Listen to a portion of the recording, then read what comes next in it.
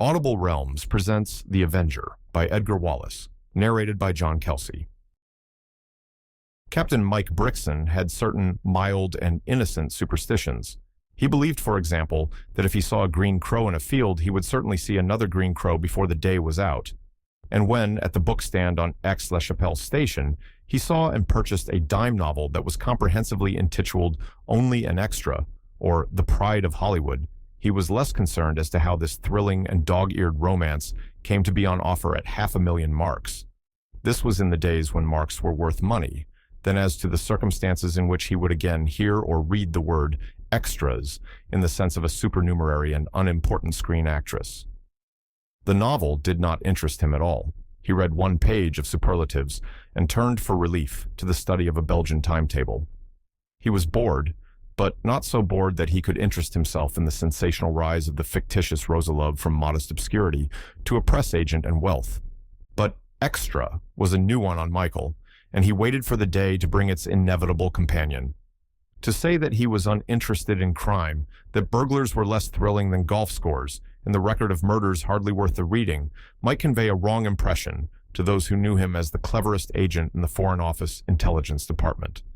His official life was spent in meeting queer continentals in obscure restaurants and in diverse roles to learn of the undercurrents that were drifting the barks of diplomacy to unsuspected ports. He had twice roamed through Europe in the guise of an open-mouthed tourist, had canoed many hundred miles through the gorges of the Danube to discover in little riverside beerhouses the inward meanings of secret mobilizations. These were tasks wholly to his liking. Therefore, he was not unnaturally annoyed when he was withdrawn from Berlin at a moment when, as it seemed, the mystery of the Slovak Treaty was in a way to being solved, for he had secured at a cost a rough but accurate draft. "I should have had a photograph of the actual document if you had left me another 24 hours, he reproached his chief, Major George Staines, when he reported himself at Whitehall next morning. "Sorry," replied that unrepentant man, "but the truth is, we've had a heart-to-heart talk with the Slovakian Prime Minister, and he has promised to behave and practically given us the text of the treaty. It was only a commercial affair." "Mike, did you know Elmer?" The Foreign Office detective sat down on the edge of the table. "Have you brought me from Berlin to ask me that?" he demanded bitterly. "Have you taken me from my favorite cafe on Unter den Linden? By the way, the Germans are making small-arm ammunition by the million at a converted pencil factory in Bavaria to discuss Elmer. He's a clerk, isn't he?" Major Staines nodded. "He was," he said, "in the accountancy department. He disappeared from view 3 weeks ago, and an examination of his books showed that he had been systematically stealing funds which were under his control." Mike Brixton made a little face. "I'm sorry to hear that," he said. He seemed to be a fairly quiet and inoffensive man. "But surely you don't want me to go after him. That is a job for Scotland Yard." "I don't want you to go after him," said Staines slowly, "because, well, he has been found." There was something very significant and sinister in his tone, and before he could take the little slip of paper from the portfolio on the desk, Michael Brixton knew what was coming. "Not the headhunter?" he gasped. Even Michael knew about the headhunter. Staines nodded. "Here's the note." He handed the typewritten slip across to his subordinate, and Michael read, "You will find a box in the hedge by the railway arch at Escher. The headhunter." "The headhunter," repeated Michael mechanically and whistled. "We found the box, and of course we found the unfortunate Elmer's head, sliced neatly from his body," said Staines. "This is the 12th head in 7 years," Staines went on, "and in almost every case, in fact, in every case except 2, the victim has been a fugitive from justice. Even if the treaty question had not been settled, Mike, I should have brought you back." "But this is a police job," said the young man, troubled. "Technically, you're a policeman," interrupted his chief, "and the Foreign Secretary wishes you to take this case in hand. And he does this with the full approval of the Secretary of State, who of course controls Scotland Yard. So far, the death of Francis Elmer and the discovery of his gruesome remains have not been given out to the press. There was such a fuss last time that the police want to keep this quiet. They have had an inquest. I guess the jury was picked, but it would be high treason to say so, and the usual verdict has been returned." The only information I can give you is that Elmer was seen by his niece a week ago in Chichester. We discovered this before the man's fate was known. The girl, Adele Leamington, is working for the Nebworth Film Corporation, which has its studio in Chichester. Old Nebworth is an American and a very good sort. The girl is a sort of super chorus extra, that's the word. Michael gasped. Extra. I knew that infernal word would turn up again. Go on, sir. What do you wish me to do? Go along and see her, said the chief. Here is the address. Is there a Elmer? Asked Michael as he put the slip into his pocket. The other nodded. Yes, but she can throw no light upon the murder. She, by the way, is the only person who knows he is dead. She had not seen her husband for a month, and apparently they had been more or less separated for years. She benefits considerably by his death, for he was well insured in her favor. Michael read again the gruesome note from the headhunter. What is your theory about this? He asked curiously. The general idea is that he is a lunatic who feels called upon to mete out punishment to defaulters. But the two exceptions disturb that theory pretty considerably. Staines lay back in his chair, a puzzled frown on his face. Take the case of Willett. His head was found on Clapham Common 2 years ago. Willett was a well-off man, the soul of honesty, well-liked, and he had a very big balance at his bank. Cruling, the second exception, who was one of the first of the hunter's victims, was also above suspicion, though in his case there is no doubt he was mentally unbalanced a few weeks before his death. The typewritten notification has invariably been typed out on the same machine. In every case, you have the half-obliterated U, the faint G, and the extraordinary alignment, which the experts are unanimous in ascribing to a very old and out-of-date cost machine. Find the man who uses that typewriter, and you have probably found the murderer. But it is very unlikely that he will ever be found that way, for the police have published photographs pointing out the peculiarities of type, and I should imagine that Hunter does not use this machine except to announce the demise of his victims. Michael Brixton went back to his flat, a little more puzzled and a little more worried by his unusual commission. He moved and had his being in the world of high politics. The finesses of diplomacy were his peculiar study, and the normal abnormalities of humanity, the thefts and murders and larcenies which occupied the attention of the constabulary, did not come into his purview. Bill, said he, addressing the small terrier that lay on the hearthrug before the fireless grate of his sitting room, this is where I fall down. But whether I do or not, I'm going to meet an extra. Ain't that grand? Bill wagged his tail agreeably. Adele Leamington waited till the studio was almost empty before she came to where the white-haired man sat crouched in his canvas chair, his hands thrust into his trousers pockets, a malignant scowl on his forehead. It was not a propitious moment to approach him. Nobody knew that better than she. Nebworth, may I speak to you? He looked up slowly. Ordinarily, he would have risen, for this middle-aged American in normal moments was the soul of courtesy. But just at that moment, his respect for womanhood was something below zero. His look was blank, though the director in him instinctively approved her values. She was pretty, with regular features, a mop of brown hair in which the sunshine of childhood still lingered. Her mouth firm, delicately shaped, her figure slim, perfect in many ways. Jack had seen many beautiful extras in his career and had passed through stages of enthusiasm and despair as he had seen them translated to the screen. Pretty wooden figures without soul or expression, gauche of movement, hopeless. Too pretty to be clever, too conscious of their beauty to be natural. Dolls without intelligence or initiative, just extras who could wear clothes in a crowd, who could smile and dance mechanically, fit for extras, and nothing else all the days of their lives. Well, he asked brusquely. Is there a part I could play in this production, Nebworth? She asked. His shaven lips curled. Aren't you playing a part, Miss... can't remember your name. Leamington, is it? I'm certainly playing. I'm one of the figures in the background, she smiled. I don't want a big part, but I'm sure I could do better than I have done. I'm mighty sure you couldn't do worse than some people, he growled. No, there's no part for you, friend. There'll be no story to shoot unless things alter. That's what. She was going away when he recalled her. Left a good home, I guess, he he said. Thought picture making meant $1 million a year and a new automobile every Thursday?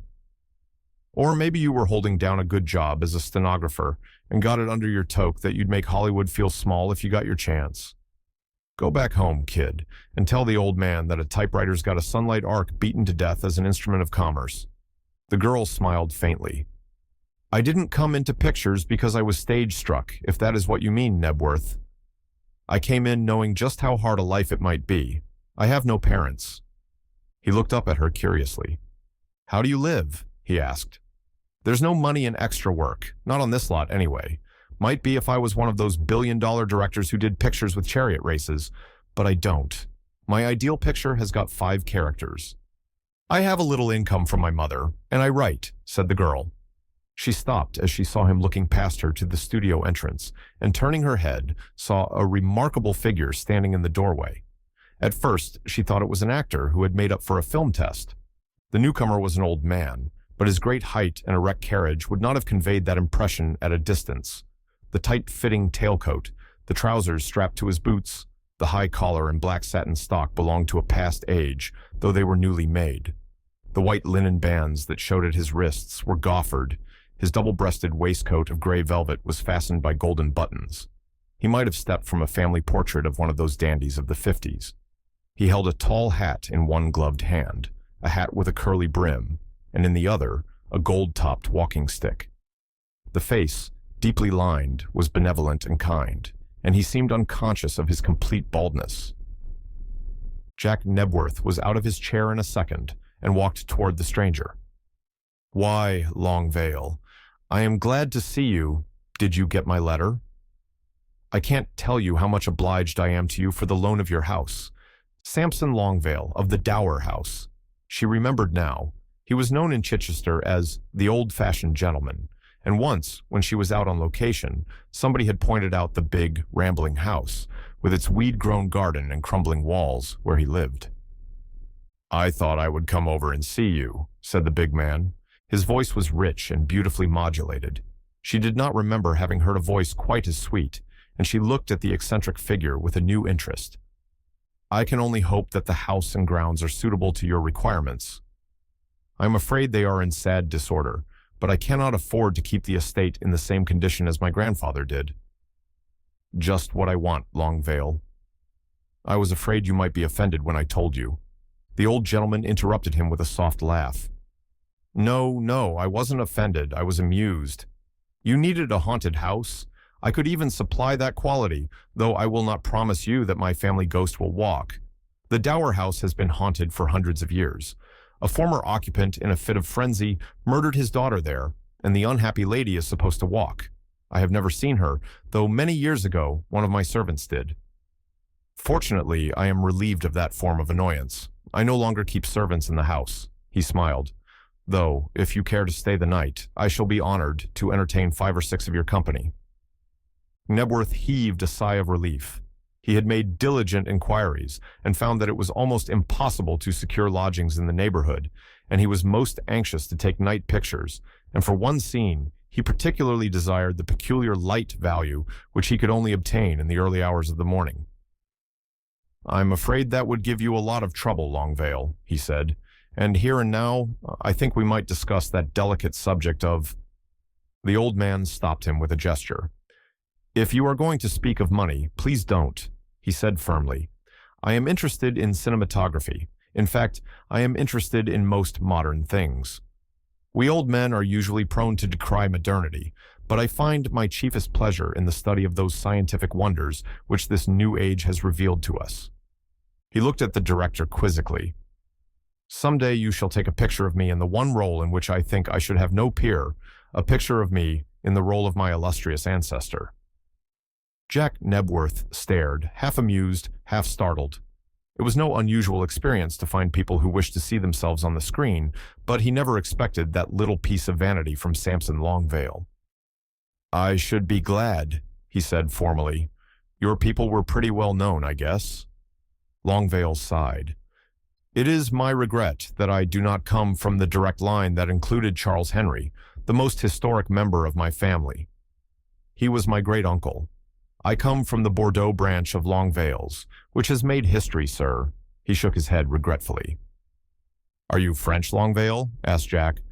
Apparently, the old man did not hear him. He was staring into space. Then, with a start. Yes, we were French. My great-grandfather married an English lady whom he met in peculiar circumstances. We came to England in the days of the Directorate. Then, for the first time, he seemed aware of Adele's presence and bowed toward her. I think I must go, he said, taking a huge gold watch from his fob pocket. The girl watched them as they passed out of the hall, and presently she saw the old-fashioned gentleman pass the window, driving the oldest-fashioned car she had ever seen. It must have been one of the first motor cars ever introduced into the country, a great, upstanding, cumbersome machine that passed with a thunderous sound and at no great speed down the gravel drive out of sight. Presently Jack Nebworth came slowly back. This craze for being screened certainly gets 'em, old or young, he said. Good night, miss. Forget your name. Leamington, ain't it? Good night. She was halfway home before she realized that the conversation that she had plucked up such courage to initiate had ended unsatisfactorily for her, and she was as far away from her small part as ever. Adele Leamington occupied a small room in a small house, and there were moments when she wished it were smaller, that she might be justified in plucking up her courage to ask from the stout and unbending Watson, her landlady, a reduction of rent. The extras on Jack Nebworth's lot were well paid but infrequently employed, for Jack was one of those clever directors who specialized in domestic stories. She was dressing when Watson brought in her morning cup of tea. There's a young fellow been hanging round outside since I got up, said Watson. I saw him when I took in the milk. Very polite he was, but I told him you weren't awake. Did he want to see me? Asked the astonished girl. That's what he said, said Watson grimly. I asked him if he came from Nebworth, and he said no. If you want to see him, you can have the use of the parlor, though I don't like young men calling on young girls. I've never let theatrical lodgings before, and you can't be too careful. I've always had a name for respectability, and I want to keep it. Adele smiled. I cannot imagine anything more respectable than an early morning caller, Watson, she said. She went downstairs and opened the door. The young man was standing on the sidewalk with his back to her, but at the sound of the door opening, he turned. He was good-looking and well-dressed, and his smile was quick and appealing. I hope your landlady did not bother to wake you up? I could have waited. You are Miss Adele Leamington, aren't you? She nodded. Will you come in, please? She asked, and took him into the stuffy little front parlor, and closing the door behind her, waited. I am a reporter, he said untruthfully, and her face fell. You've come about Uncle Francis? Is anything really wrong? They sent a detective to see me a week ago. Have they found him? No, they haven't found him, he said carefully. You knew him very well, of course, Miss Leamington. She shook her head. No, I have only seen him twice in my life. My dear father and he quarreled before I was born, and I only saw him once after Daddy died, and once before Mother was taken with her fatal illness. She heard him sigh and sensed his relief, though why he should be relieved that her uncle was almost a stranger to her, she could not fathom. You saw him at Chichester, though, he said. She nodded. Yes, I saw him. I was on my way to Goodwood Park, a whole party of us in a carabanc, and I saw him for a moment walking along the sidewalk. He looked desperately ill and worried. He was just coming out of a stationer's shop when I saw him. He had a newspaper under his arm and a letter in his hand. Where was the store? He asked quickly. She gave him the address, and he jotted it down. You didn't see him again? She shook her head. Is anything really very badly wrong? She asked anxiously. I've often heard Mother say that Uncle Francis was very extravagant and a little unscrupulous. Has he been in trouble? Yes, admitted Michael. He has been in trouble, but nothing that you need worry about. You're a great film actress, aren't you? In spite of her anxiety, she laughed. The only chance I have of being a great film actress is for you to say so in your paper. My what? He asked, momentarily puzzled. Oh yes, my newspaper, of course. I don't believe you're a reporter at all, she said with sudden suspicion. Indeed I am, he said glibly, and dared to pronounce the name of that widely circulated sheet upon which the sun seldom sets. Though I'm not a great actress, and fear I never shall be, I like to believe it is because I've never had a chance. I've a horrible suspicion that Nebworth knows instinctively that I am no good. Mike Brixton had found a new interest in the case, an interest which, he was honest enough to confess to himself, was not dissociated from the niece of Francis Elmer. He had never met anybody quite so pretty, and quite so unsophisticated and natural. "You're going to the studio, I suppose?" She nodded. "I wonder if Nebworth would mind my calling to see you." She hesitated. "Nebworth doesn't like callers." "Then maybe I'll call on him," said Michael, nodding. "It doesn't matter whom I call on, does it?" "It certainly doesn't matter to me," said the girl coldly. In the vulgar language of the masses, thought Mike, as he strode down the street, "I have had the bird." His inquiries did not occupy very much of his time. He found the little news shop, and the proprietor, by good fortune, remembered the coming of Francis Elmer. "He came for a letter, though it wasn't addressed to Elmer," said the shopkeeper. "A lot of people have their letters addressed here. I make a little extra money that way." "Did he buy a newspaper?" "No, sir, he did not buy a newspaper. He had one under his arm, the Morning Telegram. I remember that because I noticed that he'd put a blue pencil mark round one of the agony advertisements on the front page, and I was wondering what it was all about. I kept a copy of that day's Morning Telegram. I've got it now." He went into the little parlor at the back of the shop and returned with a dingy newspaper, which he laid on the counter. "There are 6 there, but I don't know which one it was." Michael examined the agony advertisements. There was one frantic message from a mother to her son, asking him to return and saying that all would be forgiven. There was a cryptogram message, which he had not time to decipher. A third, which was obviously the notice of an assignation. The fourth was a thinly veiled advertisement for a new hair waver, and at the 5th, he stopped. It ran, "Troubled final directions at address I gave you, courage, benefactor." "Some benefactor," said Mike Brixton. "What was he like, the man who called?" "Was he worried?" "Yes, sir. He looked upset, all distracted like. He seemed like a chap who'd lost his head." "That seems a fair description," said Mike. In the studio of the Nebworth Picture Corporation, the company had been waiting in its street clothes for the greater part of an hour. Jack Nebworth sat in his conventional attitude, huddled up in his canvas chair, fingering his long chin and glaring from time to time at the clock above the studio manager's office. It was 11 when Stella Mendoza flounced in, bringing with her the fragrance of wood violets and a small, unhappy Peaky. "Do you work to summertime?" asked Nebworth slowly. "Or maybe you thought the call was for afternoon." "You've kept 50 people waiting, Stella." "I can't help their troubles," she said with a shrug of shoulder. "You told me you were going on location, and naturally I didn't expect there would be any hurry. I had to pack my things." "Naturally, you didn't think there was any hurry."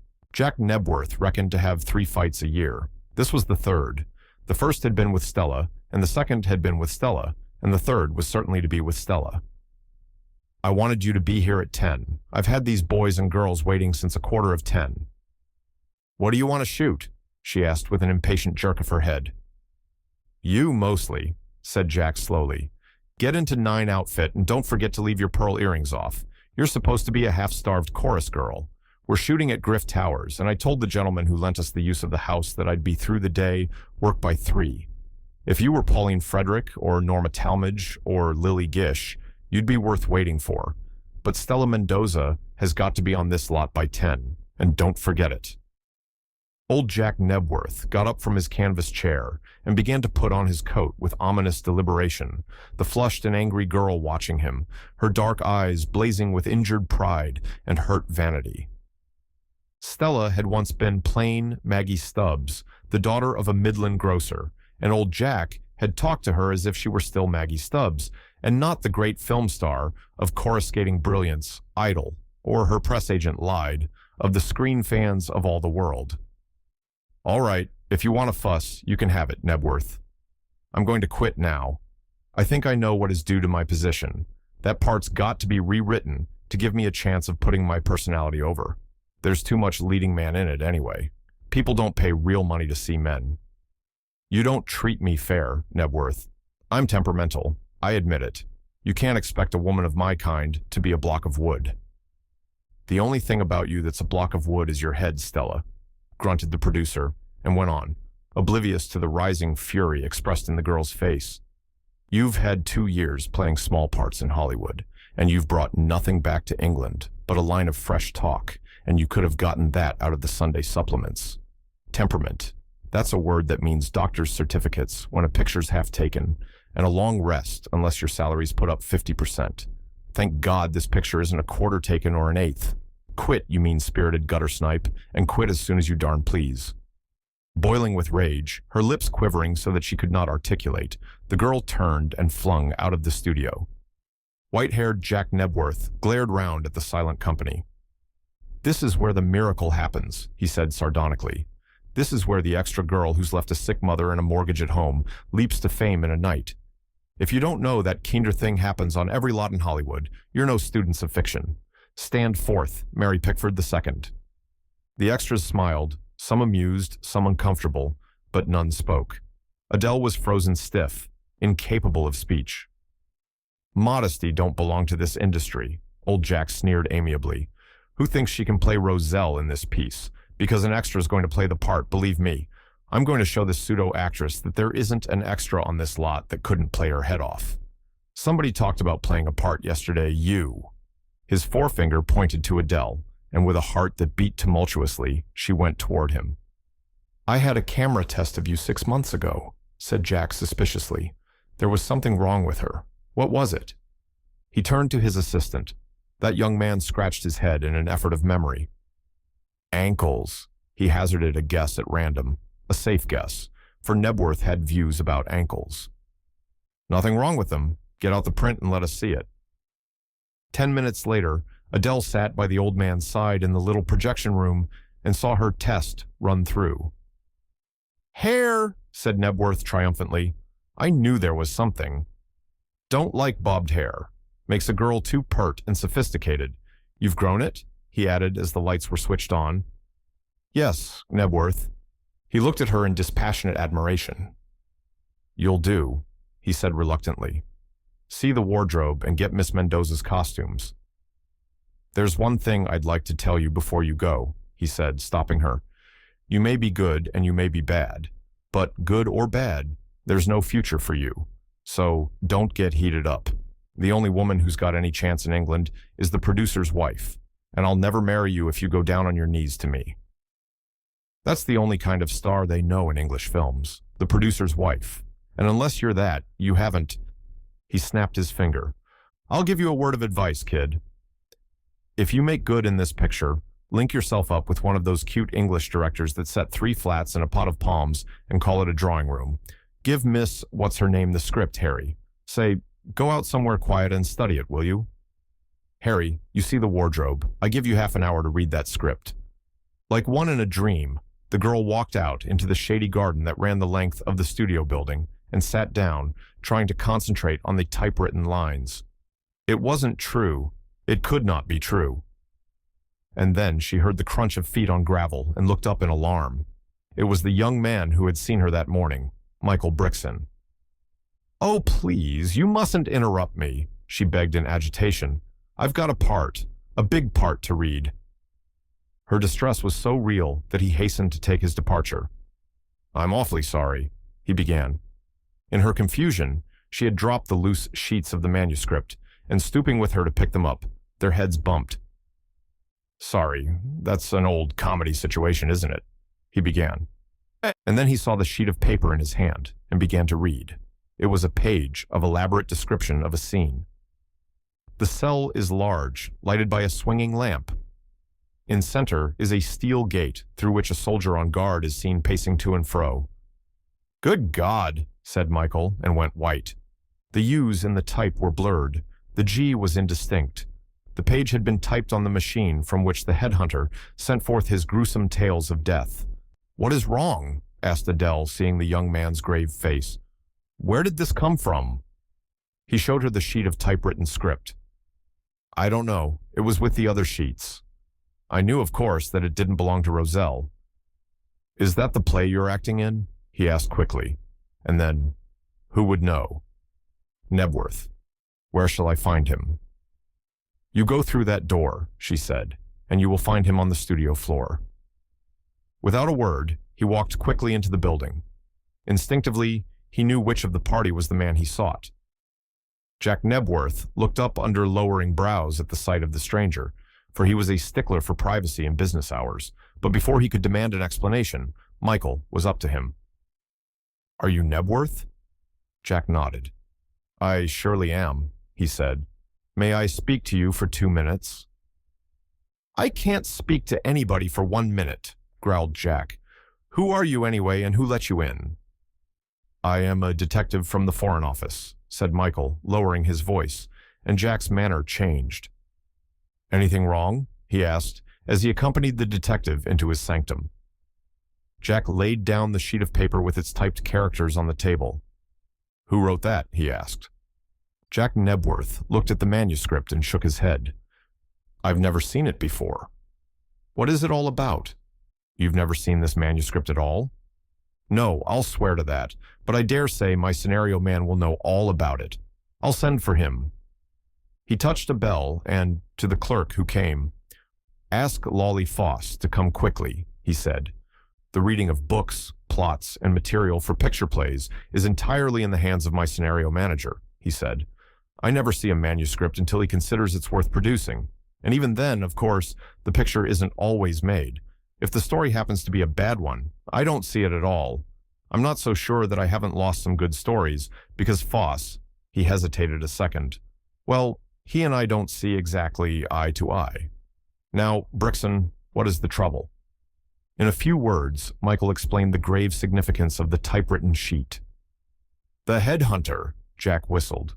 There came a knock at the door, and Lolly Foss slipped into the room. He was a thinnish man, dark and saturnine of face, shifty of eye. His face was heavily lined, as though he suffered from some chronic disease, but the real disease which preyed on Lolly Foss was the bitterness of mind that comes to a man at war with the world. There had been a time in his early life when he thought that same world was at his feet. He had written 2 plays that had been produced and had run a few nights. Thereafter, he had trudged from theater to theater in vain, for the taint of failure was on him, and no manager would so much as open the brown-covered manuscripts he brought to them. Like many another man, he had sought easy ways to wealth, but the stock exchange and the racetrack had impoverished him still further. He glanced suspiciously at Michael as he entered. I want to see you, Foss, about a sheet of script that's got amongst the Roselle script, said Jack Nebworth. May I tell Foss what you have told me? Michael hesitated for a second. Some cautioning voice warned him to keep the question of the headhunter a secret. Against his better judgment, he nodded. Lolly Foss listened with an expressionless face whilst the old director explained the significance of the interpolated sheet. Then he took the page from Jack Nebworth's hand and examined it. Not by a twitch of his face or a droop of his eyelid did he betray his thoughts. I get a lot of stuff in, he said, and I can't immediately place this particular play, but if you'll let me take it to my office, I will look up my books. Again, Michael considered. He did not wish that piece of evidence to pass out of his hands, and yet, without confirmation and examination, it was fairly valueless. He reluctantly agreed. What do you make of that fellow? Asked Jack Nebworth when the door had closed upon the writer. I don't like him, said Michael bluntly. In fact, my first impressions are distinctly unfavorable, though I am probably doing the poor gentleman a very great injustice. Jack Nebworth sighed. Foss was one of his biggest troubles, sometimes bulking larger than the temperamental Mendoza. He certainly is a queer chap, he said, though he's diabolically clever. I never knew a man who could take a plot and twist it as Lolly Foss can, but he's difficult. I should imagine so, said Michael dryly. They passed out into the studio, and Michael sought the troubled girl to explain his crudeness. There were tears of vexation in her eyes when he approached her, for his startling disappearance with a page of the script had put all thoughts of the play from her mind. I am sorry, he said penitently. I almost wish I hadn't come. And I quite wish it, she said, smiling in spite of herself. What was the matter with that page you took? You are a detective, aren't you?" "I admit it," said Michael recklessly. "Did you speak the truth when you said that my uncle—" She stopped, at a loss for words. "No, I did not," replied Michael quietly. "Your uncle is dead, Miss Leamington." "Dead!" she gasped. He nodded. "He was murdered, in extraordinary circumstances." Suddenly her face went white. "He wasn't the man whose head was found at Esher?" "How did you know?" he asked sharply. "It was in this morning's newspaper," she said, and inwardly he cursed the sleuth-hound of a reporter who had got onto the track of this latest tragedy. She had to know sooner or later. He satisfied himself with that thought. The return of Foss relieved him of further explanations. The man spoke for a while with Jack Nebworth in a low voice, and then the director beckoned Michael across. "Foss can't trace this manuscript," he said, handing back the sheet. "It may have been a sample page sent in by a contributor, or it may have been a legacy from our predecessors. I took over a whole lot of manuscript with the studio from a bankrupt production company." He looked impatiently at his watch. "Now, Brixton, if it's possible, I should be glad if you would excuse me. I've got some scenes to shoot 10 miles away, with a leading lady from whose little head you've scared every idea that will be of the slightest value to me." Michael acted upon an impulse. "Would you mind my coming out with you to shoot? That means to photograph, doesn't it? I promise you I won't be in the way." Old Jack nodded curtly, and 10 minutes later, Michael Brixton was sitting side by side with the girl in a charabanc, which was carrying them to the location. That he should be riding with the artistes at all was a tribute to his nerve, rather than to his modesty. Adele did not speak to him for a long time. Resentment that he should force his company upon her, and nervousness at the coming ordeal, a nervousness which became sheer panic as they grew nearer and nearer to their destination, made conversation impossible. "I see your Lolly Foss is with us," said Michael, glancing over his shoulder, and by way of making conversation. "He always goes on location," she said shortly. "A story has sometimes to be amended while it's being shot." "Where are we going now?" he asked. "Griff Towers first," she replied. She found it difficult to be uncivil to anybody. "It is a big place owned by Sir Gregory Penn." "But I thought we were going to the Dower House." She looked at him with a little frown. "Why did you ask if you knew?" she demanded, almost in a tone of asperity. "Because I like to hear you speak," said the young man calmly. "Sir Gregory Penn? I seem to know the name." She did not answer. "He was in Borneo for many years, wasn't he?" "He's hateful," she said vehemently. "I detest him."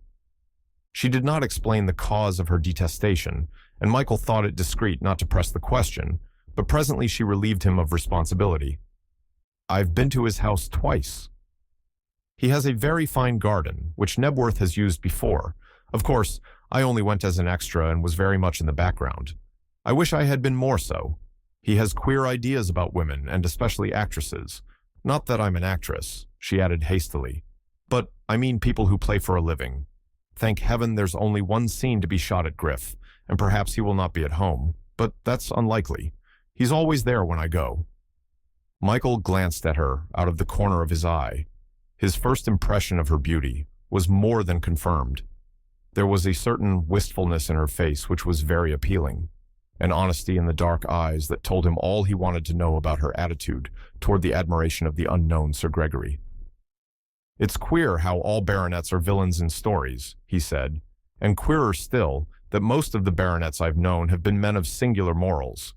I'm bothering you, being here, aren't I?" he asked, dropping his tone of banter. She looked round at him. "You are a little," she said frankly. "You see, Brixton, this is my big chance. It's a chance that really never comes to an extra except in stories, and I'm frightened to death of what is going to happen. You make me nervous, but what makes me more panic-stricken is that the first scene is to be shot at Griff. I hate it, she said almost savagely. That big, hard-looking house, with its hideous stuffed tigers and its awful-looking swords." "Swords?" he asked quickly. "What do you mean?" "The walls are covered with them, Eastern swords. They make me shiver to see them. But Sir Gregory takes a delight in them. He told Nebworth, the last time we were there, that the swords were as sharp now as they were when they came from the hands of their makers, and some of them were 300 years old. He's an extraordinary man. He can cut an apple in half on your hand and never so much as scratch you. That is one of his favorite stunts. Do you know what stunt means?" "I seem to have heard the expression," said Michael absently. "There is the house," she pointed. "Ugh. It makes me shiver." Griff Towers was one of those bleak-looking buildings that it had been the delight of the early Victorian architects to erect. Its one gray tower, placed on the left wing, gave it a lopsided appearance, but even this distortion did not distract attention from its rectangular unloveliness. The place seemed all the more bare, since the walls were innocent of greenery, and it stood starkly in the midst of a yellow expanse of gravel. "Looks almost like a barracks," said Michael, "with a parade ground in front." They passed through the lodge gates, and the charabanc stopped halfway up the drive. The gardens apparently were in the rear of the building, and certainly there was nothing that would attract the most careless of directors in its uninteresting facade. Michael got down from his seat and found Jack Nebworth already superintending the unloading of a camera and reflectors. Behind the charabanc came the big dynamo lorry, with 3 sun arcs that were to enhance the value of daylight. "Oh, you're here, are you?" growled Jack. "Now you'll oblige me, Brixton, by not getting in the way? I've got a hard morning's work ahead of me." "I want you to take me on as what is the word? Extra," said Michael. The old man frowned at him. "Say, what's the great idea?" he asked suspiciously. "I have an excellent reason, and I promise you that nothing I do will in any way embarrass you. The truth is, Nebworth, I want to be around for the remainder of the day, and I need an excuse." Jack Nebworth bit his lip, scratched his long chin, scowled, and then, "All right," he said gruffly. "Maybe you'll come in handy, though I'll have quite enough bother directing one amateur, and if you get into the pictures on this trip, you're going to be lucky." There was a man of the party, a tall young man, whose hair was brushed back from his forehead, and was so tidy and well arranged that it seemed as if it had originally been stuck by glue and varnished over. A tall, somewhat good-looking boy, who had sat on Adele's left throughout the journey and had not spoken once, he raised his eyebrows at the appearance of Michael, and, strolling across to the harassed Nebworth, his hands in his pockets, he asked with a hurt air, "I say, Nebworth, who is this Johnny?" "Which Johnny?" growled old Jack. "You mean Brixton?" "He's an extra." "Oh, an extra, is he?" said the young man. "I say, it's pretty desperately awful when extras hobnob with principals. And this Leamington girl, she's simply going to mess up the pictures, she is, by Jove." "Is she, by Jove?" snarled Nebworth. "Now see here, Connolly, I ain't so much in love with your work that I'm willing to admit in advance that even an extra is going to mess up this picture." "I've never played opposite to an extra in my life, dash it all." "Then you must have felt lonely," grunted Jack, busy with his unpacking. "Now, Mendoza is an artiste," began the youthful leading man, and Jack Nebworth straightened his back. "Get over there till you're wanted, you," he roared. "When I need advice from pretty boys, I'll come to you, see? For the moment, you're de trop, which is a French expression, meaning that you're standing on ground there's a better use for." The disgruntled Reggie Connolly strolled away with a shrug of his thin shoulders, which indicated not only his conviction that the picture would fail, but that the responsibility was everywhere but under his hat. From the big doorway of Griff Towers, Sir Gregory Penn was watching the assembly of the company. He was a thick-set man, and the son of Borneo and an unrestricted appetite had dyed his skin a color which was between purple and brown. His face was covered with innumerable ridges. His eyes looked forth upon the world through 2 narrow slits. The rounded feminine chin seemed to be the only part of his face that sunshine and stronger stimulants had left in its natural condition. Michael watched him as he strolled down the slope to where they were standing, guessing his identity. He wore a golf suit of a loud check in which red predominated, and a big cap of the same material was pulled down over his eyes. Taking the stub of a cigar from his teeth, with a quick and characteristic gesture, he wiped his scanty mustache on his knuckles. "Good morning, Nebworth," he called. His voice was harsh and cruel, a voice that had never been mellowed by laughter or made soft by the tendernesses of humanity. "Good morning, Sir Gregory," Old Nebworth disentangled himself from his company. "Sorry I'm late." "Don't apologize," said the other. "Only I thought you were going to shoot earlier." "Brought my little girl, eh?" "Your little girl?" Jack looked at him, frankly nonplussed. "You mean Mendoza?" "No, she's not coming." "I don't mean Mendoza, if that's the dark girl." "Never mind, I was only joking." Who the blazes was his little girl, thought Jack, who was ignorant of two unhappy experiences which an unconsidered extra girl had had on previous visits. The mystery, however, was soon cleared up, for the baronet walked slowly to where Adele Leamington was making a pretense of studying her script. "Good morning, little lady," he said, lifting his cap an eighth of an inch from his head. "Good morning, Sir Gregory," she said coldly. "You didn't keep your promise." He shook his head waggishly.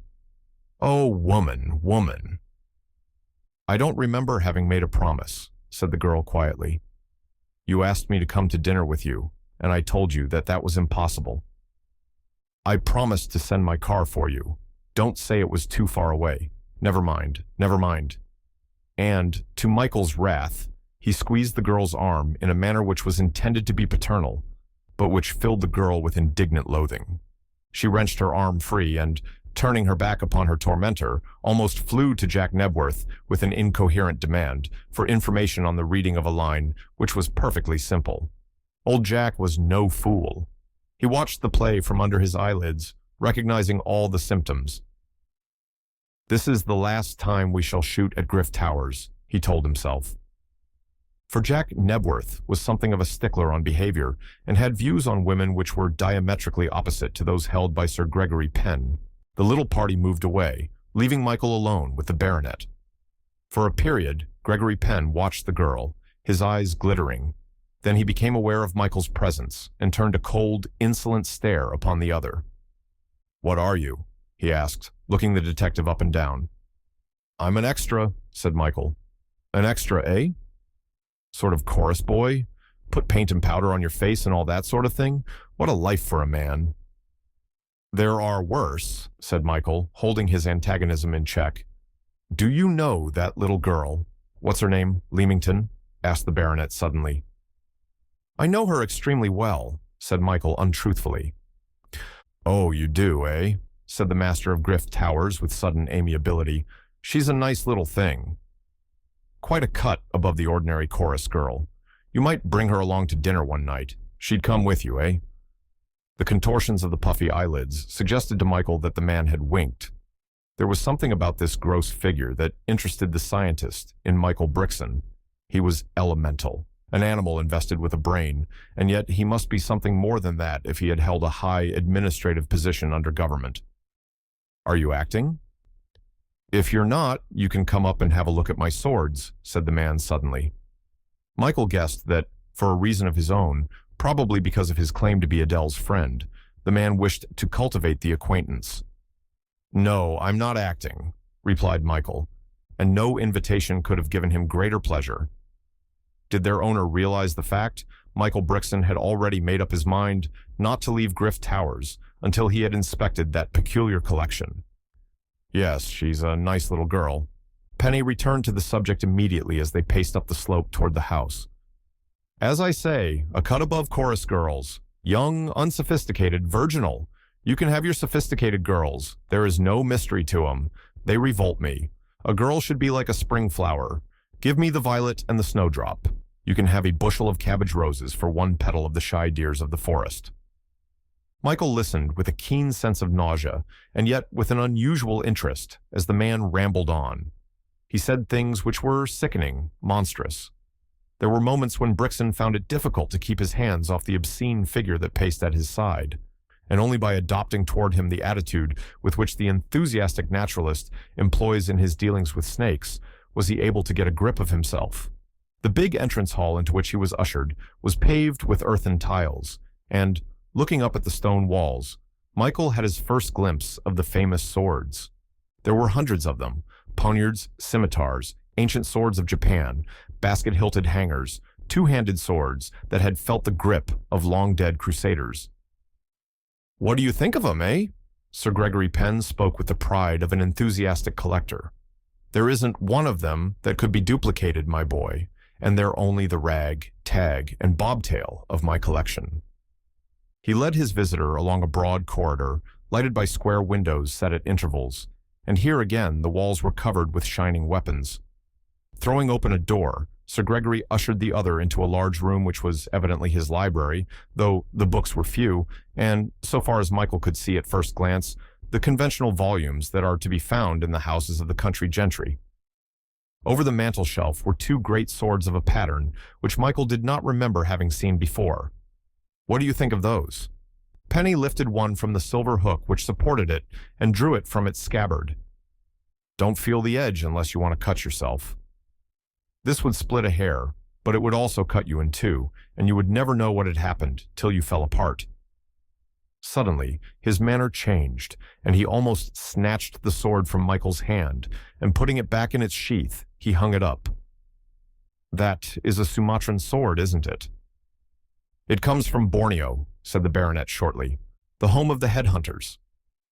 Sir Gregory looked round, his brows lowered. No, he said, it comes from Dutch Borneo. Evidently, there was something about this weapon which aroused unpleasant memories. He glowered for a long time in silence into the little fire that was burning on the hearth. I killed the man who owned that, he said at last, and it struck Michael that he was speaking more to himself than to his visitor. At least, I hope I killed him. I hope so. He glanced round, and Michael Brixton could have sworn there was apprehension in his eyes. Sit down, what's your name? He commanded, pointing to a low settee. We'll have a drink. He pushed a bell, and to Michael's astonishment, the summons was answered by an undersized native, a little copper-colored man, naked to the waist. Gregory gave an order in a language which was unintelligible to Michael. He guessed, by its sibilance, it was Malayan. And the servant, with a quick salaam, disappeared and came back almost instantly with a tray containing a large decanter and two thin glasses. I have no white servants. Can't stand 'em, said Penne, taking the contents of his glass at a gulp. I like servants who don't steal and don't gossip. You can lick 'em if they misbehave, and there's no trouble. I got this fellow last year in Sumatra, and he's the best butler I've had. Do you go to Borneo every year? Asked Michael. I go almost every year, said the other. I've got a yacht. She's lying at Southampton now. If I didn't get out of this cursed country once a year, I'd go mad. There's nothing here, nothing. Have you ever met that dithering old fool, Longvale? Nebworth said you were going on to him, pompous old ass who lives in the past and dresses like an advertisement for somebody's whiskey. Have another? I haven't finished this yet, said Michael with a smile, and his eyes went up to the sword above the mantelpiece. Have you had that very long? It looks modern. It isn't, snapped the other. Modern? It's 300 years old if it's a day. I've only had it a year. Again, he changed the subject abruptly. I like you. What's your name? I like people, or I dislike them instantly. You're the sort of fellow who'd do well in the East. I've made 2 millions there. The East is full of wonder, full of unbelievable things. He screwed his head round and fixed Michael with a glittering eye. Full of good servants, he said slowly. Would you like to meet the perfect servant? There was something peculiar in his tone, and Michael nodded. Would you like to see the slave who never asks questions and never disobeys, who has no love but love of me? He thumped himself on the chest. No hate but for the people I hate, my trusty bog. He rose and, crossing to his table, turned a little switch that Michael had noticed attached to the side of the desk. As he did so, a part of the paneled wall at the farther end of the room swung open. For a second, Michael saw nothing, and then there emerged, blinking into the daylight, a most sinister, a most terrifying figure. And Michael Brixton had need for all his self-control to check the exclamation that rose to his lips. It was a great orangutan. Crouched as it was, gazing malignantly upon the visitor with its bead-like eyes, it stood over 6 feet in height.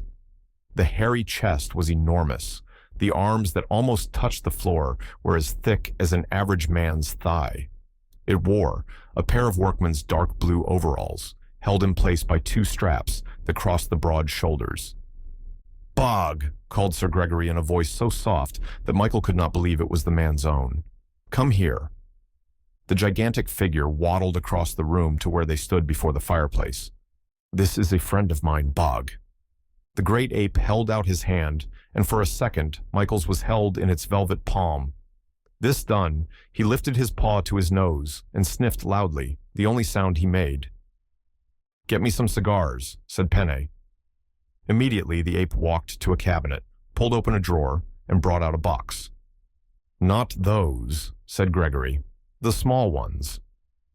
He spoke distinctly, as if he were articulating to somebody who was deaf, and without a moment's hesitation, the hideous Bog replaced the box and brought out another. "Pour me out a whiskey and soda." The ape obeyed. He did not spill a drop, and when his owner said, "Enough," replaced the stopper in the decanter and put it back. "Thank you. That will do, Bog." Without a sound, the ape waddled back to the open paneling and disappeared, and the door closed behind him.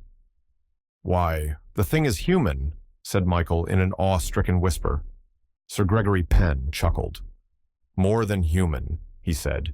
"Bog is my shield against all trouble." His eyes seemed to go instantly to the sword above the mantelpiece. "Where does he live?" "He's got a little apartment of his own, and he keeps it clean. He feeds with the servants."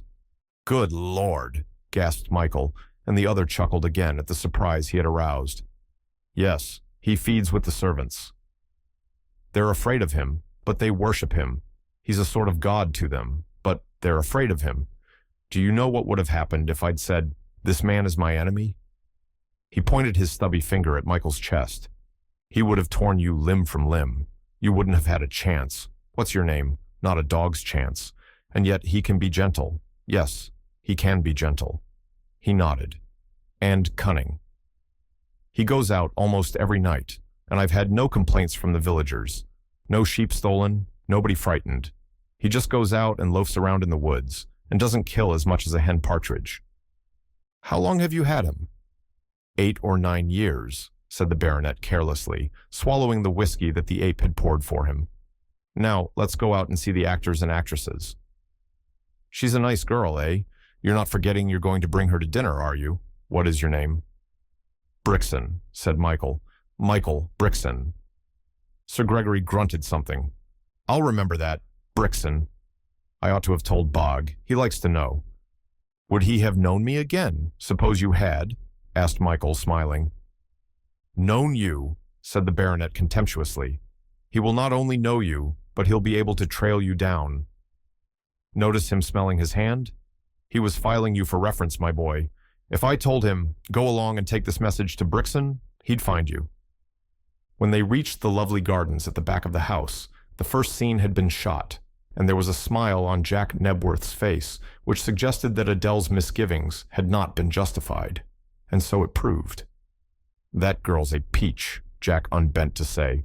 "A natural-born actress, built for this scene. It's almost too good to be true.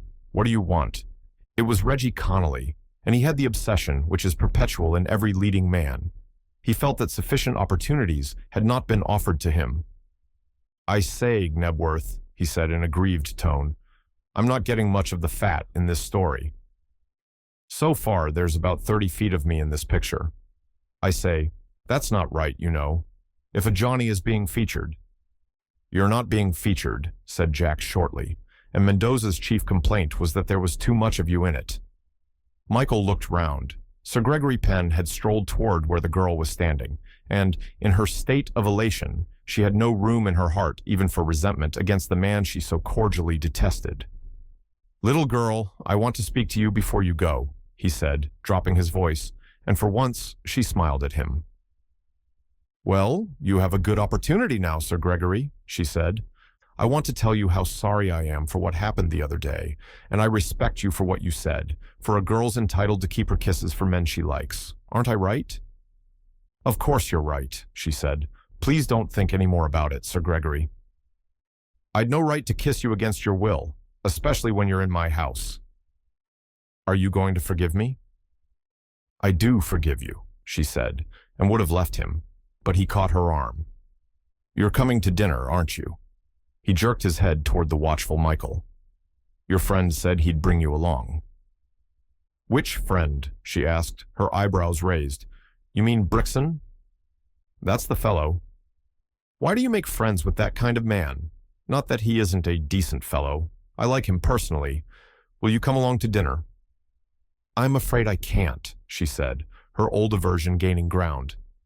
"Little girl," he said earnestly, "there's nothing you couldn't have from me." "Why do you want to trouble your pretty head about this cheap play acting? I'll give you a company of your own if you want it, and the best car that money can buy." His eyes were like points of fire, and she shivered. "I have all I want, Sir Gregory," she said.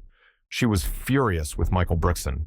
How dared he presume to accept an invitation on her behalf? How dare he call himself her friend? Her anger almost smothered her dislike for her persecutor. "You come over tonight. Let him bring you," said Penny huskily. "I want you tonight. Do you hear? You're staying at Old Longvale's. You can easily slip out." "I'll do nothing of the kind." "I don't think you know what you're asking, Sir Gregory," she said quietly. "Whatever you mean, it is an insult to me." Turning abruptly, she left him. Michael would have spoken to her, but she passed, her head in the air, a look on her face which dismayed him, though, after a moment's consideration, he could guess the cause. When the various apparatus was packed, and the company had taken their seats in the charabanc, Michael observed that she had very carefully placed herself between Jack Nebworth and the sulking leading man, and wisely himself chose a seat some distance from her. The car was about to start when Sir Gregory came up to him, and stepping on the running board, "You said you'd get her over," he began. "If I said that," said Michael, "I must have been drunk, and it takes more than one glass of whiskey to reduce me to that disgusting condition. Miss Leamington is a free agent, and she would be singularly ill-advised to dine alone with you or any other man." He expected an angry outburst, but, to his surprise, the squat man only laughed and waved him a pleasant farewell. Looking round as the car turned from the lodge gates, Michael saw him standing on the lawn talking to a man, and recognized Foss, who, for some reason, had stayed behind.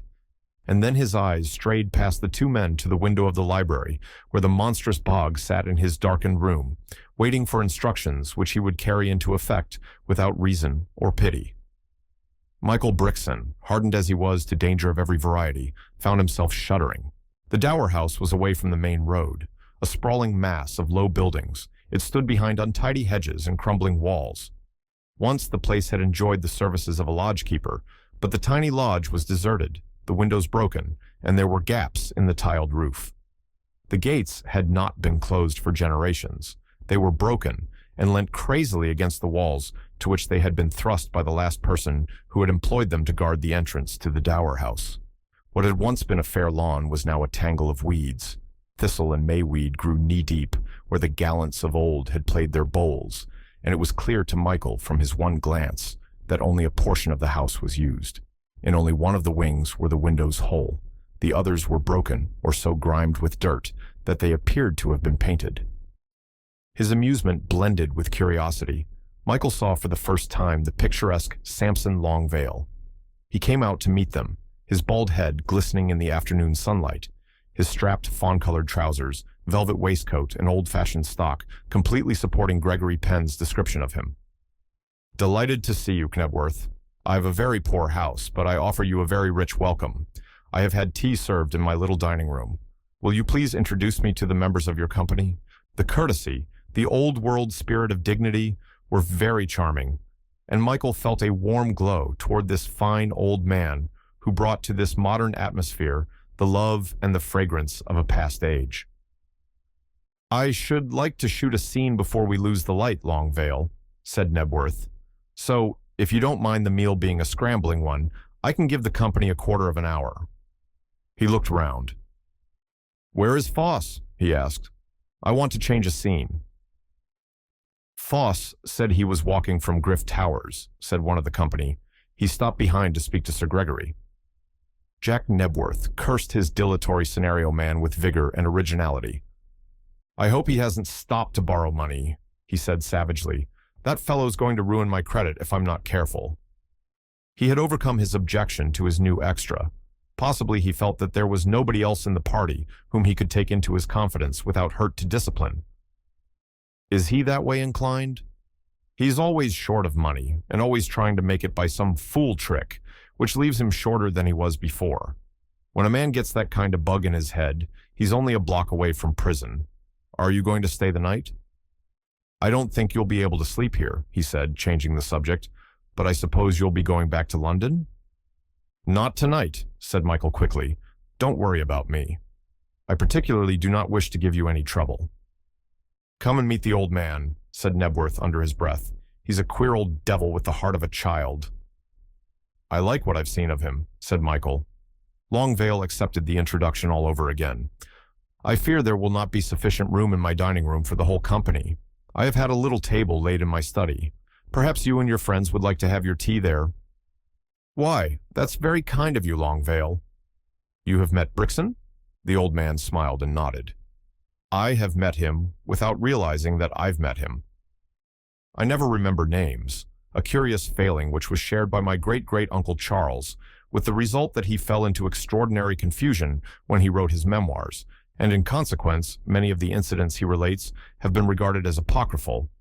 He showed them into a narrow room that ran from the front to the back of the house. Its ceilings were supported by black rafters. The open wainscoting, polished and worn by generations of hands, must have been at least 500 years old. There were no swords over this mantelpiece, thought Michael with an inward smile. Instead, there was a portrait of a handsome old gentleman, the dignity of whose face was arresting. There was only one word with an adequate description. It was majestic. He made no comment on the picture, nor did the old man speak of it till later. The meal was hastily disposed of, and sitting on the wall, Michael watched the last daylight scene shot and was struck by the plastic genius of the girl.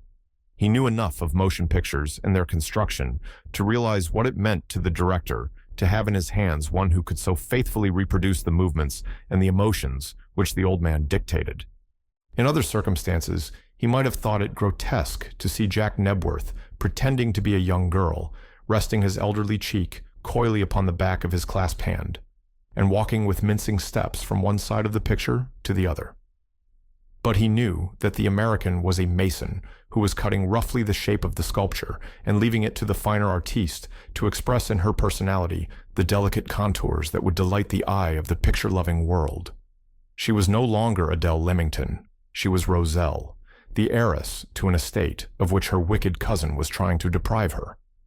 The story itself he recognized, a half-and-half plagiarism of The Cat and the Canary, with which were blended certain situations from The Miracle Man. He mentioned this fact when the scene was finished. I guess it's a steal, said Jack Nebworth philosophically, and I didn't inquire too closely into it. It's Foss's story, and I should be pained to discover there was anything original in it.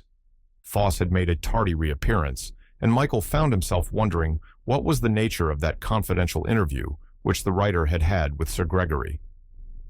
Going back to the long sitting room, he stood watching the daylight fade and speculating upon the one mystery within a mystery, the extraordinary effect which Adele had produced upon him. Mike Brixton had known many beautiful women, women in every class of society. He had known the best and the worst. He had jailed a few, and had watched one face a French firing squad one gray, wintry morning at Vincennes. He had liked many, nearly loved one, and it seemed, cold-bloodedly analyzing his emotions, that he was in danger of actually loving a girl whom he had never met before that morning. Which is absurd, he said aloud. What is absurd? Asked Nebworth, who had come into the room unnoticed. I also wondered what you were thinking, smiled old Longvale, who had been watching the young man in silence. Well, I was thinking of the portrait. Michael turned and indicated the picture above the fireplace, and in a sense he spoke the truth, for the thread of that thought had run through all others. The face seemed familiar, he said, which is absurd, because it is obviously an old painting. Longvale lit 2 candles and carried one to the portrait. Again Michael looked, and again the majesty of the face impressed him. That is my great-great-uncle, Charles Henry, said old Longvale with pride, or, as we call him affectionately in our family, the great Monsieur. Michael's face was half turned toward the window as the old man spoke. Suddenly the room seemed to spin before his eyes. Jack Nebworth saw his face go white and caught him by the arm. "What's the matter?" he asked. "Nothing," said Michael unsteadily. Nebworth was staring past him at the window. "What was that?" he said. With the exception of the illumination from the 2 candles and the faint dusk light that came from the garden, the room was in darkness. "Did you see it?" he asked, and ran to the window, staring out. "What was it?" asked old Longvale, joining him. "I could have sworn I saw a head in the window." "Did you see it, Brixton?" "I saw something," said Michael unsteadily. "Do you mind if I go out into the garden?" "I hoped you saw it." "It looked like a monkey's head to me." Michael nodded. He walked down the flagged passage into the garden, and, as he did so, slipped a Browning from his hip, pressed down the safety catch, and dropped the pistol into his jacket pocket. He disappeared, and 5 minutes later, Nebworth saw him pacing the garden path and went out to him. "Did you see anything?" "Nothing in the garden. You must have been mistaken." "But didn't you see him?" Michael hesitated. "I thought I saw something," he said with an assumption of carelessness. "When are you going to shoot those night pictures of yours?" "You saw something, Brixton. Was it a face?" Mike Brixton nodded. The dynamo wagon was humming as he walked down the garden path, and with a hiss and a splutter from the arcs, the front of the cottage was suddenly illuminated by their fierce light. Outside on the road, a motorist had pulled up to look upon the unusual spectacle. "What is happening?" he asked curiously. "They're taking a picture," said Michael. "Oh, is that what it is? I suppose it is one of Nebworth's outfits?" "Where are you going?" demanded Michael suddenly. "Forgive my asking you, but if you're heading for Chichester, you can render me a very great service if you give me a lift." "Jump in," said the man. "I'm going to Petworth, but it will not be much out of my way to take you into the city." Until they came to the town, he plied Michael with questions betraying that universal inquisitiveness which picture-making invariably incites amongst the uninitiated. Michael got down near the marketplace and made his way to the house of a man he knew, a former master at his old school, now settled down in Chichester, who had, amongst other possessions, an excellent library. Declining his host's pressing invitation to dinner, Michael stated his needs, and the old master laughed. "I can't remember that you were much of a student in my days, Michael," he said, "but you may have the run of the library. Is it some line of Virgil that escapes you? I may be able to save you a hunt." "It's not Virgil, maestro," smiled Michael. "Something infinitely more full-blooded." He was in the library for 20 minutes, and when he emerged, there was a light of triumph in his eye. "I'm going to use your telephone, if I may," he said, and he got London without delay. For 10 minutes, he was speaking with Scotland Yard, and when he had finished, he went into the dining room where the master, who was a bachelor, was eating his solitary dinner. "You can render me one more service, mentor of my youth," he said. "Have you in this abode of peace an automatic pistol that throws a heavier shell than this?" And he put his own on the table. Michael knew Scott had been an officer of the Territorial Army, and incidentally an instructor of the Officers' Training Corps, so that his request was not as impossible of fulfillment as it appeared. "Yes, I can give you a heavier one than that." "What are you shooting? Elephants?" "Something a trifle more dangerous," said Michael. "Curiosity was never a weakness of mine," said the master, and went out to return with a Browning of heavy caliber and a box of cartridges. They spent 5 minutes cleaning the pistol, which had not been in use for some time, and, with his new weapon weighing down his jacket pocket, Mike took his leave, carrying a lighter heart and a clearer understanding than he had enjoyed when he had arrived at the house. He hired a car from a local garage and drove back to the Dower House, dismissing the car just short of his destination. Jack Nebworth had not even noticed that he had disappeared, but old Longvale, wearing a coat with many capes and a soft silk cap from which dangled a long tassel, came to him almost as soon as he entered the garden. "May I speak to you, Brixton?" he said in a low voice, and they went into the house together. "Do you remember, Nebworth was very perturbed because he thought he saw somebody peering in at the window, something with a monkey's head?" Michael nodded. "Well, it is a most curious fact," said the old gentleman impressively, "that a quarter of an hour ago I happened to be walking in the far end of my garden, and looking across the hedge toward the field, I suddenly saw a gigantic form rise, apparently from the ground, and move toward these bushes. He pointed through the window to a clump in a field on the opposite side of the road. He seemed to be crouching forward and moving furtively. "Will you show me the place?" said Michael quickly. He followed the other across the road to the bushes, a little clump which was empty when they reached it. Kneeling down to make a new skyline, Michael scanned the limited horizon, but there was no sign of bog. For that it was bog, he had no doubt. There might be nothing in it. Penny told him that the animal was in the habit of taking nightly strolls and that he was perfectly harmless. Suppose... The thought was absurd, fantastically absurd.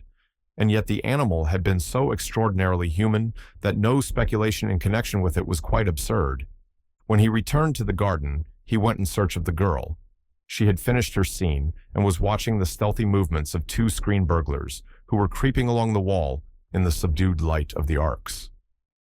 "Excuse me, Miss Leamington, I'm going to ask you an impertinent question. Have you brought a complete change of clothes with you?" "Why ever do you ask that?" she demanded, her eyes wide open. "Of course I did. I always bring a complete change in case the weather breaks." "That's one question. Did you lose anything when you were at Griff Towers?" "I lost my gloves," she said quickly. "Did you find them?" "No. When did you miss them?" "I missed them immediately." I thought for a moment. She stopped. "It was a foolish idea, but—" "What did you think?" he asked. "I'd rather not tell you. It is a purely personal matter. You thought that Sir Gregory had taken them as a souvenir?" Even in the half-darkness, he saw her color come and go. "I did think that," she said a little stiffly. "Then it doesn't matter very much about your change of clothing," he said. "Whatever are you talking about?" She looked at him suspiciously. He guessed she thought that he had been drinking, but the last thing in the world he wanted to do at that moment was to explain his somewhat disjointed questions. "Now, everybody is going to bed." It was old Jack Nebworth talking. "Everybody, off you go. Foss has shown you your rooms. I want you up at 4 o'clock tomorrow morning, so get as much sleep as you can. Foss, you've marked the rooms?" "Yes," said the man. "I've put the names on every door." "I've given this young lady a room to herself. Is that right?" "I suppose it is," said Nebworth dubiously. "Anyway, she won't be there long enough to get used to it." The girl said good night to the detective and went straight up to her apartment. It was a tiny room, smelling somewhat musty, and was simply furnished. A truckle bed, a chest of drawers with a swinging glass on top, and a small table and chair was all that the apartment contained. By the light of her candle, the floor showed signs of having been recently scrubbed, and the center was covered by a threadbare square of carpet. She locked the door, blew out the candle, and undressing in the dark, went to the window and threw open the casement. And then, for the first time, she saw, on the center of one of the small panes, a circular disc of paper. It was pasted on the outside of the window, and at first she was about to pull it off, when she guessed that it might be some indicator placed by Nebworth to mark an exact position that he required for the morning picture-taking. She did not immediately fall asleep, her mind, for some curious reason, being occupied unprofitably with a tumultuous sense of annoyance directed towards Michael Brixton. For a long time, a strong sense of justice fought with a sense of humor equally powerful. He was a nice man, she told herself. The sixth sense of woman had already delivered that information, heavily underlined. He certainly had nerve. In the end, humor brought sleep. She was smiling when her eyelids closed. She had been sleeping 2 hours, though it did not seem 2 seconds. A sense of impending danger wakened her, and she sat up in bed, her heart thumping wildly. She looked round the room. In the pale moonlight, she could see almost every corner, and it was empty. Was it somebody outside the door that had wakened her? She tried the door handle. It was locked, as she had left it. The window? It was very near to the ground, she remembered. Stepping to the window, she pulled one casement close. She was closing the other when, out of the darkness below, reached a great hairy arm, and a hand closed like a vice on her wrist. She did not scream. She stood breathless, dying of terror, she felt. Her heart ceased beating, and she was conscious of a deadly cold. What was it? What could it be? Summoning all her courage, she looked out of the window, down into a hideous, bestial face and two round green eyes that stared into hers. The thing was twittering at her, soft, bird-like noises, and she saw the flash of its white teeth in the darkness. It was not pulling, it was simply holding, one hand gripping the tendrils of the ivy up which it had climbed, the other hand firmly about her wrist. Again, it twittered and pulled. She drew back, but she might as well have tried to draw back from a moving piston rod. A great, hairy leg was suddenly flung over the sill. The second hand came up and covered her face. The sound of her scream was deadened in the hairy paw, but somebody heard it. From the ground below came a flash of fire and the deafening tang of a pistol exploding. A bullet zipped and crashed amongst the ivy, striking the brickwork, and she heard the whir of the ricochet. Instantly, the great monkey released his hold and dropped down out of sight. Half swooning, she dropped upon the windowsill, incapable of movement. And then she saw a figure come out of the shadow of the laurel bush and instantly recognized the midnight prowler. It was Michael Brixton. "Are you hurt?" he asked in a low voice. She could only shake her head, for speech was denied her. "I didn't hit him, did I?" With an effort, she found a husk of a voice in her dry throat. "No, I don't think so." He dropped. Michael had pulled an electric torch from his pocket and was searching the ground. No sign of blood. "He was rather difficult to hit. I was afraid of hurting you too." A window had been thrown up, and Jack Nebworth's voice bawled into the night. "What's the shooting?" "Is that you, Brixton?" "It is I. Come down, and I'll tell you all about it." The noise did not seem to have aroused Longvale, or, for the matter of that, any other member of the party, and when Nebworth reached the garden, he found no other audience than Mike Brixton. In a few words, Michael told him what he had seen. "The monkey belongs to friend Penny," he said. "I saw it this morning." "What do you think, that he was prowling round and saw the open window?" Michael shook his head. "No," he said quietly. "He came with one intention and purpose, which was to carry off your leading lady." "That sounds highly dramatic and improbable, and that is the opinion I have formed. This ape, I tell you, is nearly human." "But he wouldn't know the girl. He has never seen her." "He could smell her," said Mike instantly. "She lost a pair of gloves at the towers today, and it's any odds that they were stolen by the noble Gregory Penn, so that he might introduce to Bog an unfailing scent." "I can't believe it. It is incredible." "Though I'll admit," said Jack Nebworth thoughtfully, "that these big apes do some amazing things. Did you shoot him?" "No, sir, I didn't shoot him, but I can tell you this, that he's an animal that's been gunned before, or he'd have come for me, in which case he would have been now fairly dead." "What were you doing round here anyway?" "Just watching out," said the other carelessly. "The earnest detective has so many things on his conscience that he can't sleep like ordinary people. Speaking for myself, I never intended leaving the garden, because I expected Brer Bog. Who is that?" The door opened, and a slim figure wrapped in a dressing gown came out into the open. "Young lady, you're going to catch a very fine cold," warned Nebworth. "What happened to you?" "I don't know." She was feeling her wrist tenderly. "I heard something and went to the window, and then this horrible thing caught hold of me." "What was it, Brixton?" "It was nothing more alarming than a monkey," said he with affected unconcern. "I'm sorry you were so scared." "I guess the shooting worried you more?" "You don't guess anything of the kind." "You know it didn't." "Oh, it was horrible, horrible." She covered her face with her trembling hands. Old Jack grunted. "I think she's right, too. You owe something to our friend here, young lady. Apparently, he was expecting this visit and watched in the garden." "You expected it?" she gasped.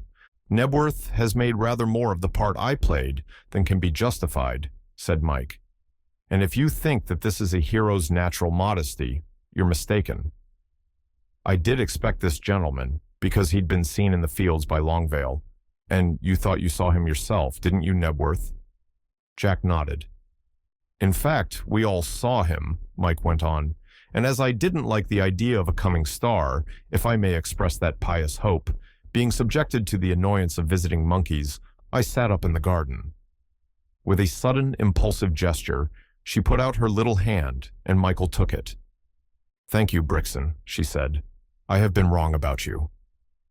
"Who isn't?" asked Mike with an extravagant shrug. She returned to her room, and this time she closed her window.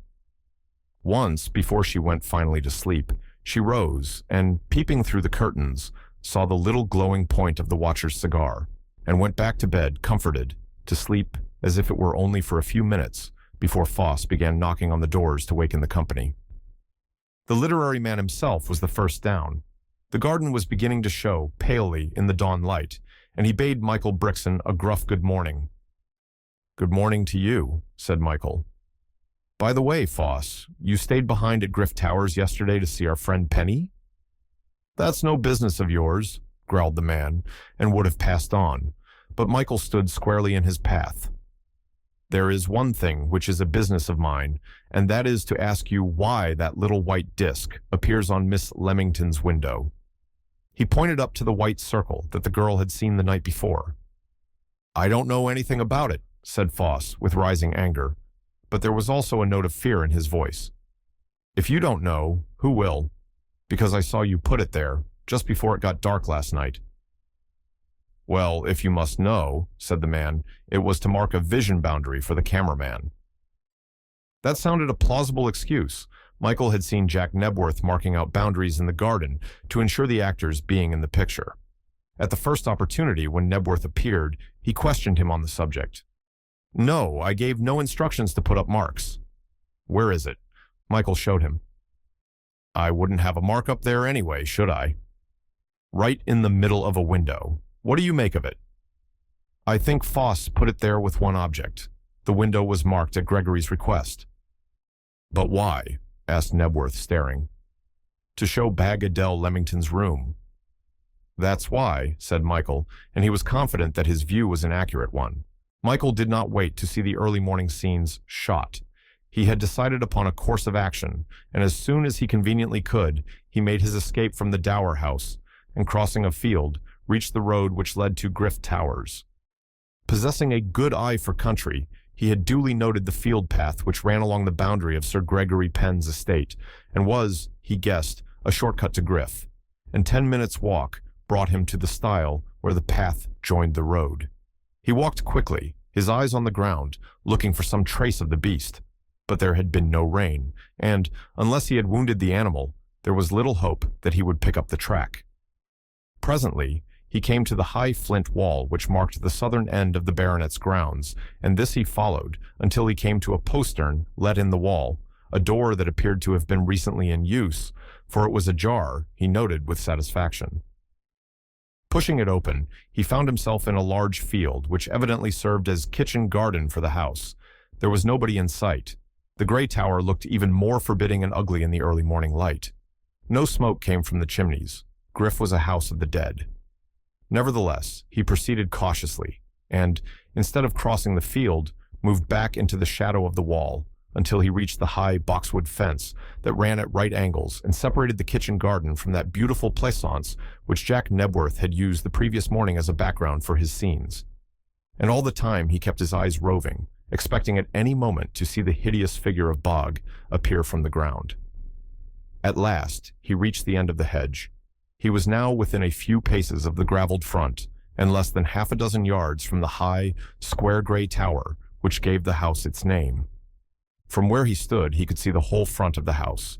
The drawn white blinds, the general lifelessness of Griff, might have convinced a less skeptical man than Mike Brixton that his suspicions were unfounded.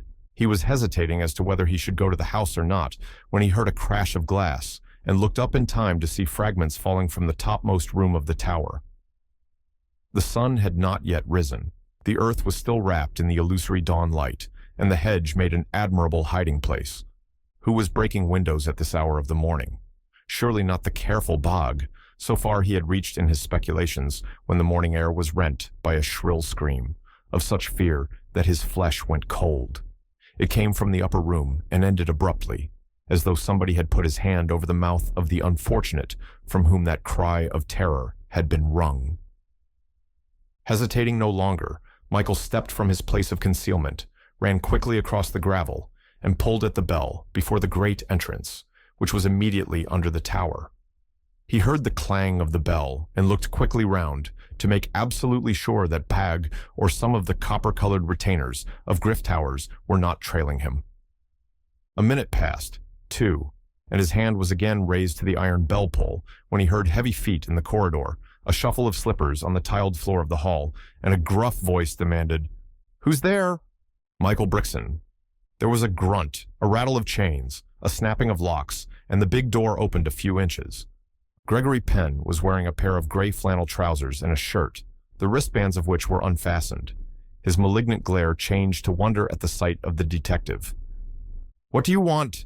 he demanded, and opened the door a few more inches. "I want to see you," said Michael. "Usually call at daybreak?" growled the man as he closed the door on his visitor. Michael made no answer, but followed Gregory Penny to his room. The library had evidently been occupied throughout the night. The windows were shuttered, the electroliers were burning, and before the fire was a table and 2 whiskey bottles, one of which was empty. "Have a drink?" said Penny mechanically, and poured himself out a portion with an unsteady hand. "Is your ape in?" asked Michael, refusing the preferred drink with a gesture. "What, Bog?" "I suppose so. He goes and comes as he likes. Do you want to see him?" "Not particularly," said Michael. "I've seen him once tonight." Penny was lighting the stub of a cigar from the fire as he spoke, and he looked round quickly. "You've seen him before?" "What do you mean?"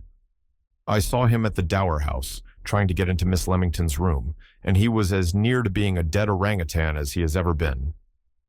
The man dropped the lighted spill on the hearth and stood up. "Did you shoot him?" he asked. "I shot at him." Gregory nodded. "You shot at him," he said softly. "That accounts for it." "Why did you shoot him? He's perfectly harmless." "He didn't strike me that way," said Michael coolly. "He was trying to pull Miss Leamington from her room." The man's eyes opened. "He got so far, did he?" "Well," there was a pause. "You sent him to get the girl," said Michael. "You also bribed Foss to put a mark on the window so that Boggs should know where the girl was sleeping." He paused, but the other made no reply. The caveman method is fairly beastly, even when the caveman does his own kidnapping. When he sends an anthropoid ape to do his dirty work, it passes into another category. The man's eyes were invisible now. His face had grown a deeper hue. "So that's your line, is it?" he said. "I thought you were a pal." "I'm not responsible for your illusions," said Michael. "Only I tell you this." He tapped the man's chest with his finger. "If any harm comes to Adele Leamington that is traceable to you or your infernal agent, I shan't be contented with shooting Bog. I will come here and shoot you. Do you understand? And now you can tell me, what is the meaning of that scream I heard from your tower?" "Who the hell do you imagine you're cross-questioning?" spluttered Penne, livid with fury. "You dirty, miserable little actor." Michael slipped a card from his pocket and put it in the man's hand. "You'll find my title to question you legibly inscribed," he said. The man brought the card to the table lamp and read it. The effect was electrical. His big jaw dropped, and the hand that held the card trembled so violently that it dropped to the floor. "A detective?" he croaked. "A detective? What do you want here?" "I heard somebody scream," said Michael. "One of the servants, maybe." "We've got a Papuan woman here who's ill. In fact, she's a little mad, and we're moving her tomorrow. I'll go and see if you like." He looked toward Michael as though seeking permission. His whole attitude was one of humility, and Michael required no more than the sight of that pallid face and those chattering teeth to turn his suspicion to certainty. Something was happening in this house that he must get to the bottom of. "May I go and see?" asked Penne. Michael nodded. The stout man shuffled out of the room as though he were in a hurry to be gone, and the lock clicked. Instantly, Michael was at the door, turned the handle, and pulled. It was locked. He looked around the room quickly and, running to one of the windows, flung back the curtain and pulled at the shutter. But this, too, was locked. It was, to all intents and purposes, a door with a little keyhole at the bottom. He was examining this when all the lights in the room went out, the only illumination being a faint red glow from the fire, And then Michael heard a faint creak in one corner of the room. It was followed by the almost imperceptible sound of bare feet on the thick pile carpet and the noise of quick breathing. He did not hesitate. Feeling again for the keyhole of the shutter, he pulled out his pistol and fired twice at the lock. The sound of the explosion was deafening in the confined space of the room. It must have had an electrical effect upon the intruder, for when, with a wrench, the shutter opened, and at a touch the white blind sprang up, flooding with light the big, ornate room. It was empty. Almost immediately afterwards, the door opened through which the baronet had passed. If he had been panic-stricken before, his condition was now pitiable. "What's that? What's that?" he whimpered. "Did somebody shoot?" "Somebody shot," said Michael calmly, "and I was the somebody. And the gentlemen you sent into the room to settle accounts with me are very lucky that I confined my firing practice to the lock of your shutter, Penny." He saw something white on the ground, and crossing the room with quick strides, picked it up. It was a scarf of coarse silk, and he smelt it. "Somebody dropped this in their hurry," he said. "I guess it was to be used." "My dear fellow, I assure you I didn't know." "How is the interesting invalid?" asked Michael with a curl of his lip. "The lunatic lady who screams?"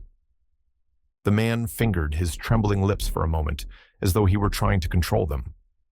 "She's all right. It was as I thought," he said. "She had some sort of fit." Michael eyed him pensively. "I'd like to see her, if I may," he said. "You can't." Penny's voice was loud, defiant. "You can't see anybody. What the hell do you mean by coming into my house at this hour of the morning and damaging my property?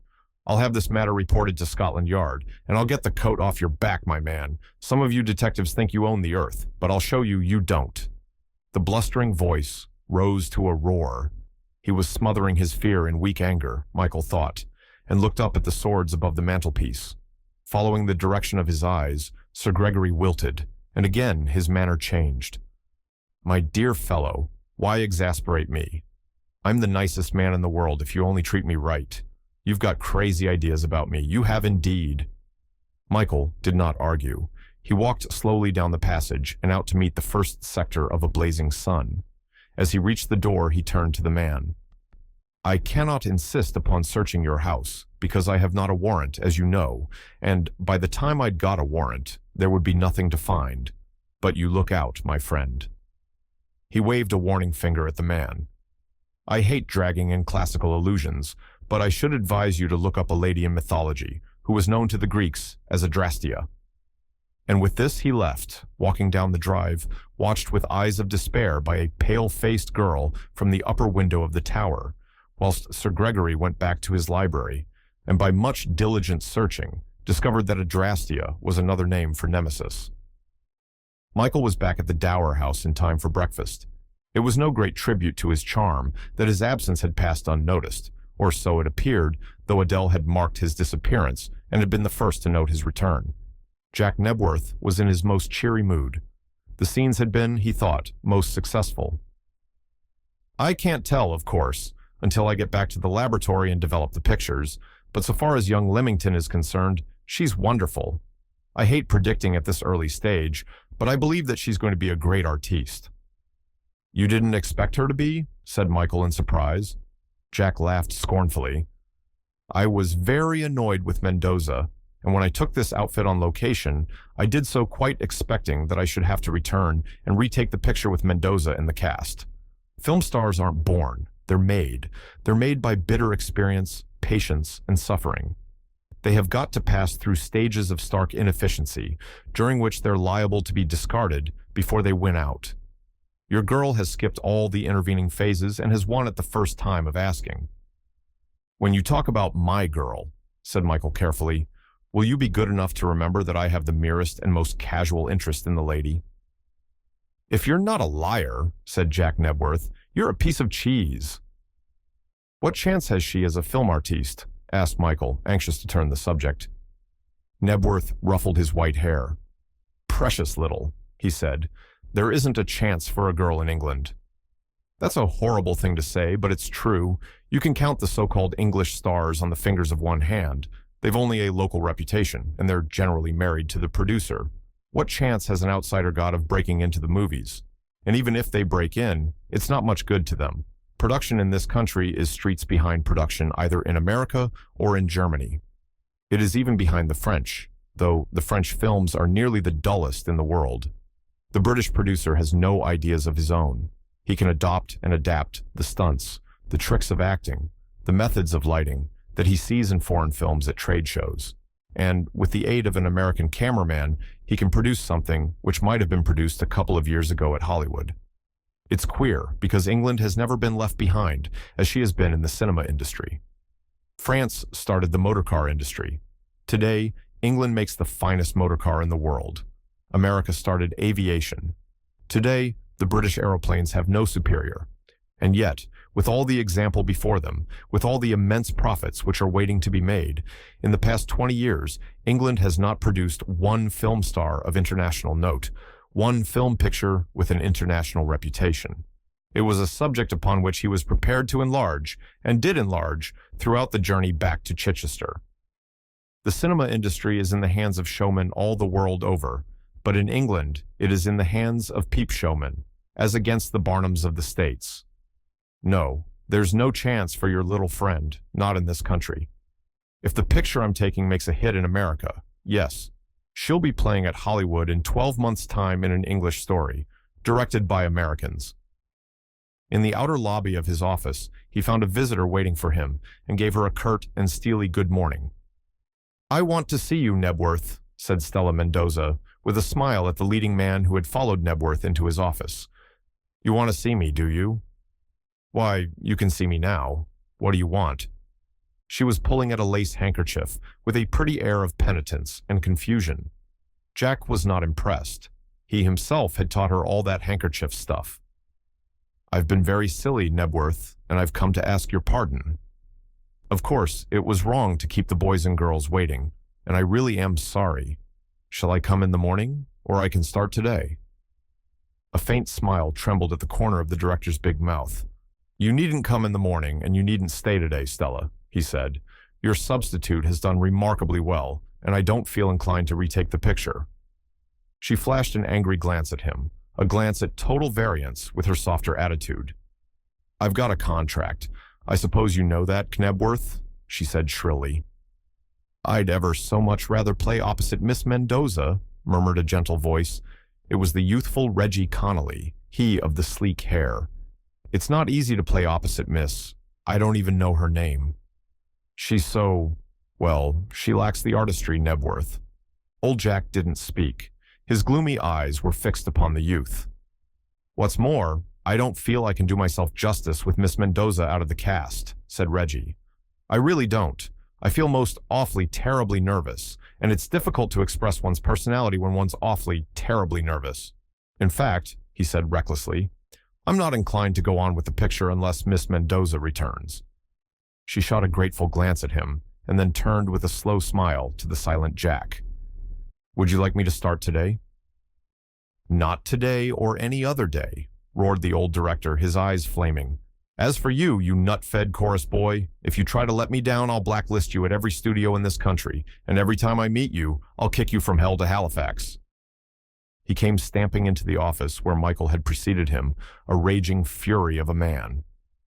"What do you think of that?" he asked when he had calmed down. "That's the sort of stuff they try to get past you.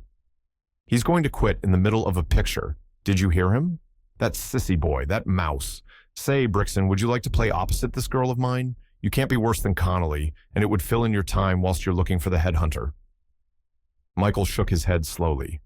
"No, thank you," he said. "That is not my job. And as for the headhunter," he lit a cigarette and sent a ring of smoke to the ceiling.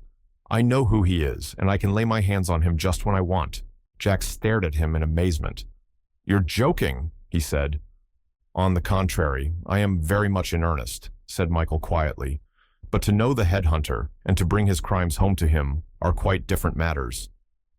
Jack Nebworth sat at his desk, his hands thrust into his trousers pockets, a look of blank incredulity on the face turned to the detective.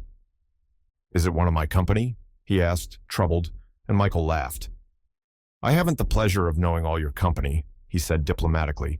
"But at any rate, don't let the headhunter worry you. What are you going to do about Reggie Connolly?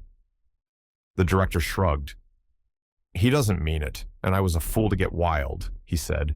That kind of ninny never means anything. You wouldn't dream to see him on the screen full of tenderness and love and manliness, that he's the poor little jellyfish he is. As for Mendoza, he swept his hands before him, and the gesture was significant. Miss Stella Mendoza, however, was not accepting her dismissal so readily. She had fought her way up from nothing, and was not prepared to forfeit her position without a struggle. Moreover, her position was a serious one. She had money, so much money that she need never work again, for, in addition to her big salary, she enjoyed an income from a source which need not be too closely inquired into. But there was a danger that Nebworth might carry the war into a wider field. Her first move was to go in search of Adele Leamington, who, she learnt that morning for the first time, had taken her place. Though she went in a spirit of conciliation, she choked with anger to discover that the girl was occupying the star's dressing room, the room which had always been sacred to Stella Mendoza's use. Infuriated, yet preserving an outward calm, she knocked at the door. That she, Stella Mendoza, should knock at a door rightfully hers was maddening enough. Adele was sitting at the bare dressing table, gazing, a little awe-stricken, at the array of mirrors, lights, and the vista of dresses down the long alleyway which served as a wardrobe. At the sight of Mendoza, she went red. "Miss Leamington, isn't it?" asked Stella sweetly. "May I come in?" "Do, please," said Adele, hastily rising. "Please do sit down," said Stella.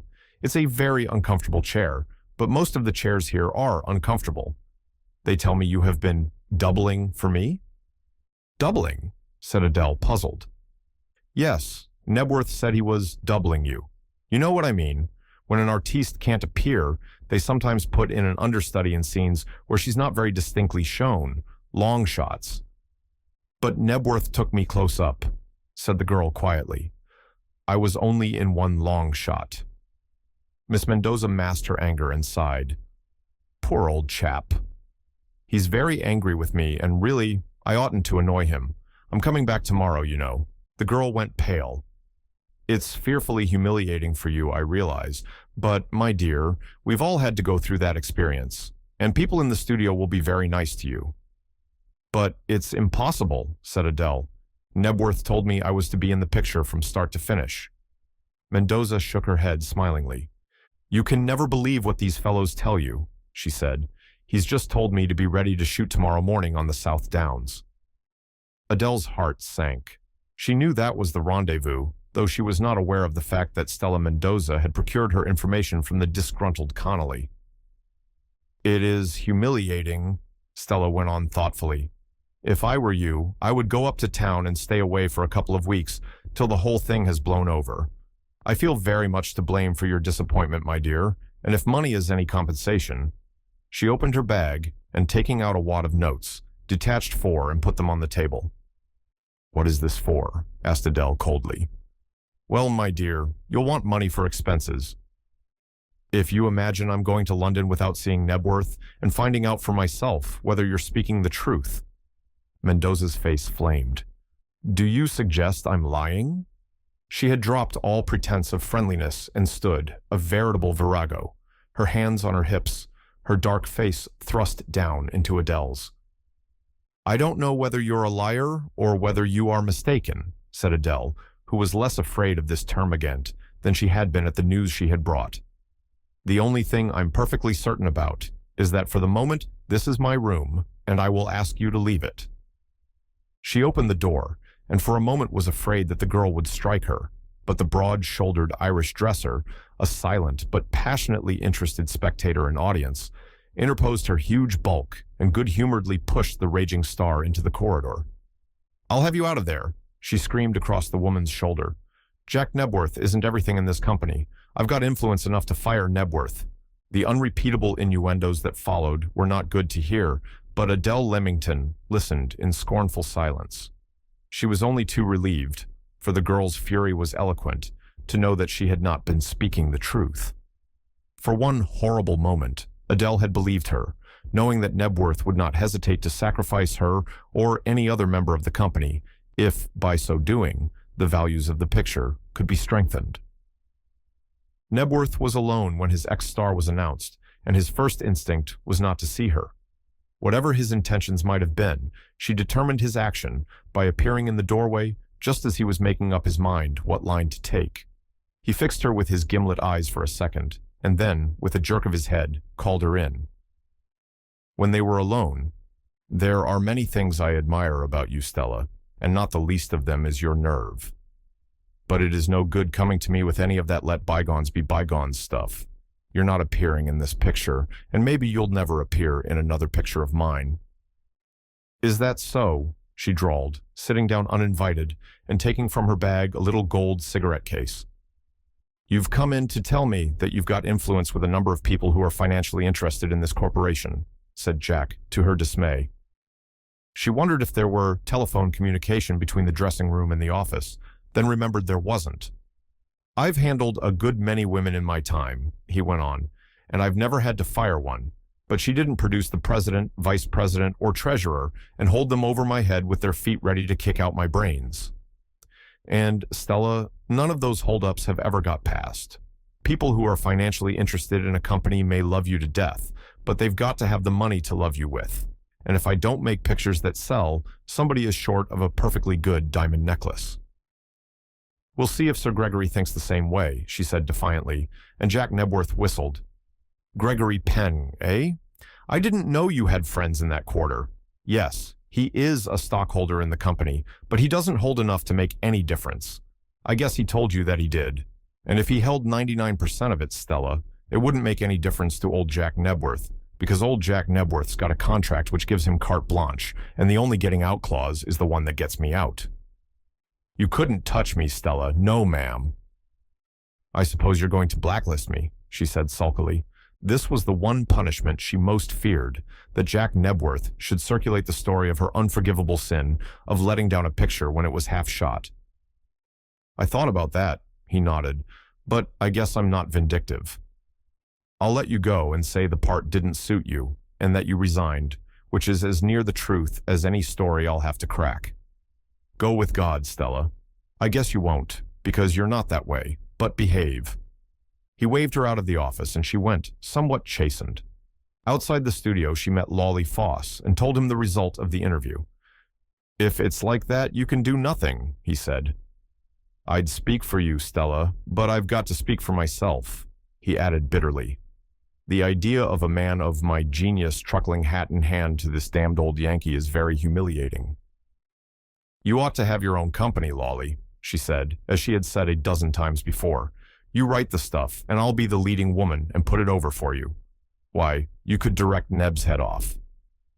"I know, Lolly. I've been to the only place on God Almighty's earth where art is appreciated, and I tell you that a four-flusher like Jack Nebworth wouldn't last a light mile at Hollywood." Light mile was a term she had acquired from a scientific admirer. It had the double advantage of sounding grand and creating a demand for an explanation. To her annoyance, Foss was sufficiently acquainted with elementary physics to know that she meant the period of time that a ray of light would take to traverse a mile. "Is he in his office now?" She nodded, and without any further word, Lolly Foss, in some trepidation, knocked at his chief's door. "The truth is, Nebworth, I want to ask a favor of you." "Is it money?" demanded Jack, looking up from under his bushy brows. "Well, it was money, as a matter of fact. There have been one or two little bills I've overlooked, and the bailiffs have been after me. I've got to raise £50 by 2 o'clock this afternoon." Jack pulled open a drawer, took out a book, and wrote a check. Not for £50, but for 80. "That's a month's salary in advance," he said. "You've drawn your pay up to today, and by the terms of your contract, you're entitled to 1 month's notice or pay therefor. You've got it." Foss went an ugly red. "Does that mean I'm fired?" he asked loudly. Jack nodded. "You're fired, not because you want money, not because you're one of the most difficult men on the lot to deal with, but for what you did last night, Foss." "What do you mean?" "I mean, I am taking Brixton's view that you fastened a white label to the window of Miss Leamington's room in order to guide an agent of Sir Gregory Penn. That agent came and nearly kidnapped my leading lady." The man's lip curled in a sneer. "You've got melodrama in your blood, Nebworth," he said. "Kidnap your leading lady. Those sort of things may happen in the United States, but they don't happen in England. Close the door as you go out, said Jack, preparing for his work. Let me say this, began Foss. I'll let you say nothing, snarled Nebworth. I won't even let you say goodbye. Get. And when the door slammed behind his visitor, the old director pushed a bell on his table, and to his assistant who came, Get Miss Leamington down here, he said. I'd like contact with something that's wholesome. Chichester is not famous for its restaurants, but the dining room of a little hotel, where 3 people foregathered that afternoon, had the advantage of privacy. When Mike Brixton got back to his hotel, he found 2 men waiting to see him, and after a brief introduction, he took them upstairs to his sitting room. I'm glad you've come, he said when the inspector had closed the door behind him. The fact is that sheerly criminal work is a novelty to me, and I'm afraid that I'm going to make it a mystery to you. He smiled. At the moment, I'm not prepared to give expression to all my suspicions. Detective Inspector Lyle, the chief of the 2, laughed. We have been placed entirely under your orders, Captain Brixton, he said, and neither of us are very curious. The information you asked for, Sergeant Walters has brought. He indicated his tall companion. Which information? About Penny. Is he known to the police? Asked Michael, interested. Sergeant Walters nodded. He was convicted and fined a few years ago for assaulting a servant, a woman. Apparently, he took a whip to the girl, and he very narrowly escaped going to prison. That was the first time our attention was attracted to him, and we made inquiries both in London and in the Malay states and found out all about him. He's a very rich man, and being a distant cousin of the late baronet, you may say he fluked his title. In Borneo, he lived up country, practically in the bush, for 15 or 20 years, and the stories we have about him aren't particularly savory. There are a few of them which you might read at your leisure, Brixton. They're in the record. Michael nodded. Is anything known of an educated orangutan which is his companion? To his surprise, the officer answered, Bog? Oh yes, we know all about him. He was captured when he was quite a baby by Penny and was brought up in captivity. It has been rather difficult to trace the man because he never returns to England by the usual steamship line, so that it's almost impossible to have a tag on him. He has a yacht, a fine seagoing boat, the Keepy, which is practically officered and manned by Papuans. What comes and goes with him, I don't know. There was a complaint came through to us that the last time he was abroad, Penny nearly lost his life as the result of some quarrel he had with a local tribesman. Now, Brixton, what would you like us to do? Michael's instructions were few and brief. That evening, when Adele walked home to her lodgings, she was conscious that a man was following her, and after her previous night's adventure, this fact would have played havoc with her nerves, but for the note she found waiting when she got indoors. It was from Michael. Would you mind if I put a Scotland Yard man to watch you, to see that you do not get into mischief? I don't think there's any danger that you will, but I shall feel ever so much easier in my mind if you will endure this annoyance. She read the letter, and her brows knit, so she was being shadowed. It was an uncomfortable experience, and yet she could not very well object, could not indeed feel anything but a sense of warm gratitude toward this ubiquitous and pushful young man who seemed determined not to let her out of his sight.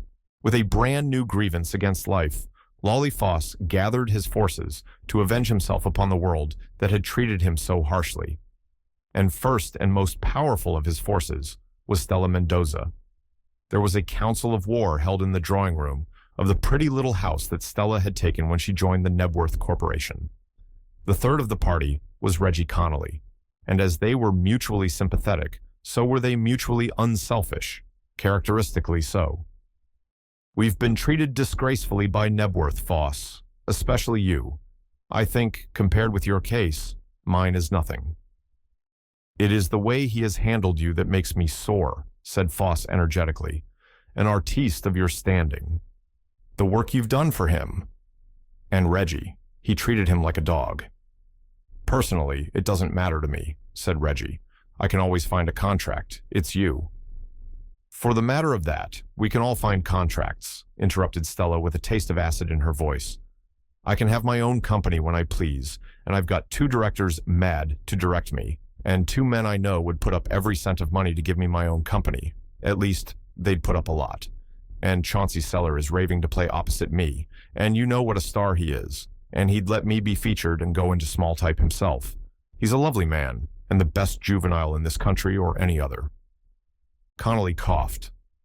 "The point is, can we get the money now?" asked Foss, practical for once.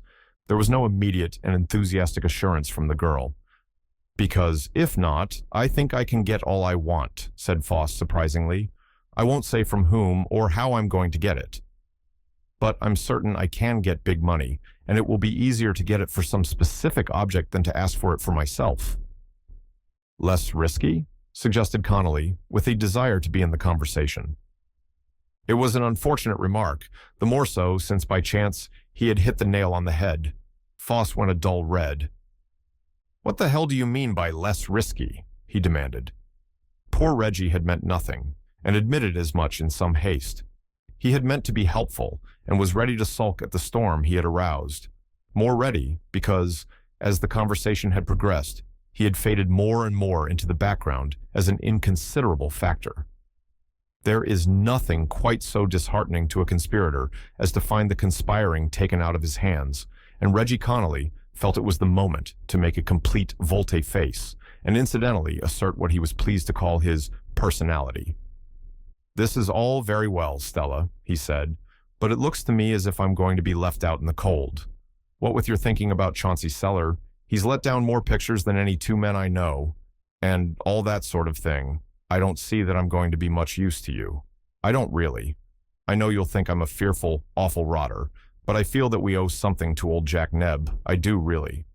I've jeopardized my position for your sake, and I'm prepared to do anything in reason, but what with pulling Chauncey Seller, who is a bounder of the worst kind, into your cast, and what with Foss jumping down my throat, well, really. They were not inclined to mollify him, having rather an eye to the future than to the present, and he had retired in a huff before the girl realized that the holding of Reggie would at least have embarrassed Nebworth to the extent of forcing a retake of those parts of the picture in which he appeared. Never mind about Connolly. The picture is certain to fail with that extra. She's bad. "I have a friend in London," explained Foss, after the discussion returned to the question of ways and means. "Who can put up the money? I've got a sort of pull with him. In fact, well, anyhow, I've got a pull. I'll go up tonight and see him." "And I'll see mine," said Stella. "We'll call the company the Stella Mendoza Picture Corporation." Lolly Foss demurred. He was inclined to another title, and was prepared to accept as a compromise the Foss Mendoza, or company, a compromise agreeable to Stella, provided the initials were reversed. "Who is Brixton?" she asked, as Foss was leaving. "He is a detective." She opened her eyes wide. "A detective? Whatever is he doing here?" Lolly Foss smiled contemptuously. "He is trying to discover what no man of his mental caliber will ever discover, the headhunter. I am the one man in the world who could help him.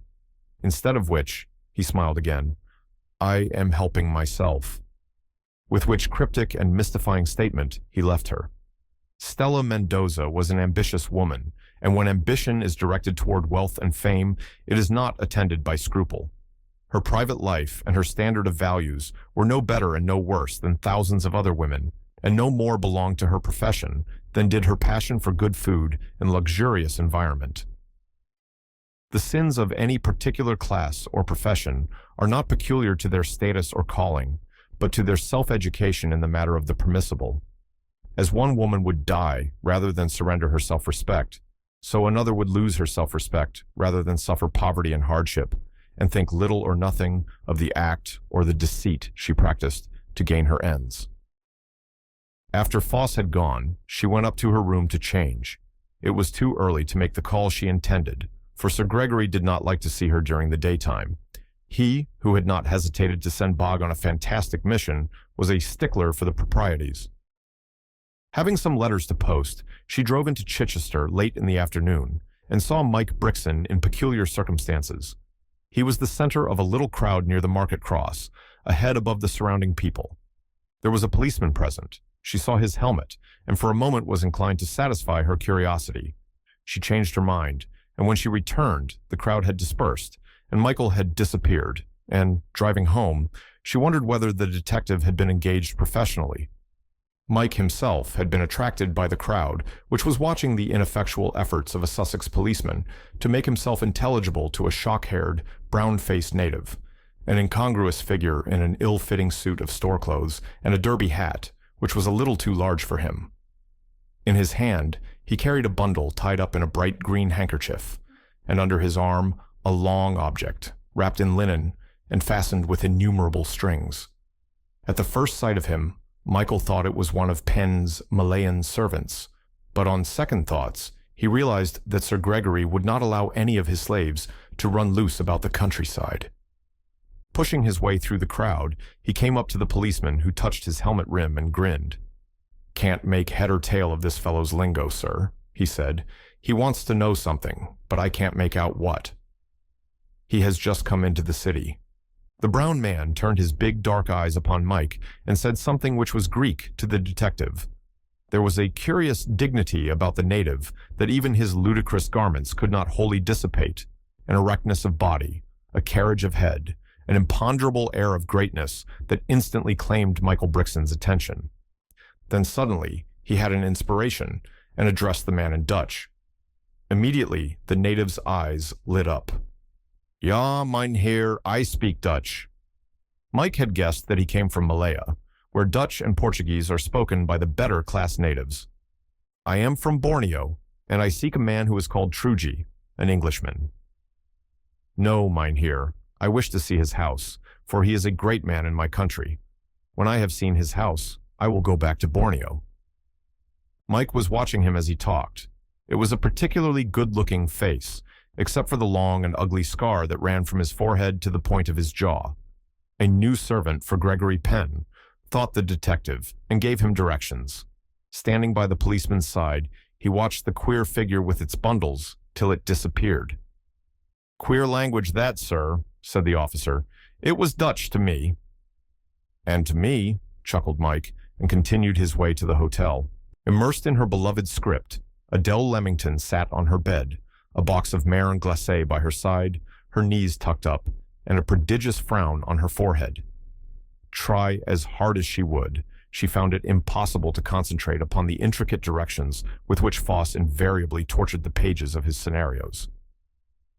Ordinarily, she could have mastered this handicap, but for some reason or other, individual thoughts which belonged wholly to her and had no association with her art came flowing forth in such volume that the lines were meaningless, and the page, for all the instruction it gave to her, might as well have been blank. What, Michael Brixton? He was not her idea of a detective, and why was he staying in Chichester? Could it be? She flushed at the thought and was angry with herself.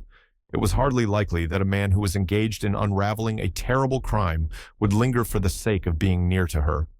Was the headhunter, the murderer, living near Chichester? She dropped her manuscript to her knees at the appalling thought. The voice of her landlady aroused her. "Will you see Foss, miss?" She jumped up from the bed and opened the door. "Where is he?" "I've put him in the parlor," said the woman, who had grown a little more respectful of late. Possibly the rise of the extra to stardom was generally known in that small town, which took an interest in the fortunes of its one ewe lamb of a production company. Lolly Foss was standing by the window looking out when she came into the room. "Good afternoon, Adele," he said genially.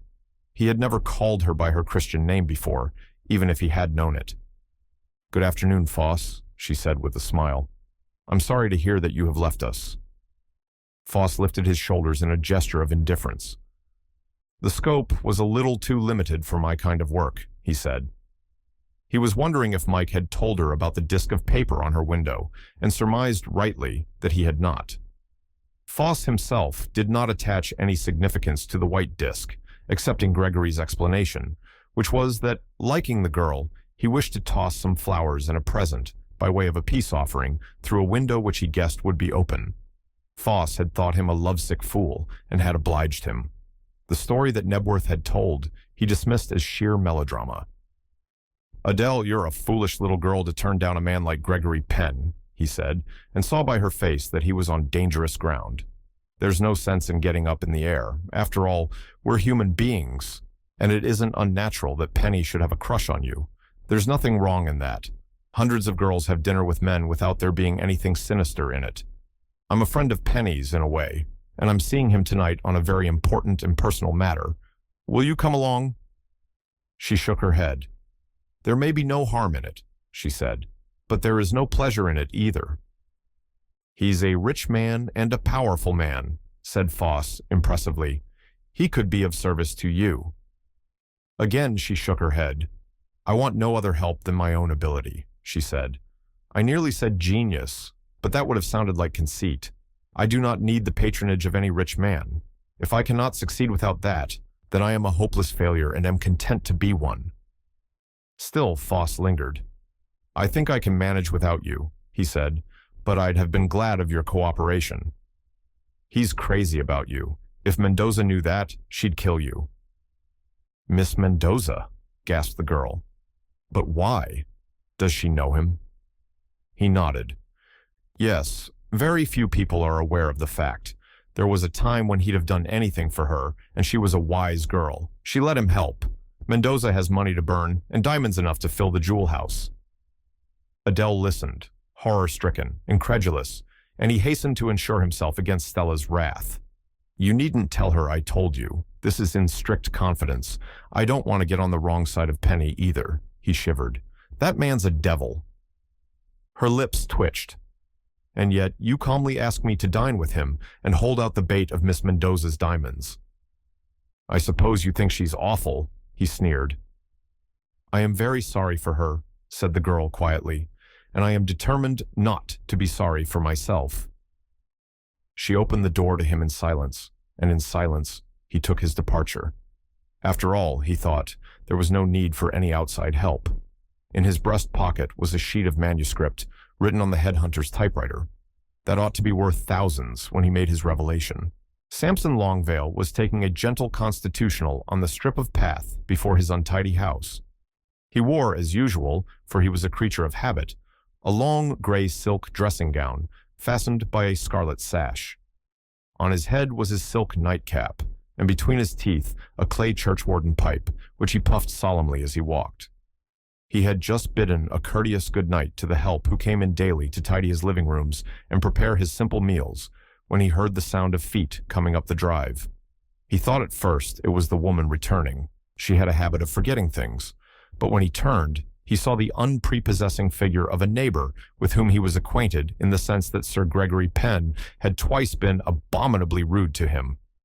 The old man watched with immobile countenance the coming of his unwelcome visitor. "Evening," growled Penny. "Can I speak to you privately?" Longvale inclined his head courteously. "Certainly, Sir Gregory." "Will you come in?" He ushered the owner of Griff Towers into the long sitting room and lit the candles. Sir Gregory glanced round, his lips curled in disgust at the worn poverty of the apartment, and when the old man had pushed up a chair for him, it was some time before he accepted the offer. "Now, sir," said Longvale courteously, "to what circumstances do I owe the pleasure of this visit?" "You had some actors staying here the other day?" Longvale inclined his head. "There was some fool talk about a monkey of mine trying to get into the house." "A monkey?" said Longvale in gentle surprise. "That is the first I have heard of monkeys." Which was true. The other looked at him suspiciously. "Is that so?" he asked. "You're not going to persuade me you didn't hear?" The old man stood up, a picture of dignity. "Do you suggest that I am lying, sir?" he said. "Because, if you do, there is the door. And though it hurts me to be in the least degree discourteous to a guest of mine, I am afraid I have no other course than to ask you to leave my house." All right, said Sir Gregory Penn impatiently. "Don't lose your temper, my friend. I didn't come to see you about that anyway. You're a doctor, aren't you?" Longvale was obviously startled. "I practiced medicine when I was younger," he said. "Poor too?" Gregory looked round. "You haven't a shilling in the world, I'll bet." "There you are wrong," said old Longvale quietly. "I am an extremely wealthy man, and the fact that I do not keep my house in repair is due to the curious penchant of mine for decaying things. That is an unhealthy, probably a morbid predilection of mine. How did you know I was a doctor?" "I heard through one of my servants. You set the broken finger of a carter." I haven't practiced for years, said Longvale. I almost wish I had, he added wistfully. It is a noble science. Anyway, interrupted Penny, even if you can't be bought, you're a secretive old devil, and that suits me. There's a girl up at my house who is very ill. I don't want any of these prying country doctors nosing around my private affairs. Would you come along and see her? The old man pursed his lips thoughtfully. I should be most happy, he said, but I am afraid my medical science is a little rusty. Is she a servant? In a way, said the other shortly. When can you come? I'll come at once, said Longvale gravely, and went out, to return in his greatcoat. The baronet looked at the ancient garment with a smile of derision. Why the devil do you wear such old-fashioned clothes? He asked. To me they are very new, said the old man gently. The garments of today are without romance, without the thrill which these bring to me. He patted the overlapping cape and smiled. An old man is entitled to his fancies.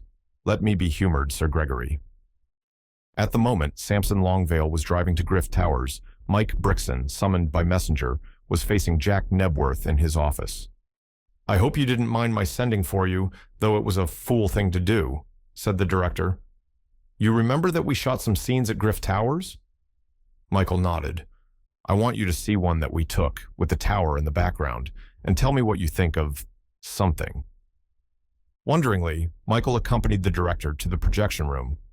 My laboratory manager pointed it out to me in the negative, explained Jack as they seated themselves and the room went dark. Of course, I should have seen it in the print. What is it? Asked Michael curiously. That's just what I don't know, said the other, scratching his head, but you'll see for yourself. There was a flicker and a furious clicking, and there appeared on the small screen, which was used for projection purposes, a picture of two people. Adele was one, and Reggie Connolly the other, and Michael gazed stolidly, though with rising annoyance, at a love scene which was being enacted between the two. In the immediate background was the wall of the tower, and Michael saw for the first time that there was a little window which he did not remember having seen from the interior of the hall. It was particularly dark and was lighted even in daytime by electric lamps. I never noticed that window before, he said. It's the window I want you to watch, said Jack Nebworth, and even as he spoke, there came stealthily into view a face. At first it was indistinct and blurred, but later it came into focus. It was the oval face of a girl, dark-eyed, her hair in disorder, a look of unspeakable terror on her face. She raised her hand as if to beckon somebody, probably Jack himself, who was directing the picture. That, at least, was Jack's view. They had hardly time to get accustomed to the presence of the mystery girl when she disappeared, with such rapidity as to suggest that she had been dragged violently back. What do you make of that? Asked Nebworth. Michael bit his lip thoughtfully. Looks almost as though friend Penny had a prisoner in his dark tower. Of course, the woman whose scream I heard and who he said was a servant. But the window puzzles me. There's no sign of it inside. The stairway leads out of the hall, but in such a position that it is impossible that the girl could have been standing either on the stairs or the landing. Therefore, there must be a fifth wall inside, containing a separate staircase. Does this mean you will have to retake? Jack shook his head. No, we can back her out. She's only on 50 feet of the film, but I thought you'd like to see it. The lights came on again, and they went back to the director's office. I don't like Penny, for more reasons than one, said Jack Nebworth. I like him less, since I found that he's better friends with Mendoza than I thought he was. Who is Mendoza, the deposed star? The other nodded. Stella Mendoza, not a bad girl and not a good girl, he said. I've been wondering why Penny always gave us permission to use his grounds for shooting, and now I know. I tell you that that house holds a few secrets. Michael smiled faintly. One, at least, of them will be revealed tonight, he said. I am going to explore Griff Towers, and I do not intend asking permission of Sir Gregory Penn. And if I can discover what I believe is there to be discovered, Gregory Penn will sleep under lock and key this night. Jack stared at him in amazement. You're joking, he said. On the contrary, I am very much in earnest, said Michael quietly. But to know the headhunter and to bring his crimes home to him are quite different matters. Jack Nebworth sat at his desk, his hands thrust into his trousers pockets. A look of blank incredulity on the face turned to the detective. "Is it one of my company?" he asked, troubled, and Michael laughed. "I haven't the pleasure of knowing all your company," he said diplomatically. "But at any rate, don't let the headhunter worry you. What are you going to do about Reggie Connolly?" The director shrugged. "He doesn't mean it, and I was a fool to get wild," he said. "That kind of ninny never means anything. You wouldn't dream to see him on the screen full of tenderness and love and manliness, that he's the poor little jellyfish he is. As for Mendoza—" He swept his hands before him, and the gesture was significant. Miss Stella Mendoza, however, was not accepting her dismissal so readily. She had fought her way up from nothing, and was not prepared to forfeit her position without a struggle. Moreover, her position was a serious one. She had money, so much money that she need never work again, for, in addition to her big salary, she enjoyed an income from a source which need not be too closely inquired into. But there was a danger that Nebworth might carry the war into a wider field. Her first move was to go in search of Adele Leamington, who, she learnt that morning for the first time, had taken her place. Though she went in a spirit of conciliation, she choked with anger to discover that the girl was occupying the star's dressing room, the room which had always been sacred to Stella Mendoza's use. Infuriated, yet preserving an outward calm, she knocked at the door. That she, Stella Mendoza, should knock at a door rightfully hers was maddening enough. Adele was sitting at the bare dressing table, gazing, a little awe-stricken, at the array of mirrors, lights, and the vista of dresses down the long alleyway which served as a wardrobe. At the sight of Mendoza, she went red. "Miss Leamington, isn't it?" asked Stella sweetly. "May I come in?"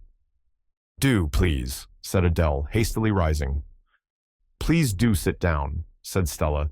"It's a very uncomfortable chair, but most of the chairs here are uncomfortable.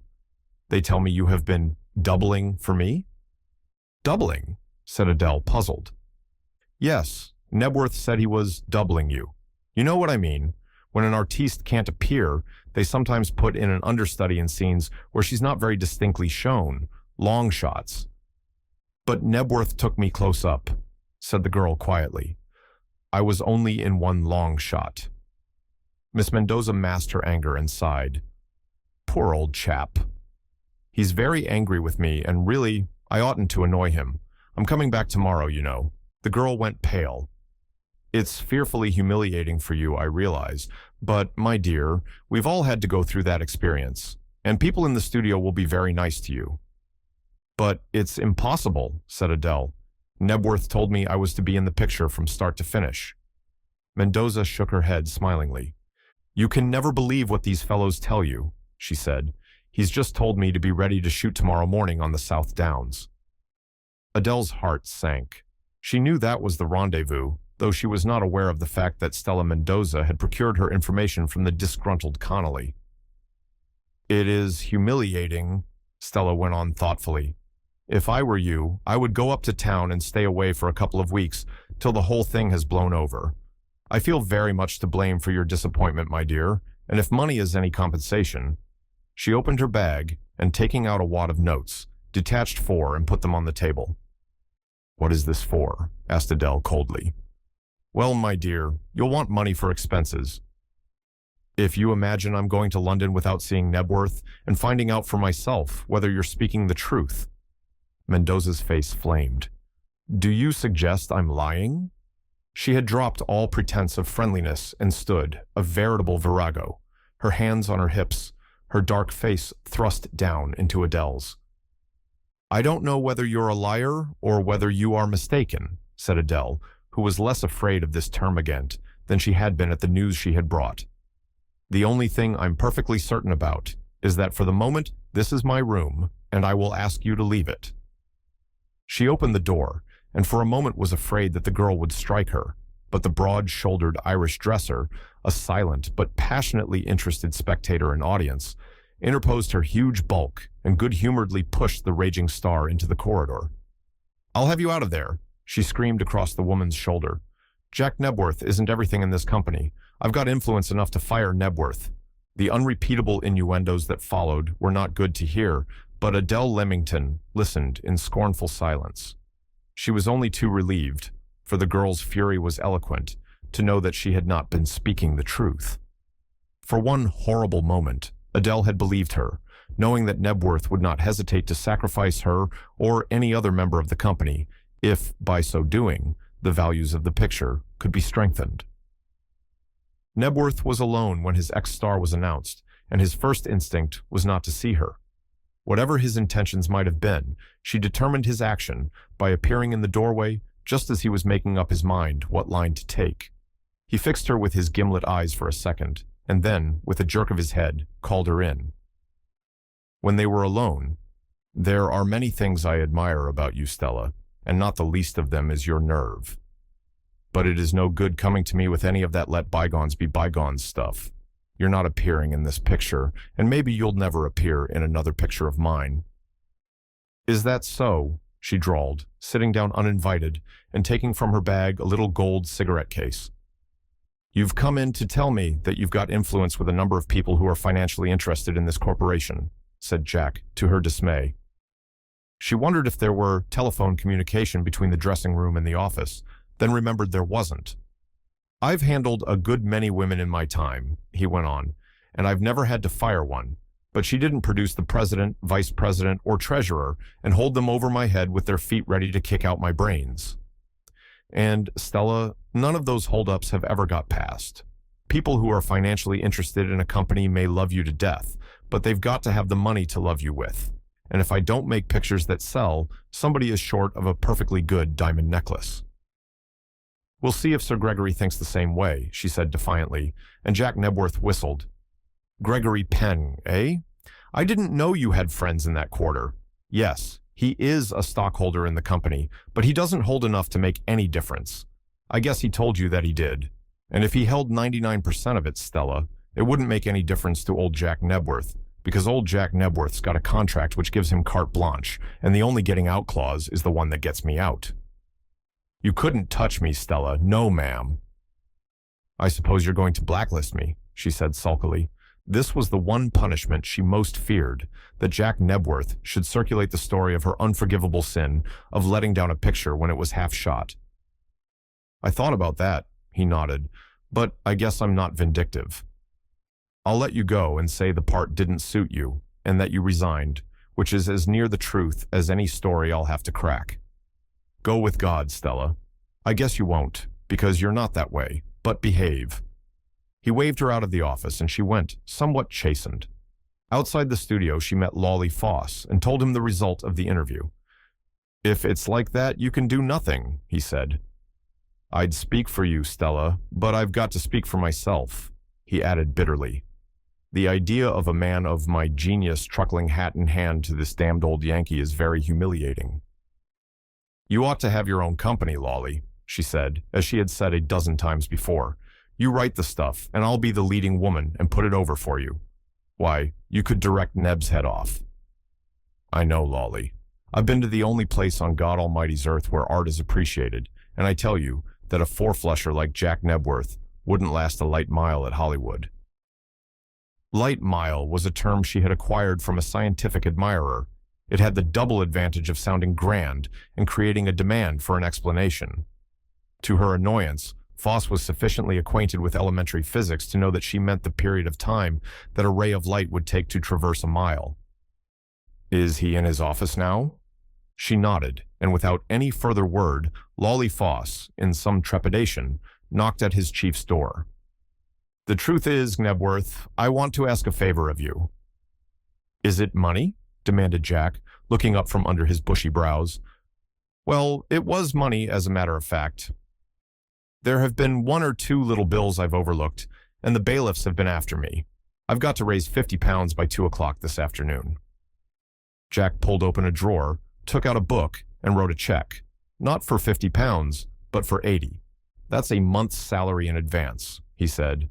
"You've drawn your pay up to today, and by the terms of your contract, you're entitled to 1 month's notice or pay therefor. You've got it." Foss went an ugly red. "Does that mean I'm fired?" he asked loudly. Jack nodded. "You're fired, not because you want money, not because you're one of the most difficult men on the lot to deal with, but for what you did last night, Foss." "What do you mean?" "I mean, I am taking Brixton's view, that you fastened a white label to the window of Miss Leamington's room in order to guide an agent of Sir Gregory Penn. That agent came and nearly kidnapped my leading lady." The man's lip curled in a sneer. "You've got melodrama in your blood, Nebworth," he said. "Kidnap your leading lady.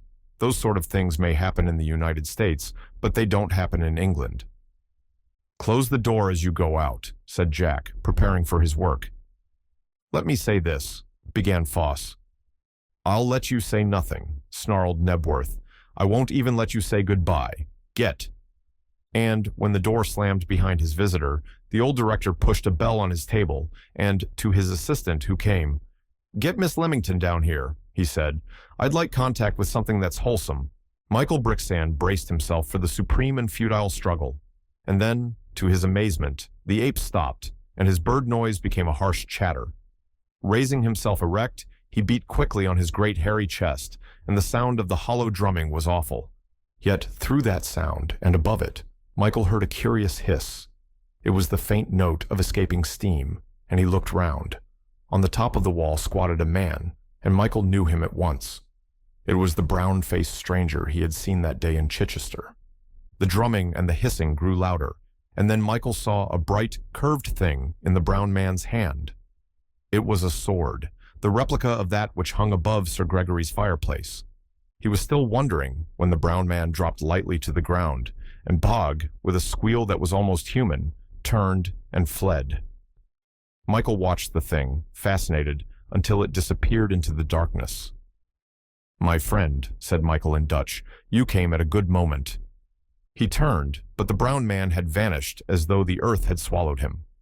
Shading his eyes against the starlight, he presently discerned a dark shape moving swiftly in the shadow of the wall. For a second, he was inclined to follow and question the brown man, but decided upon another course. With some difficulty, he surmounted the wall and dropped to the other side.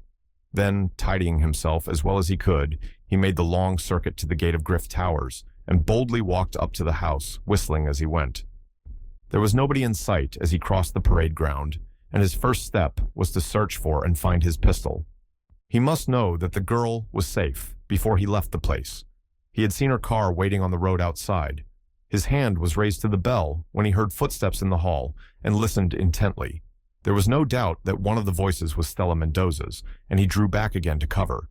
The girl came out, followed by Sir Gregory, and from their tone, a stranger unacquainted with the circumstances of their meeting might have imagined that the visit had been a very ordinary one, in spite of the lateness of the hour.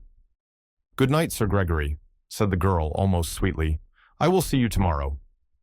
"Come to lunch," said Gregory's voice, "and bring your friend." "Shall I walk with you to the car?" "No, thank you," she said hastily. Michael watched her till she was out of sight, but long before then the big door of Griff Towers had closed, and the familiar rattle of chains told him that it was closed finally. Where was Foss? He must have gone earlier, if Foss it was. Michael waited till all was quiet, and then tiptoeing across the gravel, followed the girl. He looked about for the little brown man, but he was not in sight. And then he remembered that he had left the hook ladder hanging to the window on the stairs, and went back to retrieve it. He found the ladder as it had been left, unscrewed and packed it in the canvas bag, and 5 minutes later, he was taking his motorcycle from its place of concealment. A yellow light showed in the window of Longvale's dining room, and Michael had half a mind to call upon him. He could tell him, at any rate, something of that oval-faced girl in the upper room of the tower. Instead, he decided to go home. He was tired with the night's work, a little disappointed. The tower had not revealed as tremendous a secret as he had hoped. The girl was a prisoner, obviously, had been kidnapped for Sir Gregory's pleasure and brought to England on his yacht. Such things had happened. There had been a case in the courts on curiously parallel lines only a few months before. At any rate, it did not seem worthwhile to put off his bedtime. He had a hot bath, made himself some chocolate, and, before retiring, sat down to sum up his day's experience. And in the light of recent happenings, he was less confident that his first solution of the headhunter mystery was the correct one. And the more he thought, the less satisfied he was, till at last, in sheer disgust at his own vacillation of mind, he turned out the light and went to bed. He was sleeping peacefully and late the next morning when an unexpected visitor arrived, and Michael sat up in bed and rubbed his eyes. "I've either got nightmare or it's Staines," he said. Major Staines smiled cheerfully. "You're awake and normal," he said. "Has anything happened?" asked Michael, springing out of bed. "Nothing. Only there was a late dance last night and an early train this morning, and I decided to atone for my frivolity by coming down and seeing how far you had got in the Elmer case." "Elmer case?" Michael frowned. "Good Lord. I'd almost forgotten poor Elmer." "Here's something to remind you," said Staines. He fished from his pocket a newspaper cutting. Michael took it and read, "Is your trouble of mind or body incurable? Do you hesitate on the brink of the abyss? Does courage fail you? Write to benefactor, box dash. "What is this?" asked Michael, frowning. It was found in the pocket of an old waistcoat that Elmer was wearing a few days before he disappeared. Elmer was going through his clothes with the idea of selling them when she found this. It appeared in the Morning Telegram of the 14th, that is to say, 3 or 4 days before Elmer vanished. The box number at the end, of course, is the box number of the newspaper to which replies were sent. There is a record that 4 letters reached the benefactor, who, so far as we have been able to discover, had these particular letters readdressed to a little shop in Stibbington Street, London. Here they were collected by a woman, evidently of the working class, and probably a charlatan from the appearance which has been circulated. Beyond that, no further trace has been obtainable. Similar advertisements have been found by search in other newspapers, but in these cases, the letters were sent to an accommodation address in South London, where apparently the same woman collected them. With every new advertisement, the advertiser changes his address. She was a stranger to each neighborhood, by the way, and from what shopkeepers have told Scotland Yard, she seemed to be a little off her head, for she was in the habit of mumbling and talking to herself. Her name is Stuyvesant, at least that is the name she always gave, and the notes she brought were usually signed Mark, that is to say, the notes authorizing the shopkeepers to hand the letters to her. That she is a native of London, there is no doubt, but so far the police have not trailed her. "And suppose they do?" asked Michael. "Do you connect the advertisement with the murders?" "We do, and we do not," replied the other. "I merely point out that this advertisement is a peculiar one, and in all the circumstances, a little suspicious. Now, what is the theory you wanted to give me?" For an hour Michael spoke, interrupted at intervals by questions which Staines put to him. "It is a queer idea, almost a fantastical one," said Staines gravely, "but if you feel that you've got so much as one thread in your hands, go right ahead. To tell you the truth, in a burst of confidence, I had a horrible feeling that you had fallen down, and since I do not want our department to be a source of amusement to Scotland Yard, I thought I'd come along and give you the result of my own private investigations. I agree with you," he said later as they sat at breakfast, "that you want to go very, very carefully. It is a delicate business. You haven't told the Scotland Yard men your suspicions." Michael shook his head. "Then don't," said the other emphatically. "They'd be certain to go along and put the person you suspect under arrest, and probably that would destroy the evidence that would convict. You say you have made a search of the house?" "Not a search. I've made a rough inspection." "Are there cellars?" "I should imagine so," said Michael. "That type of house usually has." "Outhouses where?" Michael shook his head. "There are none, so far as I have been able to see." Michael walked down to the railway station with his chief, who told him he was leaving in a much more cheerful frame of mind than he had been in when he arrived. "There's one warning I'll give to you, Mike," said Staines as the train was about to pull out of the station, "and it is to watch out for yourself. You're dealing with a ruthless and ingenious man. For heaven's sake, do not underrate his intelligence. I don't want to wake up one morning to learn that you have vanished from the ken of man." Mike's way back did not lead through the little street where Adele Leamington lived, at least not his nearest road. Yet he found himself knocking at the door and learnt, with a sense of disappointment, that the girl had been out since 7 o'clock in the morning. Nebworth was shooting on the South Downs, and the studio when he arrived was empty, except for Nebworth's secretary and the new scenario editor who had arrived late on the previous evening. "I don't know the location, Brixton," said Dicker, the secretary, "but it's somewhere above Arundel." Miss Mendoza was here this morning, asking the same question. She wanted Miss Leamington to go out to lunch with her. "Oh, she did she?" said Michael softly.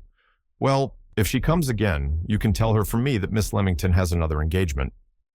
The other nodded wisely. "I hope she won't keep you waiting," he said. "You never know, when Jack's on location." "I did not say she had an engagement with me," said Michael loudly. "That reminds me, Brixton," said the secretary suddenly. "Do you remember the fuss you made, there was, about a sheet of manuscript that by some accident had got into Miss Leamington's script?" Michael nodded. "Has the manuscript been found?" he asked. "No, but the new scenario editor tells me that he was looking through the book, where Foss kept a record of all the manuscripts that came in, and he found one entry had been blacked out with Indian ink." "I'd like to see that book," said the interested Michael, and it was brought to him, a large foolscap ledger, ruled to show the name of the submitted scenario, the author, his address, the date received, and the date returned. Mike put it down on the table in Nebworth's private office and went carefully through the list of authors. "If he sent one, he has probably sent more," he said. "There are no other erasures?" The secretary shook his head. "That is the only one we've seen," he said. "You'll find lots of names of local people. There isn't a tradesman in the place who hasn't written a scenario or submitted an idea since we've been operating." Slowly, Michael's finger went up the column of names. Page after page was turned back, and then his finger stopped at an entry. "The Power of Fear, Sir Gregory Penn," he read, and looked round at Dicker. "Did Sir Gregory submit scenarios, Dicker?" Dicker nodded. "Yes, he sent in one or two," he said. "You'll find his name farther back in the book. He used to write scenarios which he thought were suitable for Miss Mendoza. He's not the man you're looking for?" "No," said Michael quickly. "Have you any of his manuscript?" "They were all sent back," said Dicker regretfully. "He wrote awful mush. I read one of them. I remember Foss trying to persuade old Jack to produce it. Foss made quite a lot of money on the side, we've discovered. He used to take fees from authors, and Nebworth discovered this morning that he once took £200 from a lady on the promise that he'd get her into the pictures. He wrote Foss a stinging letter this morning about it." Presently, Michael found Sir Gregory's name again. It was not remarkable that the owner of Griff Towers should have submitted a manuscript. There was hardly a thinking man or woman in the world who did not believe he or she was capable of writing for the films. He closed the book and handed it back to Dicker. "It is certainly queer, that erased entry. I'll speak to Foss about it as soon as I can find him," he said. He went immediately to the little hotel where Foss was staying, but he was out. "I don't think he came home last night," said the manager. "If he did, he didn't sleep in his bed." "He said he was going to London," he added. Michael went back to the studio, for it had begun to rain, and he knew that that would drive the company from location. His surmise was correct. The big yellow Carabanc came rumbling into the yard a few minutes after he got there. Adele saw him and was passing with a nod when he called her to him. "Thank you, Brixton, but we lunched on location, and I have 2 big scenes to read for tomorrow." Her refusal was uncompromising, but Michael was not the type who readily accepted a no. "What about tea? You've got to drink tea, my good lady, though you have 50 scenes to study, and you can't read and eat too. If you do, you'll get indigestion, and if you get indigestion—" She laughed. "If my landlady will loan me her parlor, you may come to tea at 4:30, she said. "And if you have another engagement at 5 o'clock, you'll be able to meet it." Jack Nebworth was waiting for him when he went into the studio. "Heard about that entry in the scenario book?" he asked. "I see you have. What do you think of it?" Without waiting for a reply. "It looks queer to me. Foss was an unmitigated liar. That fellow couldn't see straight. I've got a little bone to pick with him on the matter of a fee he accepted from a screen-struck lady who wished to be featured in one of my productions." "How's the girl?" asked Michael. "You mean Adele?" "Really, she's wonderful, Brixton. I'm touching wood all the time." He put his hand on the table piously. "Because I know that there's a big shock coming to me somewhere and somehow. Those things do not happen in real life. The only stars that are born in a night are the fireworks produced by crazy vice presidents who have promised to do something for Mamie and can't break their word. And Mamie, supported by 600 extras and $500,000 worth of sets, 2 chariot races in the fall of Babylon, all produced regardless of expense, manages to get over by giving a fine imitation of what the Queen of Persia would look like if she'd been born a chorus girl and trained as a mannequin.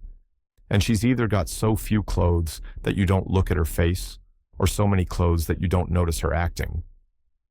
Those kind of stars are like the dust of the Milky Way.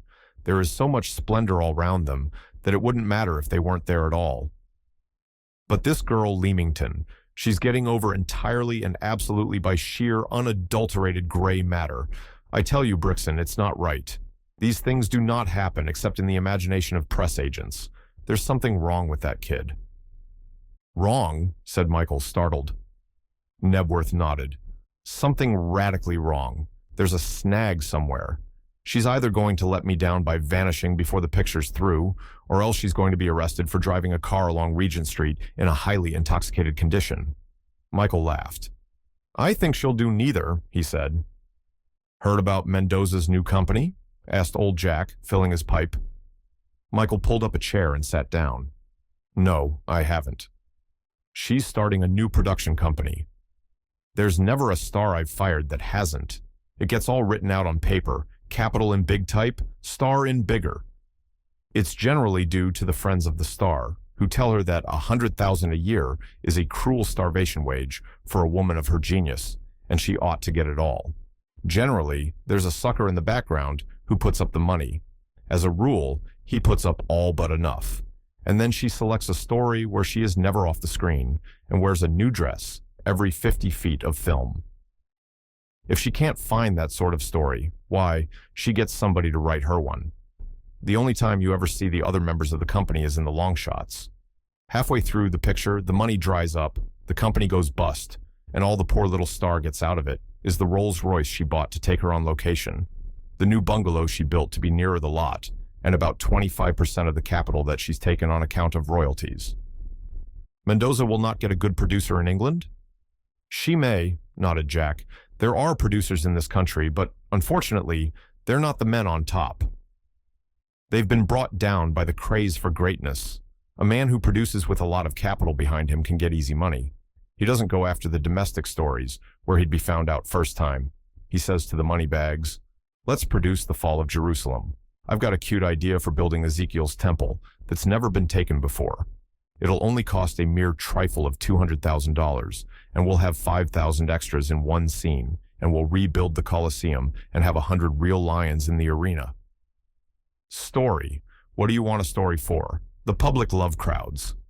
Or maybe he wants to build a new Vesuvius and an eruption at the rate of $50 a foot. There's many a big reputation been built up on sets and extras. Come in, Longvale. Michael turned. The cheery old man was at the door, hat in hand. I am afraid I am rather a nuisance, he said in his beautiful voice. But I came in to see my lawyer, and I could not deny myself the satisfaction of calling to see how your picture is progressing. It is going on well, Longvale, thank you, said Jack. You know Brixton? The old man nodded and smiled. Yes, I came in to see my lawyer on what to you will seem to be a curious errand. Many years ago, I was a medical student and took my final examination, so that I am, to all intents and purposes, a doctor, though I've not practiced to any extent. It is not generally known that I have a medical degree, and I was surprised last night to be called out by, a neighbor, who wished me to attend a servant of his. Now, I am so hazy on the subject that I wasn't quite sure whether or not I'd broken the law by practicing without registration. I can relieve your mind there, Longvale, said Michael. Once you are registered, you are always registered, and you acted quite within your rights. So my lawyer informed me, said Longvale gravely. Was it a bad case? Asked Michael, who guessed who the patient was. No, it was not a bad case. I thought there was blood poisoning, but I think perhaps I may have been mistaken. Medical science has made such great advance since I was a young man that I almost feared to prescribe. Whilst I am only too happy to render any service that humanity demands, I must confess that it was rather a disturbing experience, and I scarcely slept all night. In fact, it was a very disturbing evening and night. Somebody, for some extraordinary reason, put a motor bicycle in my garden. Michael smiled to himself. I cannot understand why. It had gone this morning, and then I saw our friend Foss, who seemed very much perturbed about something. Where did you see him? Asked Michael quickly. He was passing my house. I was standing at the gate, smoking my pipe, and bade him good night without knowing who he was.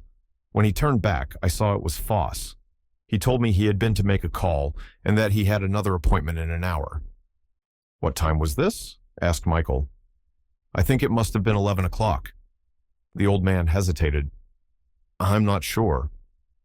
It was just before I went to bed. Michael could easily account for Foss's conduct. Sir Gregory had hurried him off and told him to come back after the girl had gone. My little place used to be remarkable for its quietness, said Longvale, and shook his head. Perhaps, turning to Nebworth, when your picture is finished, you will be so good as to allow me to see it. Why, surely, Longvale. I don't know why I'm taking this tremendous interest, chuckled the old man. I must confess that, until a few weeks ago, filmmaking was a mystery to me. And even today it belongs to the esoteric sciences. Dicker thrust his head in the door. Will you see Miss Mendoza? He asked. Jack Nebworth's expression was one of utter weariness. No, he said curtly. She says, began Dicker. Only the presence of the venerable Longvale prevented Jack from expressing his views on Stella Mendoza and all that she could say. There's another person I saw last night, nodded Longvale. I thought at first you must be shooting, is that the expression, in the neighborhood, but Foss told me that I was mistaken. She's rather a charming girl, don't you think? Very, said Jack dryly. A very sweet disposition, Longvale went on, unconscious of the utter lack of sympathy in the atmosphere. Nowadays, the confusion and hurry which modernity brings in its trail do not make for sweetness of temper, and one is glad to meet an exception. Not that I am an enemy of modernity. To me, this is the most delightful phase of my long life. Sweet disposition, almost howled Jack Nebworth when the old man had taken a dignified farewell. Did you get that, Brixton? Say, if that woman's disposition is sweet, the devil's made of chocolate. When Mike went out, he found Stella at the gate of the studio, and remembered, seeing her, that she had been invited to lunch at Griff Towers. To his surprise, she crossed the road to him. I wanted to see you, Brixton, she said. I sent in word to find if you were there. Then your message was wrongly delivered to Nebworth, smiled Mike. She lifted one of her shoulders in demonstration of her contempt for Jack Nebworth and all his works. No, it was you I wanted to see. You're a detective, aren't you? I am, said Michael, wondering what was coming next. My car is round the corner. Will you come to my house? Michael hesitated. He was anxious, more than anxious, to speak to Adele, though he had nothing special to tell her, beyond the thing which he himself did not know, and she could never guess. With pleasure, he said. She was a skillful motorist, and apparently so much engrossed in her driving that she did not speak throughout the journey. In the pretty little drawing room from which he had a view of the lovely South Downs, he waited expectantly. Brixton, I am going to tell you something which I think you ought to know. Her face was pale, her manner curiously nervous. I don't know what you will think of me when I have told you, but I've got to risk that. I can't keep silence any longer. A shrill bell sounded in the hall. The telephone.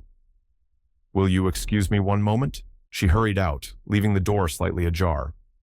Michael heard her quick, angry reply to somebody at the other end of the wire, and then a long interregnum of silence, when apparently she listened without comment. It was nearly 10 minutes before she returned, and her eyes were bright and her cheeks flushed. Would you mind if I told you what I was going to tell you a little later? She asked. She had been on the telephone to Sir Gregory. Of that Michael was sure, though she had not mentioned his name. There's no time like the present, Miss Mendoza, he said encouragingly, and she licked her dry lips. Yes, I know, but there are reasons why I can't speak now. Would you see me tomorrow? Why, certainly, said Michael, secretly glad of his release. Shall I drive you back? No, thank you, I can walk. Let me take you to the edge of the town. I'm going that way, she begged. Of course she was going that way, thought Michael. She was going to Griff Towers. He was so satisfied on this matter that he did not even trouble to inquire, and when she dropped him at his hotel, she hardly waited for him to step to the sidewalk before the car leapt forward on its way. "There's a telegram for you, sir," said the porter. He went into the manager's office and returned with a buff envelope, which Michael tore open. For a time, he could not comprehend the fateful message the telegram conveyed, and then slowly, he read it to himself. "A head found on Chobham Common early this morning. Come to Leatherhead Police Station at once. Staines." An hour later, a fast car dropped him before the station. Staines was waiting on the step. "Found at daybreak this morning," he said. "The man is so far unknown." He led the way to an outhouse. On a table in the center of the room was a box, and he lifted the lid. Mike took one glance at the waxen face and turned white. "Good God," he breathed. It was the head of Lawley Foss. Michael gazed in fascinated horror at the tragic spectacle.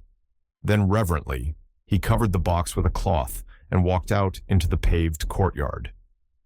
"You know him?" asked Staines. Michael nodded.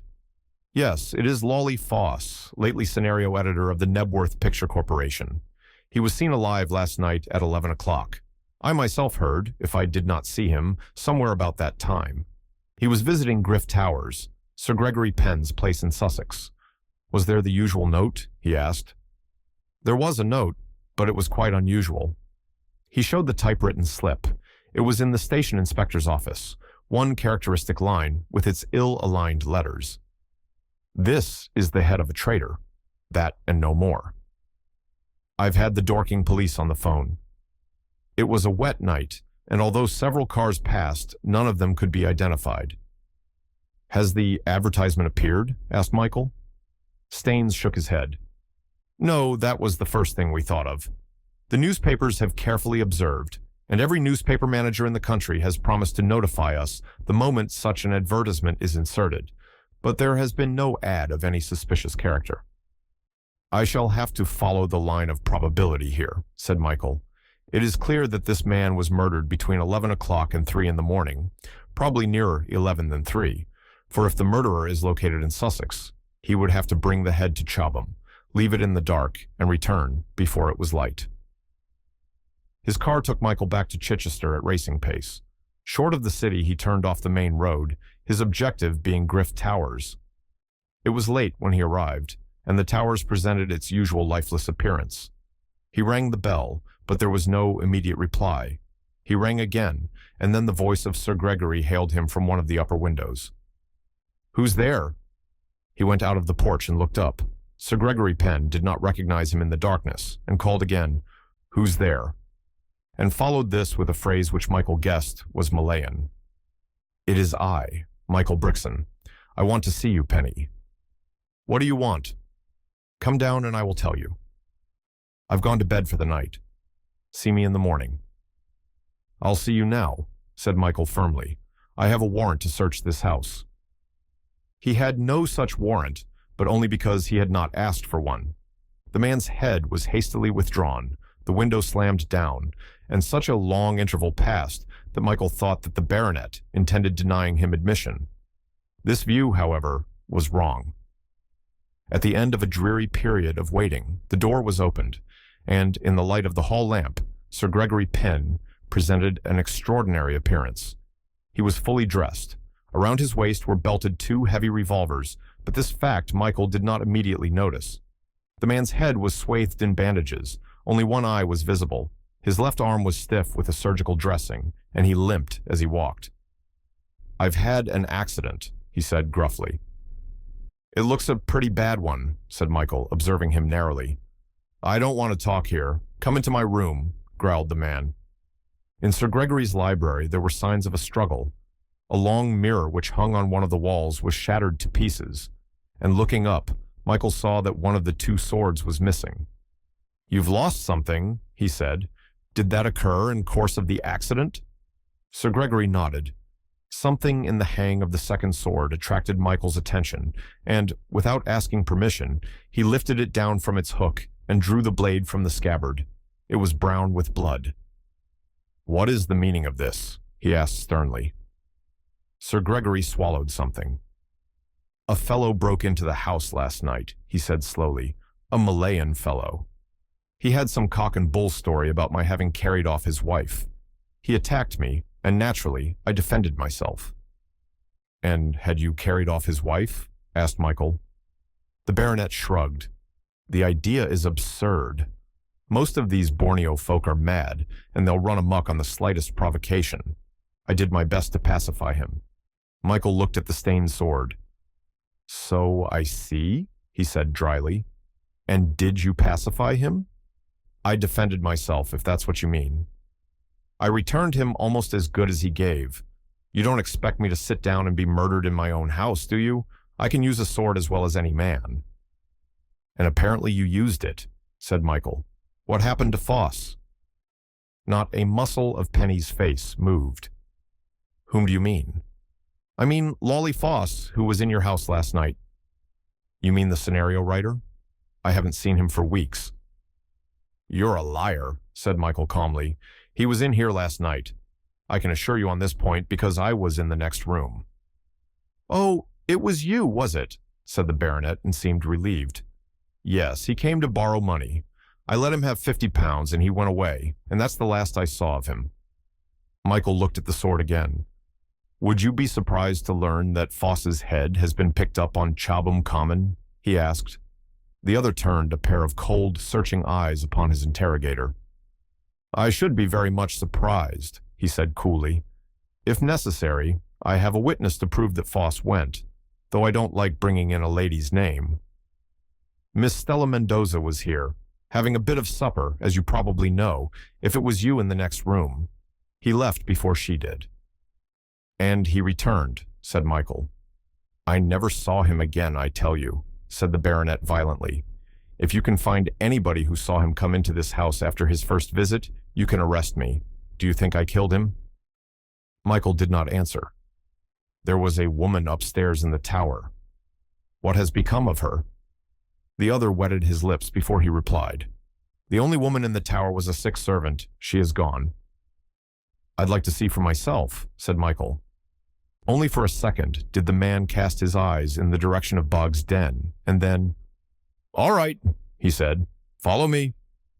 He went out into the corridor and turned, not toward the hall, but in the opposite direction. 10 paces farther down, he stopped and opened a door, so cunningly set in the paneling, and so placed between the two shaded lights that illuminated the corridor that it was difficult to detect its presence. He put in his hand, turned on a light, and Michael saw a long flight of stairs leading back toward the hall. As he followed the baronet, he realized that the tower was something of an illusion. It was only a tower if viewed from the front of the house. Otherwise, it was an additional 2 narrow stories built on one wing of the building. They passed through a door, up a circular staircase, and came to the corridor where Michael had seen Bog, squatting on the previous night. This is the room, said Penne, opening a door. On the contrary, it is not the room, said Michael quietly. The room is at the end of the passage. The man hesitated. Can't you believe me? He asked, in an almost affable tone of voice. What a skeptical chap you are. Now come, Brixton, I don't want to be bad friends with you. Let's go down and have a drink and forget our past animosities. I'm feeling rotten. I want to see that room, said Michael. I haven't the key. Then get it, said Michael sharply. Eventually, the baronet found a passkey in his pocket, and with every sign of reluctance, he opened the door. She went away in a bit of a hurry, he said. She was taken so ill that I had to get rid of her. If she left here because she was ill, she went into an institution of some kind, the name of which you will be able to give me, said Michael as he turned on the light. One glance at the room told him that the story of her hasty departure may have been accurate, but that the circumstances were normal, the appearance of the room denied. The bed was in confusion. There was blood on the pillow and a dark brown stain on the wall. A chair was broken. The carpet had odd and curious stains, one like the print of a bare foot. On a sheet was an indubitable handprint, but such a hand as no human being had ever possessed. The mark of the beast, said Michael, pointing. That's Bog. Again the baronet licked his lips. There was a bit of a fight here, he said. The man came up and pretended to identify the servant as his wife. What happened to him? There was no reply. "What happened to him?" asked Michael with ominous patience. "I let him go, and let him take the woman with him." It was easier. With a sudden exclamation, Michael stooped and picked up from behind the bed a bright steel object. It was the half of a sword, snapped clean in the middle and unstained. He looked along the blade and presently found the slightest indent. Picking up the chair, he examined the leg and found two deeper dents in one of the legs. "I'll reconstruct the scene. You and your pog caught the man after he had got into this room. The chair was broken in the struggle, probably by Pog, who used the chair.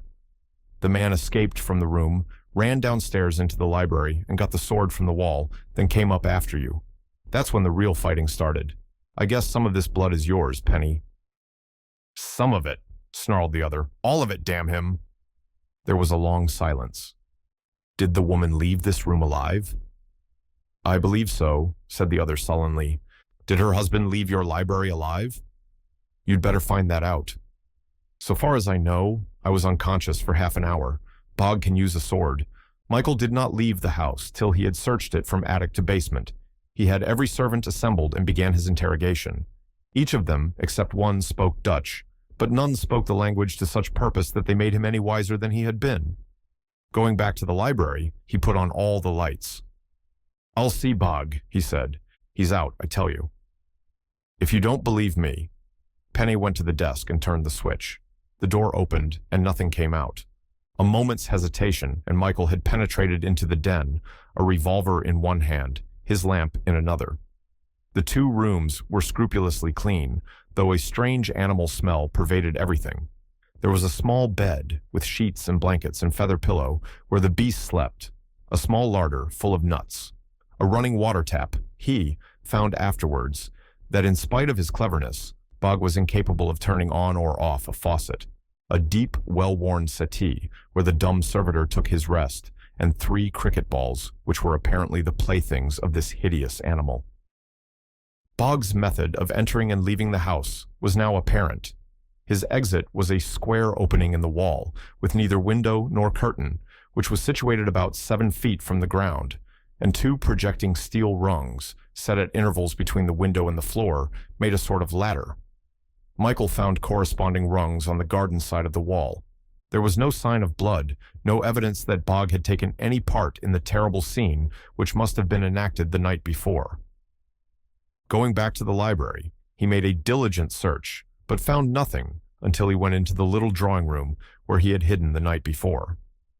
Here on the windowsill, he found traces enough, the mark of a bare foot, and another which suggested that a heavy body had been dragged through the window.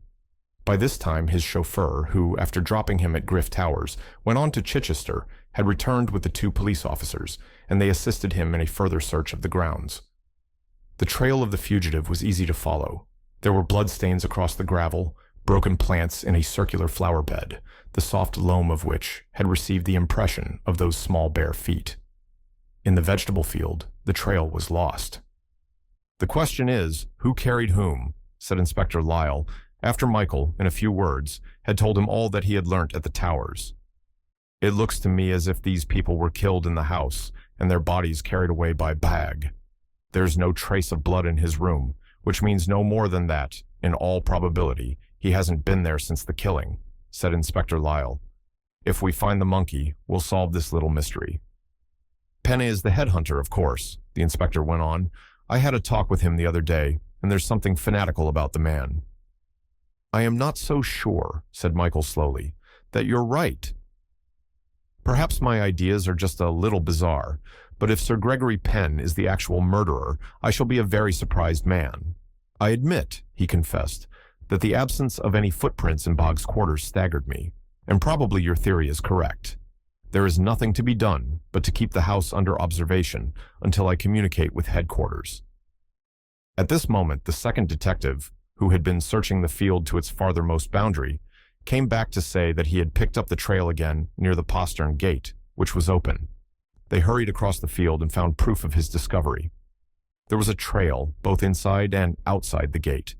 Near the postern was a big heap of leaves, which had been left by the gardener to rot, and on this they found the impression of a body as though whoever was the carrier had put his burden down for a little while to rest. In the field beyond the gate, however, the trail was definitely lost. Life is largely made up of little things, but perspective in human affairs is not a gift common to youth. It had required a great effort on the part of Adele Leamington to ask a man to tea, but once that effort was made, she had looked forward with a curious pleasure to the function. At the moment Michael was speeding to London, she interviewed Jack Nebworth in his Holy of Holies. "Certainly, my dear, you may take the afternoon off." I am not quite sure what the schedule was. He reached out his hand for the written timetable, but she supplied the information. "You wanted some studio portraits of me. Stills," she said. "So I did." "Well, that can wait. Are you feeling pretty confident about the picture, eh?" No, I'm not confident, Nebworth. I'm in a state of nerves about it. You see, it doesn't seem possible that I should make good at the first attempt. One dreams about such things, but in dreams, it is easy to jump obstacles and get round dangerous corners and slur over difficulties. Every time you call camera, I am in a state of panic, and I am so self-conscious that I am watching every movement I take and saying to myself, "You're raising your hands awkwardly. You're turning your head with a jerk." "But that doesn't last," he said sharply, so sharply that she smiled. "No, the moment I hear the camera turning, I feel that I am the character I'm supposed to be." He patted her on the shoulder. "That is how you should feel," he said, and went on. "Seen nothing of Mendoza, have you?" "She isn't annoying you, or Foss?" "I've not seen Miss Mendoza for days, but I saw Foss last night." She did not explain the curious circumstances, and Jack Nebworth was so incurious that he did not ask. So that he learnt nothing of Lolly Foss's mysterious interview with the man in the closed car at the corner of Arundel Road, an incident she had witnessed on the previous night, nor of the white and womanly hand that had waved him farewell, nor of the great diamond which had sparkled lustrously on the little finger of the unknown motorist. Going home, Adele stopped at a confectioner's and a florist's, collected the cakes and flowers that were to adorn the table of Watson's parlor. She wondered more than a little just what attraction she offered to this man of affairs. She had a trick of getting outside and examining herself with an impartial eye, and she knew that, by self-repression and almost self-obliteration, she had succeeded in making of Adele Leamington a very colorless, characterless young lady. That she was pretty she knew, but prettiness in itself attracts only the superficial. Men who are worth knowing require something more than beauty. And Michael was not philandering. He was not that kind. He wanted her for a friend at least. She had no thought that he desired amusement during his enforced stay in a very dull town. 4:30 came and found the girl waiting. At 4:45 she was at the door, scanning the street. At 5, angry but philosophical, she had her tea and ordered the little maid of all work to clear the table. Michael had forgotten. Of course, she made excuses for him, only to demolish them and build again. She was hurt, amused, and hurt again. Going upstairs to her room, she lit the gas, took the script from her bag, and tried to study the scenes that were to be shot on the following day, but all manner of distractions interposed between her receptive mind and the typewritten paper. Michael bulked largely, and the closed car, and Lolly Foss, and that waving white hand as the car drove off. Curiously enough, her speculations came back again and again to the car. It was new, and its woodwork was highly polished, and it moved so noiselessly. At last, she threw the manuscript down and rose, with a doubtful eye on the bed. She was not tired. The hour was 9. Chichester offered few attractions by night.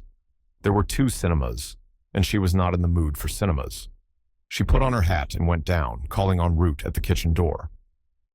"I am going out for 1/4 of an hour," she told her landlady, who was in an approving mood. The house was situate in a street of small villas.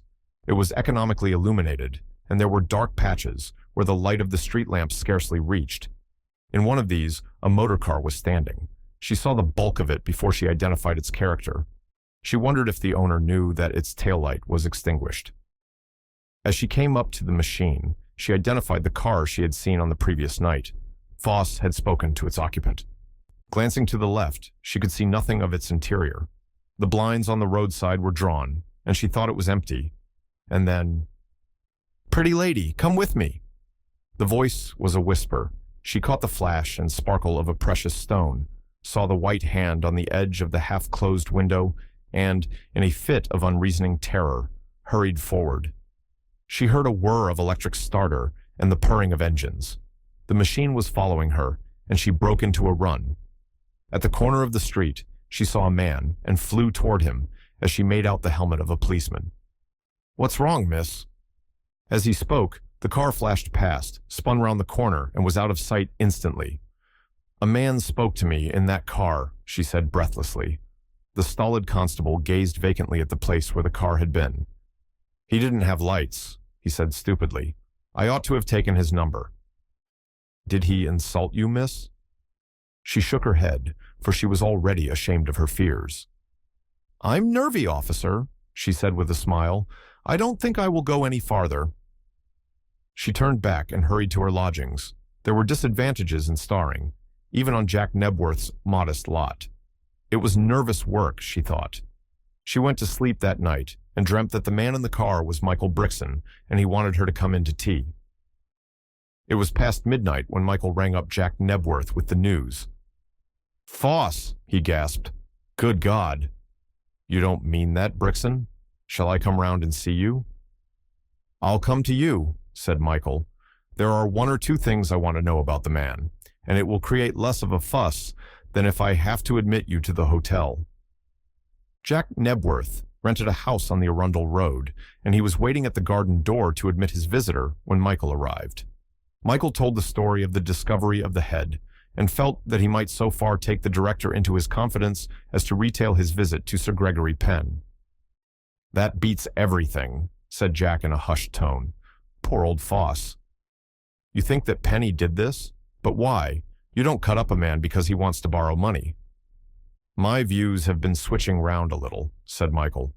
"You remember a sheet of manuscript that was found amongst some of your script, and which I told you must have been written by the headhunter?" Jack nodded. "I'm perfectly sure," Michael went on, "and particularly after seeing the erasure in the scenario book, that Foss knew who was the author of that manuscript, and I'm equally certain that he resolved upon the desperate expedient of blackmailing the writer. If that is the case, and if Sir Gregory is the man, again, I am very uncertain on this point, there is a good reason why he should be put out of the way. There is one person who can help us, and that is—" "Mendoza," said Jack, and the two men's eyes met.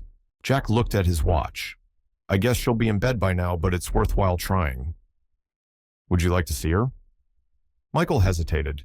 Stella Mendoza was a friend of Penny's, and he was loath to commit himself irretrievably to the view that Penny was the murderer. "Yes, I think we'll see her," he said. "After all, Penny knows that he is suspected." Jack Nebworth was 10 minutes on the telephone before he succeeded in getting a reply from Stella's cottage. "It's Nebworth speaking, Miss Mendoza," he said. "Is it possible to see you tonight?" "Brixton wants to speak to you." "At this hour of the night?" she said in sleepy surprise. "I was in bed when the bell rang. Won't it do in the morning?" "No, he wants to see you particularly tonight. I'll come along with him, if you don't mind." "What is wrong?" she asked quickly. "Is it about Gregory?" Jack whispered a query to the man who stood at his side, and Michael nodded. "Yes, it is about Gregory," said Nebworth. "Will you come along?" "I'll have time to dress." Stella was dressed by the time they arrived, and too curious and too alarmed to make the hour of the call a matter of comment. "What is the trouble?" she asked. "Foss is dead." "Dead?" She opened her eyes wide. "Why, I only saw him yesterday." "But how?" "He has been murdered," said Michael quietly. "His head has been found on Chobham Common." She would have fallen to the floor, had not Michael's arm been there to support her, and it was some time before she recovered sufficiently to answer coherently the questions which were put to her. "No, I didn't see Foss again after he left the towers, and then I only saw him for a few seconds." "Did he suggest he was coming back again?" She shook her head. "Did Sir Gregory tell you he was returning?" "No." She shook her head again. He told me he was glad to see the last of him, and that he had borrowed £50 until next week, when he expected to make a lot of money. Gregory is like that. He will tell you things about people, things which they ask him not to make public. He is rather proud of his wealth and what he calls his charity. "You had a luncheon engagement with him?" said Michael, watching her. She bit her lip. "You must have heard me talking when I left him," she said. "No, I had no luncheon engagement. That was camouflage, intended for anybody who was hanging around, and we knew somebody had been in the house that night. Was it you?" Michael nodded. "Oh, I'm so relieved." She heaved a deep sigh. "Those few minutes in that dark room were terrible to me. I thought it was—" She hesitated. "Bog?" suggested Michael, and she nodded. "Yes. You don't suspect Gregory of killing Foss?" "I suspect everybody in general and nobody in particular," said Michael. "Did you see Bog?" She shivered. "No, not that time. I've seen him, of course. He gives me the creeps. I've never seen anything so human. Sometimes, when Gregory was a little drunk, he used to bring Bog out and make him do tricks. Do you know that Bog could do all the Malayan exercises with the sword? Sir Gregory had a specially made wooden sword for him, and the way that awful thing used to twirl it round his head was terrifying." Michael stared at her. "Bog could use the sword, then? Penny told me he did, but I thought he was lying." "Oh, yes, he could use the sword. Gregory taught him everything." "What is Penny to you?" Michael asked the question bluntly, and she colored. "He has been a friend," she said awkwardly. "A very good friend of mine, financially, I mean. He took a liking to me a long time ago, and we've been very good friends." Michael nodded. "And you are still?" "No," she answered shortly. "I've finished with Gregory, and am leaving Chichester tomorrow. I've put the house in an agent's hands to rent. Poor Foss," she said, and there were tears in her eyes. "Poor soul." "Gregory wouldn't have done it, Brixton, I'll swear that. There's a whole lot of Gregory that's sheer bluff. He's a coward at heart, and though he has done dreadful things, he has always had an agent to do the dirty work." "Dreadful things like what?" She seemed reluctant to explain, but he pressed her. "Well, he told me that he used to take expeditions in the bush and raid the villages, carrying off girls. There is one tribe that have very beautiful women. Perhaps he was lying about that too, but I have an idea that he spoke the truth. He told me that only a year ago, when he was in Borneo, he lifted a girl from a wild village where it was death for a European to go. He always said, lifted." "And didn't you mind these confessions?" asked Michael, his steely eye upon her. She shrugged her shoulders. "He was that kind of man," was all she said, and it spoke volumes for her understanding of her very good friend. Michael walked back to Jack Nebworth's house. "The story Penny tells seems to fit together with the information Mendoza has given us. There is no doubt that the woman at the top of the tower was the lady he lifted, and less doubt that the little brown man was her husband. If they have escaped from the tower, then there should be no difficulty in finding them.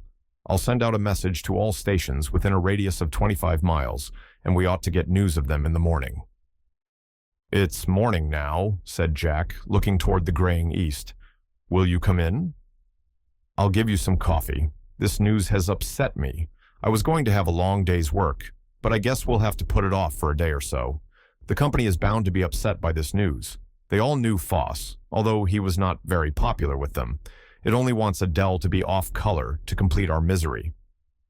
By the way, Brixton, why don't you make this your headquarters? I'm a bachelor. There's a phone service here, and you'll get a privacy at this house which you don't get at your hotel."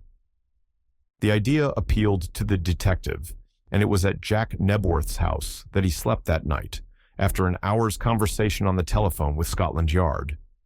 Early in the morning he was again at the towers, and now, with the assistance of daylight, he enlarged his search without adding greatly to his knowledge.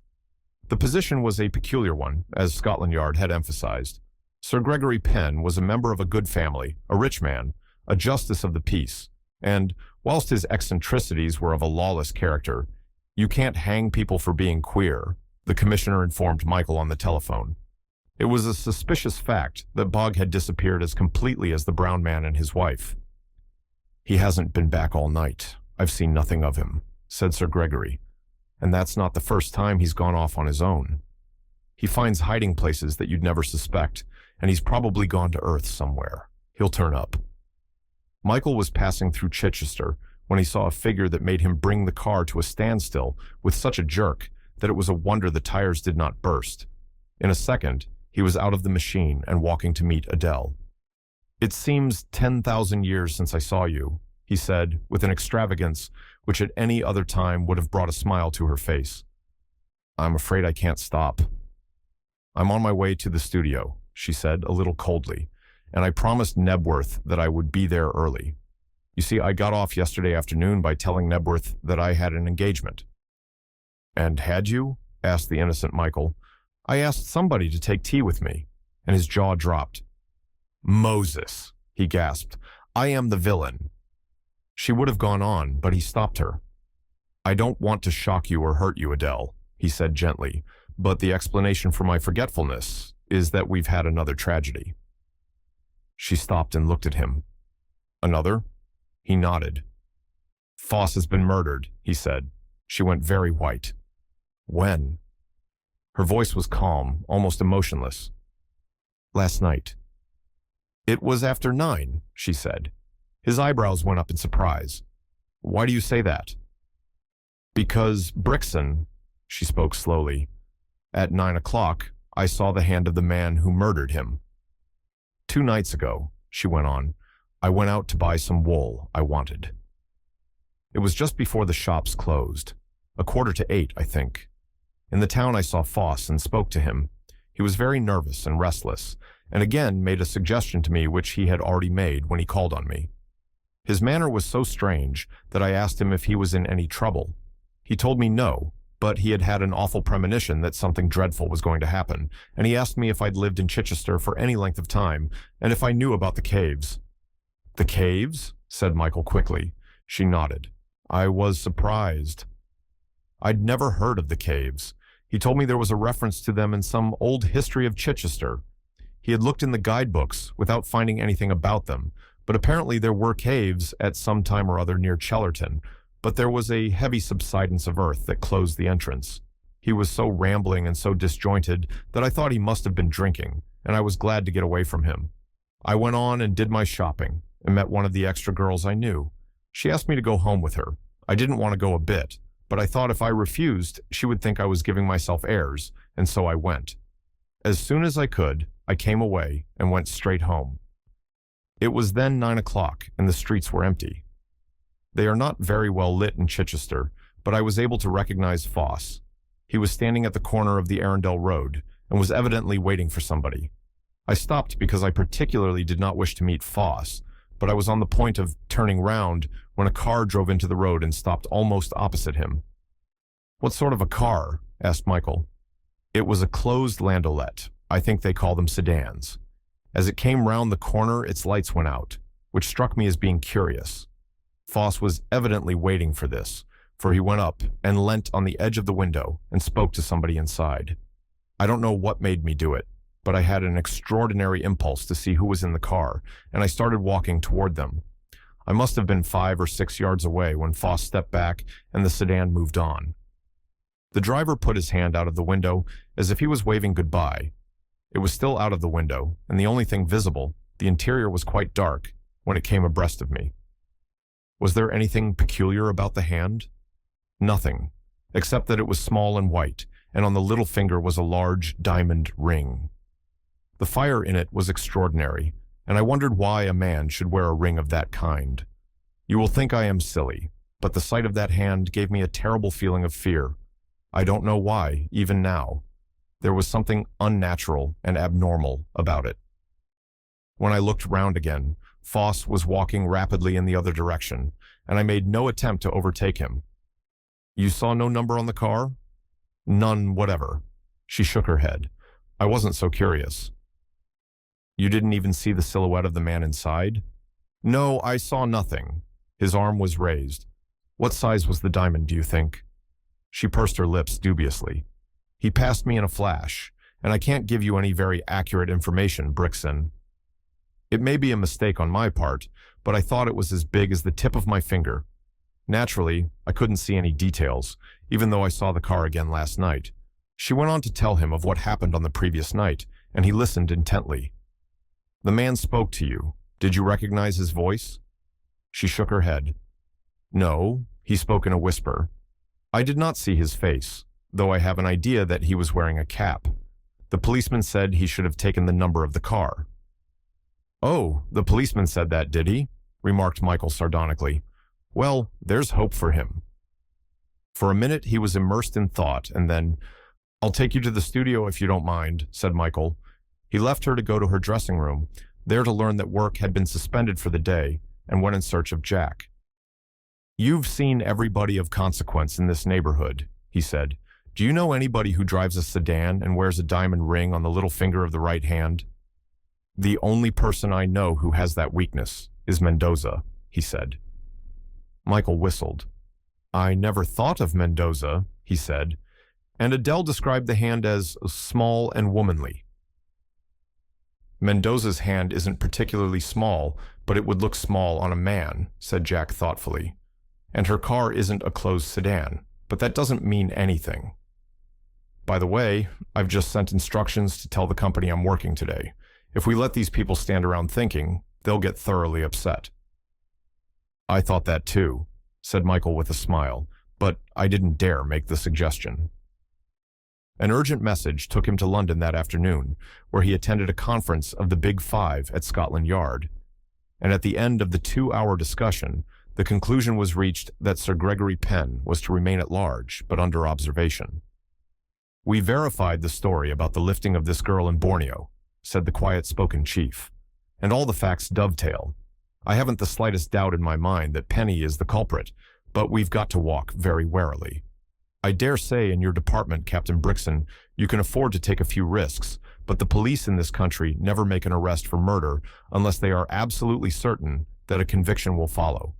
There may be something in your other theory, and I'd be the last man in the world to turn it down, but you'll have to conduct parallel investigations."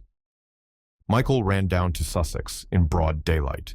There was a long stretch of road about 4 miles north of Chichester, and he was pelting along this when he became aware of a figure standing in the middle of the roadway with its arms outstretched, and slowed down. It was Samson Longvale, he saw to his amazement. Almost before the car had stopped, with an extraordinary display of agility, Longvale jumped on the running board. "I have been watching for you this last 2 hours, Brixton," he said. "Do you mind if I join you?" "Come right in," said Michael heartily. "You are going to Chichester, I know. Would you mind instead coming to the Dower House? I have something important to tell you." The place at which he had signaled the car to stop was exactly opposite the end of the road that led to the Dower House and Sir Gregory's domain. The old man told him that he had walked back from Chichester and had been waiting for the passing of the car. "I learnt for the first time, Brixton, that you are an officer of the law," he said, with a stately inclination of his head. "I need hardly tell you how greatly I respect one whose duty it is to serve the cause of justice." "Nebworth told you, I presume?" said Michael with a smile. "He told me," agreed the other gravely. "I went in really to seek you, having an intuition that you had some more important position in life than what I had first imagined. I confess I thought at first that you were one of those idle young men who have nothing to do but to amuse themselves.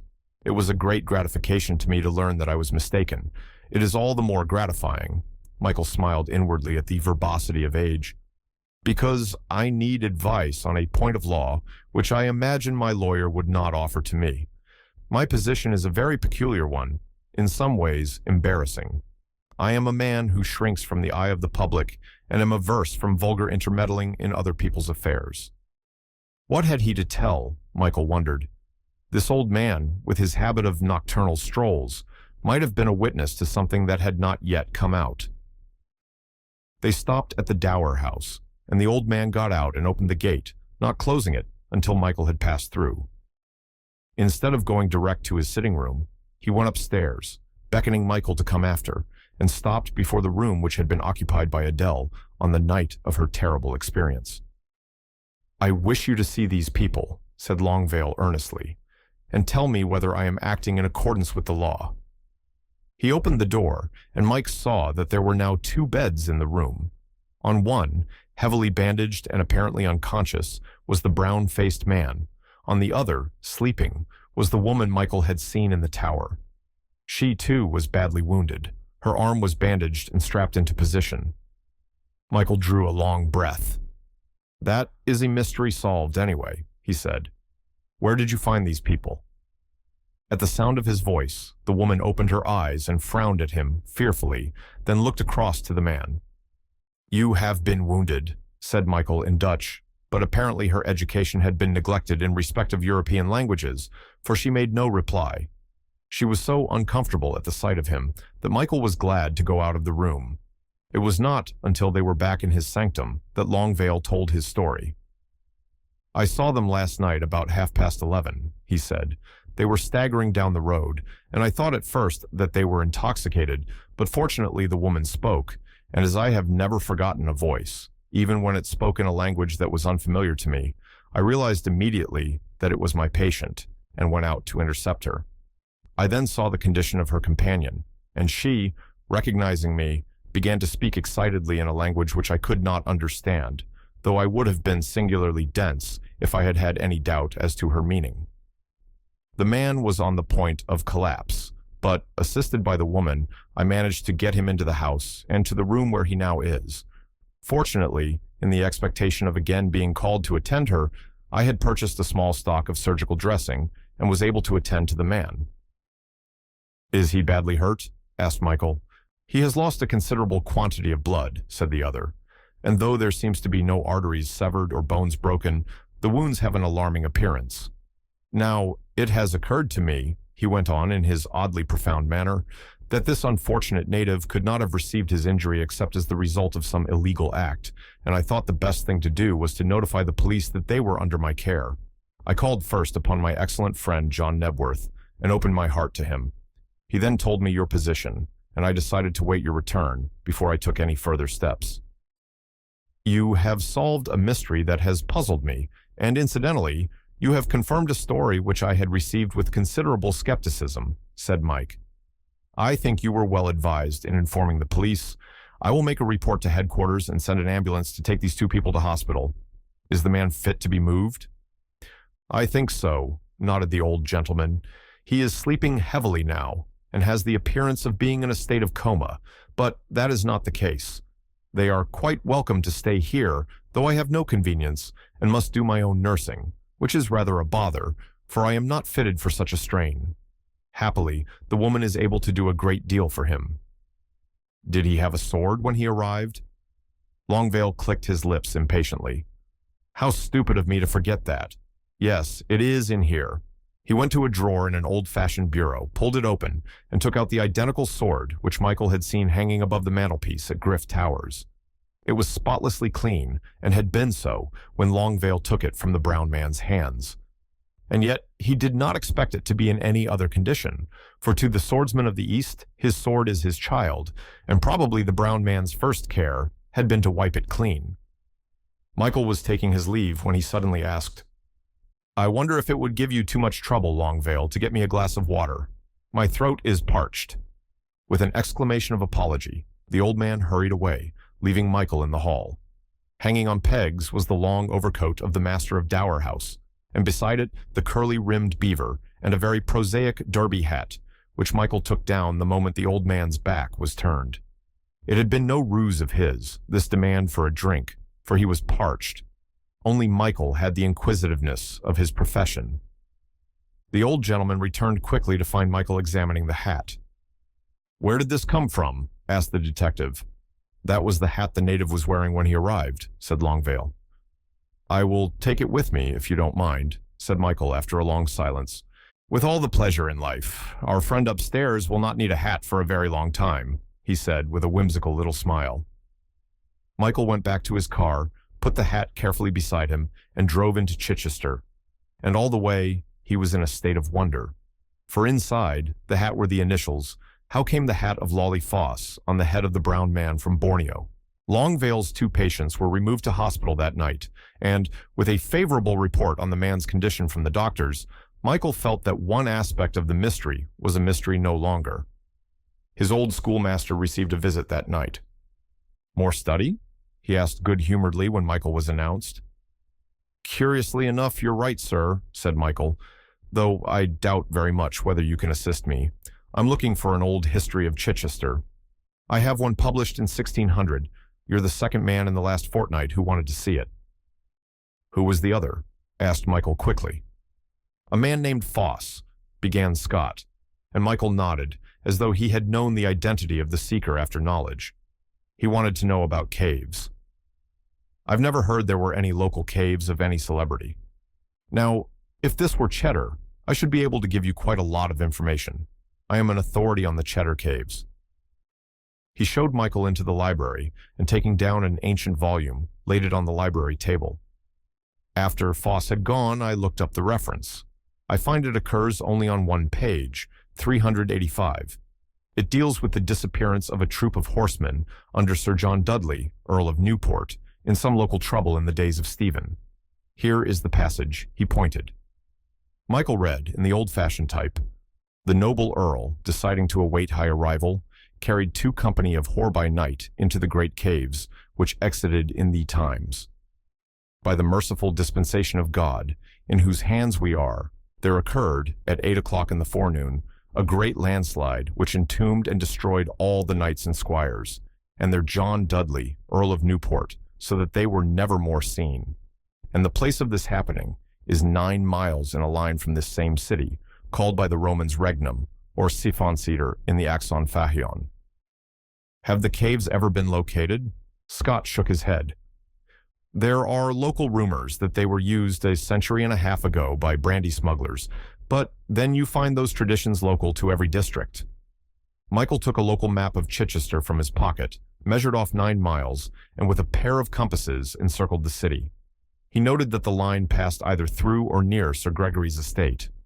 There are 2 Griff Towers? He suddenly said, examining the map. Yes, there is another besides Penny's place, which is named after a famous local landmark, the real Griffin Tower, as it was originally called. I have an idea it stands either within or about Penny's property, a very old circular tower, about 20 feet high, and anything up to 2,000 years old. I'm interested in antiquities, and I have made a very careful inspection of the place.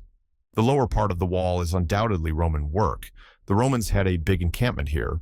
In fact, Regnum was one of their headquarters. There are all sorts of explanations for the tower. Probably it was a keep or blockhouse. The idea I have is that the original Roman tower was not more than a few feet high, and was not designed for defense at all. Successive ages added to its height, without exactly knowing why. Michael chuckled. Now, if my theory is correct, I shall hear more about this Roman castle before the night is out, he said. He gathered his trunks from the hotel and took them off to his new home. He found that the dinner table was laid for 3. Expecting company? Asked Michael, watching Jack Nebworth putting the finishing touches on the table. He had a bachelor's finicking sense of neatness, which consists of placing everything at equal distance from everything else. Yeah, friend of yours. Of mine? Jack nodded. I've asked young Leamington to come up. And when I see a man of your age turning pink at the mention of a girl's name, I feel sorry for him. She's coming partly on business, partly for the pleasure of meeting me in a human atmosphere. She didn't do so well today as I wanted, but I guess we were all a little short of our best.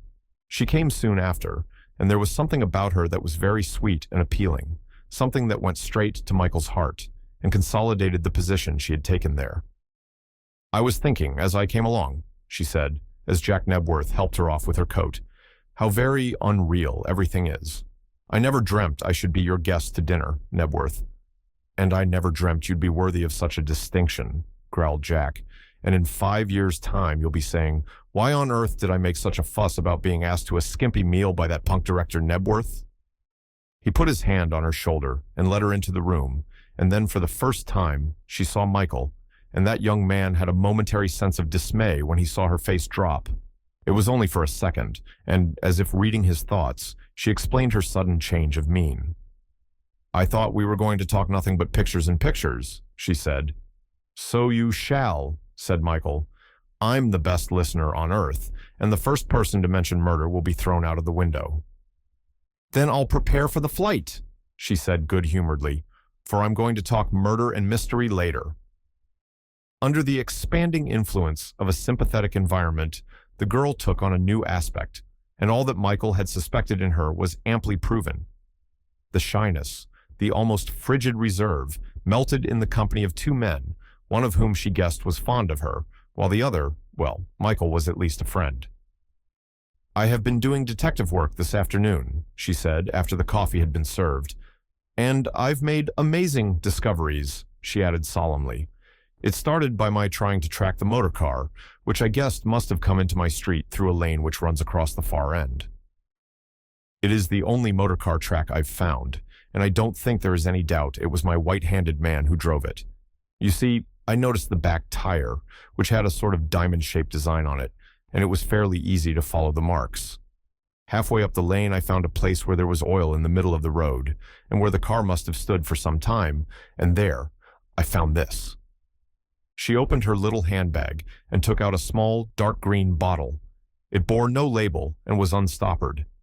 Michael took it from her hand, examined it curiously, and smelt.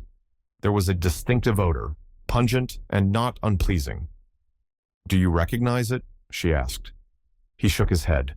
"Let me try." Jack Nebworth took the bottle from Michael's hand and sniffed. "Butyl chloride," he said quickly, and the girl nodded. "I thought it was that.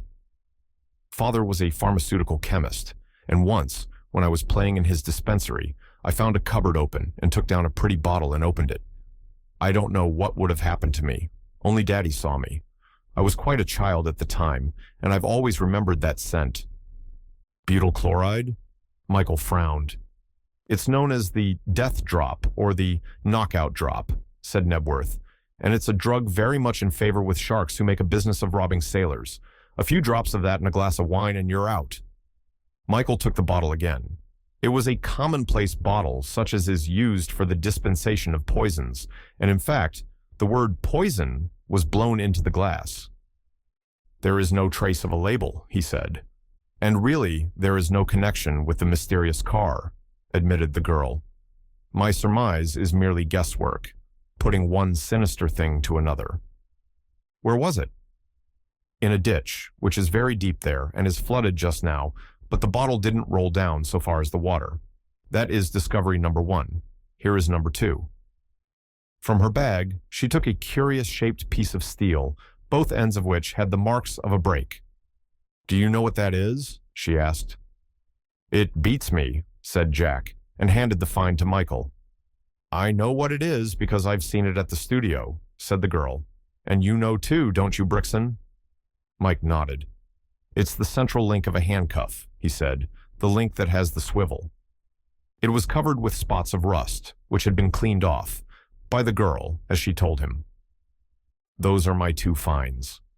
I am not going to offer you my conclusions, because I have none."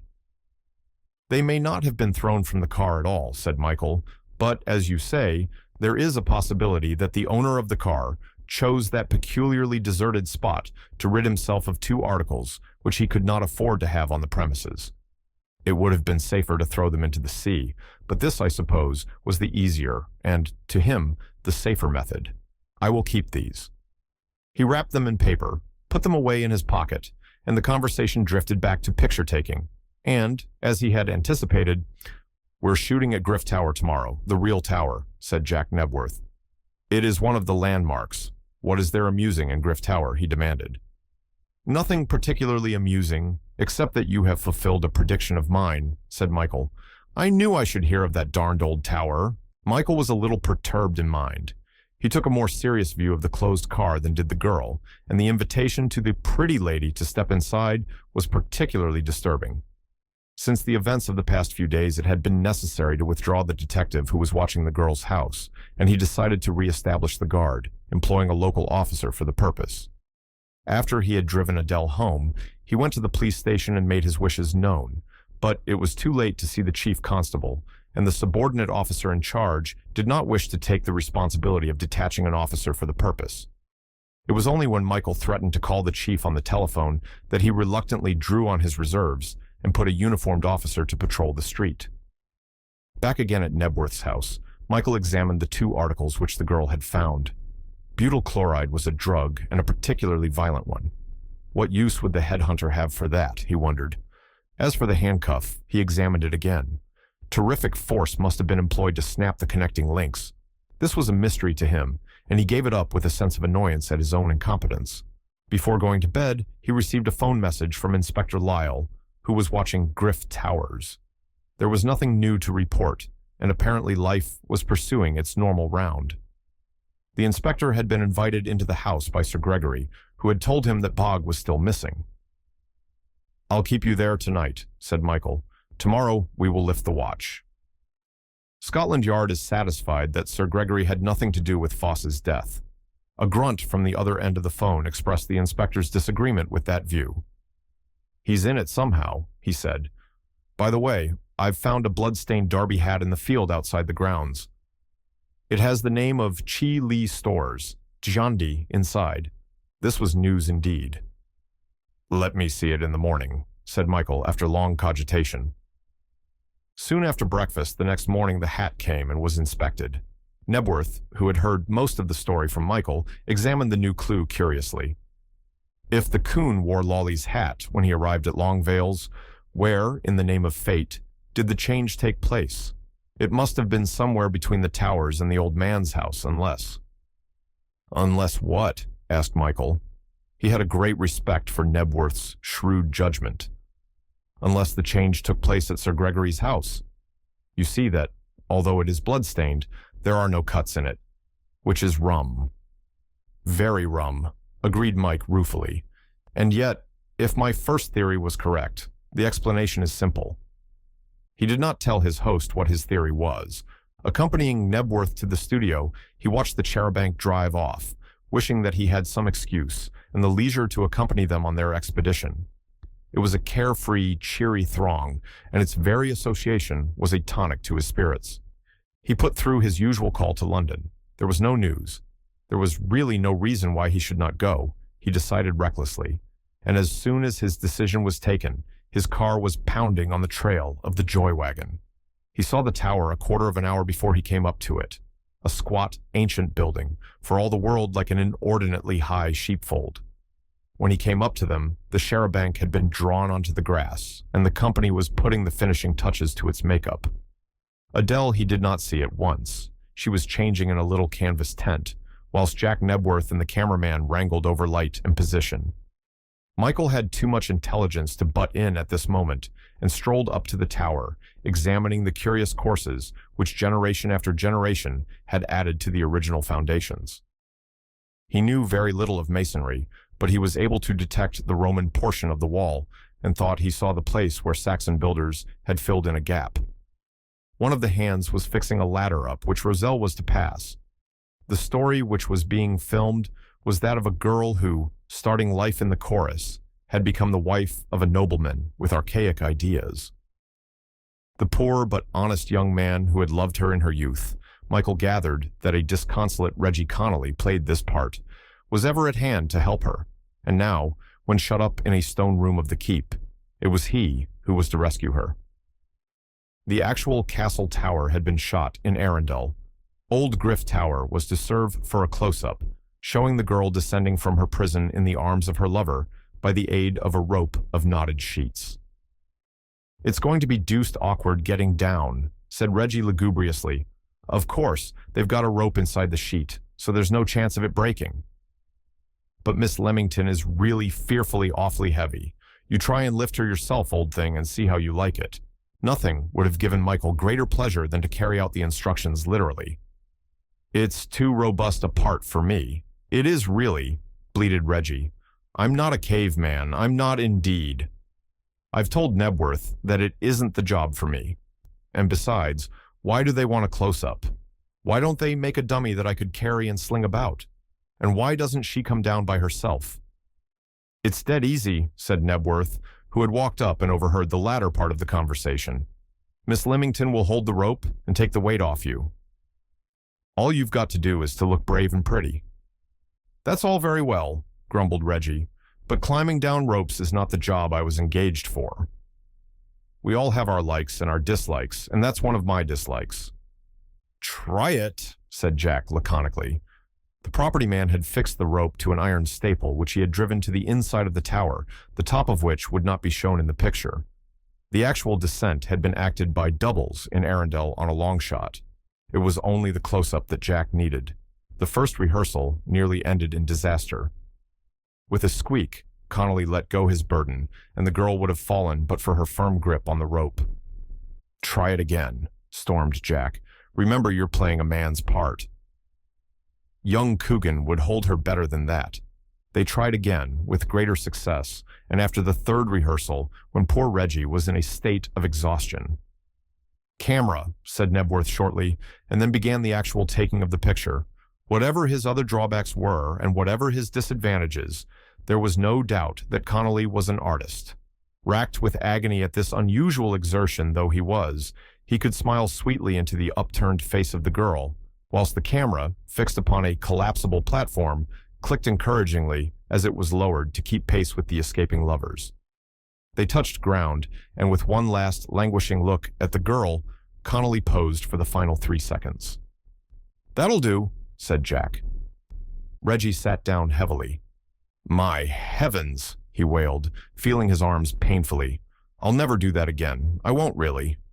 I've had as much of that stuff as ever I'm going to have, Nebworth. It was terrible. I thought I should die." "Well, you didn't," said Jack good-humoredly. "Now have a rest, you boys and girls, and then we'll shoot the escape." The camera was moved off 20 or 30 yards, and whilst Reggie Connolly writhed in agony on the ground, the girl walked over to Michael. "I'm glad that's over," she said thankfully. "Poor Connolly." The awful language he was using inside nearly made me laugh, and that would have meant that we should have had to take it all over again. But it wasn't easy, she added. Her own arm was bruised, and the rope had rubbed raw a little place on her wrist. Michael had an insane desire to kiss the raw skin, but restrained himself. "What did you think of me? Did I look anything approaching graceful? I felt like a bundle of straw." "You looked wonderful," he said fervently, and she shot a quick glance at him and dropped her eyes. "Perhaps you're prejudiced," she said demurely. "I have that feeling too," said Michael. "What is inside?" He pointed. "Inside the tower?" "Nothing, except a lot of rock and wild bush, and a pathetic dwarf tree. I loved it." He laughed. "Just now you said you were glad it was over. I presume you were referring to the play and not to the interior of the tower?" She nodded, a twinkle in her eye. "Nebworth says he may have to take a night shot if he's not satisfied with the day picture. Poor Connolly. He'll throw up his part." At that moment, Jack Nebworth's voice was heard. "Don't take the ladder, Collins," he shouted. "Put it down on the grass behind the tower. I may have to come up here tonight, so you can leave anything that won't be hurt by the weather, and collect it again in the morning." Adele made a little face. "I was afraid he would," she said. "Not that I mind very much. It's rather fun. But Connolly's nervousness communicates itself in some way. I wish you were playing that part." "I wish to heaven I were," said Michael, with such sincerity in his voice that she colored. Jack Nebworth came toward them. "Did you leave anything up there, Adele?" he asked, pointing to the tower. "No, Nebworth," she said in surprise. "Well, what's that?" He pointed to something round that showed above the edge of the tower top. "Why, it's moving," he gasped. As he spoke, a head came slowly into view. It was followed by a massive pair of hairy shoulders, and then a leg was thrown over the wall. It was Bog! His tawny hair was white with dust. His face was powdered grotesquely. All these things Michael noticed. Then, as the creature put out his hand to steady himself, Michael saw that each wrist was encircled by the half of a broken pair of handcuffs. The girl screamed and gripped Michael's arm. "What is that?" she asked. "Is it the thing that came to my room?" Michael put her aside gently and ran toward the tower. As he did so, Bog took a leap and dropped on the ground. For a moment he stood, his knuckles on the ground, his malignant face turned in the direction of the man, and then he sniffed, and, with that queer twittering noise of his, went ambling across the downs and disappeared over a nearby crest. Michael raced in pursuit.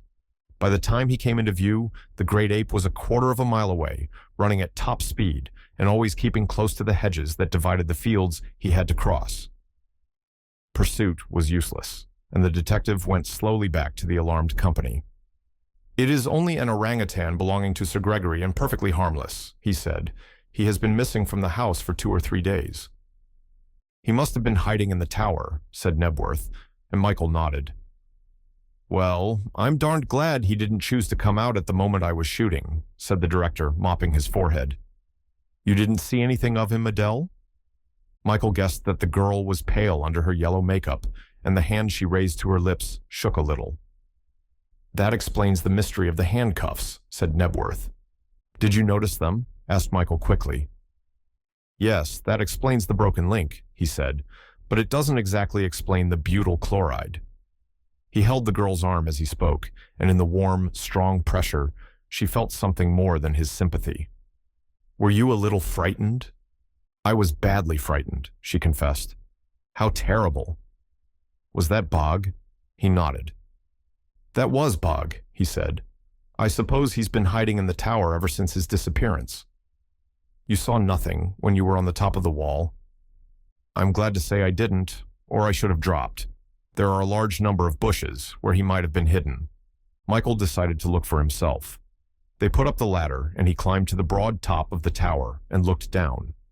At the base of the stonework, the ground sloped away in a manner curiously reminiscent of the shell holes he had seen during the war in France. The actual floor of the tower was not visible under the hawthorn bushes, which grew thickly at the center. He caught a glimpse of the jagged edges of rock, the distorted branches of an old tree, and that was all. There was ample opportunity for concealment. Possibly Bog had hidden there most of the time, sleeping off the effects of his labor and his wounds, for Michael had seen something that nobody else had noticed, the gashed skin and the ear that had been slashed in half. He came down the ladder again and rejoined Nebworth. "I think that finishes our work for today," said Jack dubiously. "I smell hysteria, and it will be a long time before I can get the girls to come up for a night picture." Michael drove the director back in his car, and all the way home, he was considering this strange appearance of the ape. Somebody had handcuffed Bog. He ought to have guessed that when he saw the torn link. No human being could have broken those apart, and Bog had escaped. From whom? How? And why had he not returned to Griff Towers and to his master? When he had dropped the director at the studio, he went straight on to Gregory's house and found the baronet playing clock golf on a strip of lawn that ran by the side of the house. The man was still heavily bandaged, but he was making good recovery. "Yes, Bog is back. He returned half an hour ago. Where he has been, heaven knows. I've often wished that chap could talk, but I've never wished it so much as I do at this moment. Somebody had put irons on him. I've just taken them off." "Can I see them?" "You knew it, did you?" "I saw him. He came out of the old tower on the hill Michael pointed. From where they stood, the tower was in sight." "Is that so? And what the devil was he doing there?" Sir Gregory scratched his chin thoughtfully.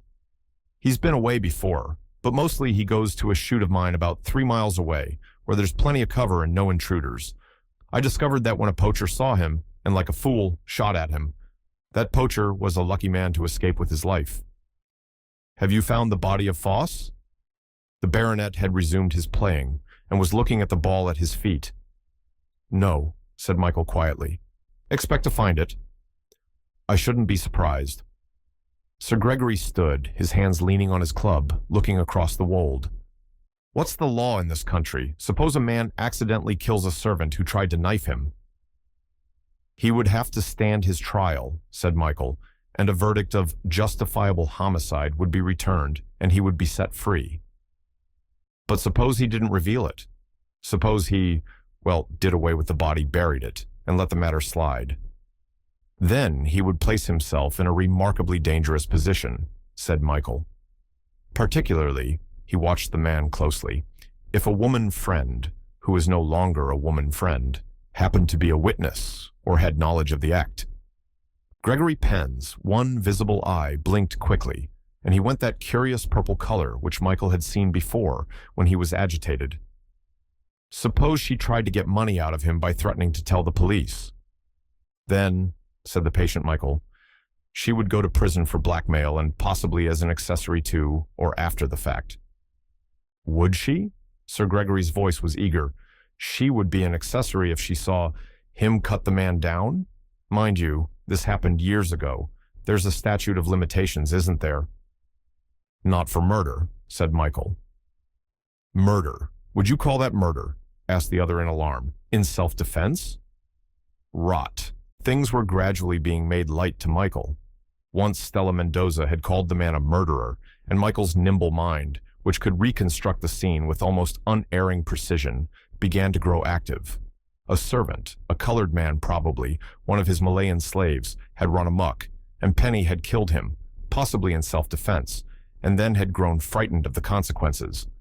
He remembered Stella's description. Penny is a bluffer and a coward at heart. That was the story in a nutshell. Where did you bury your unfortunate victim? He asked coolly, and the man started. Bury?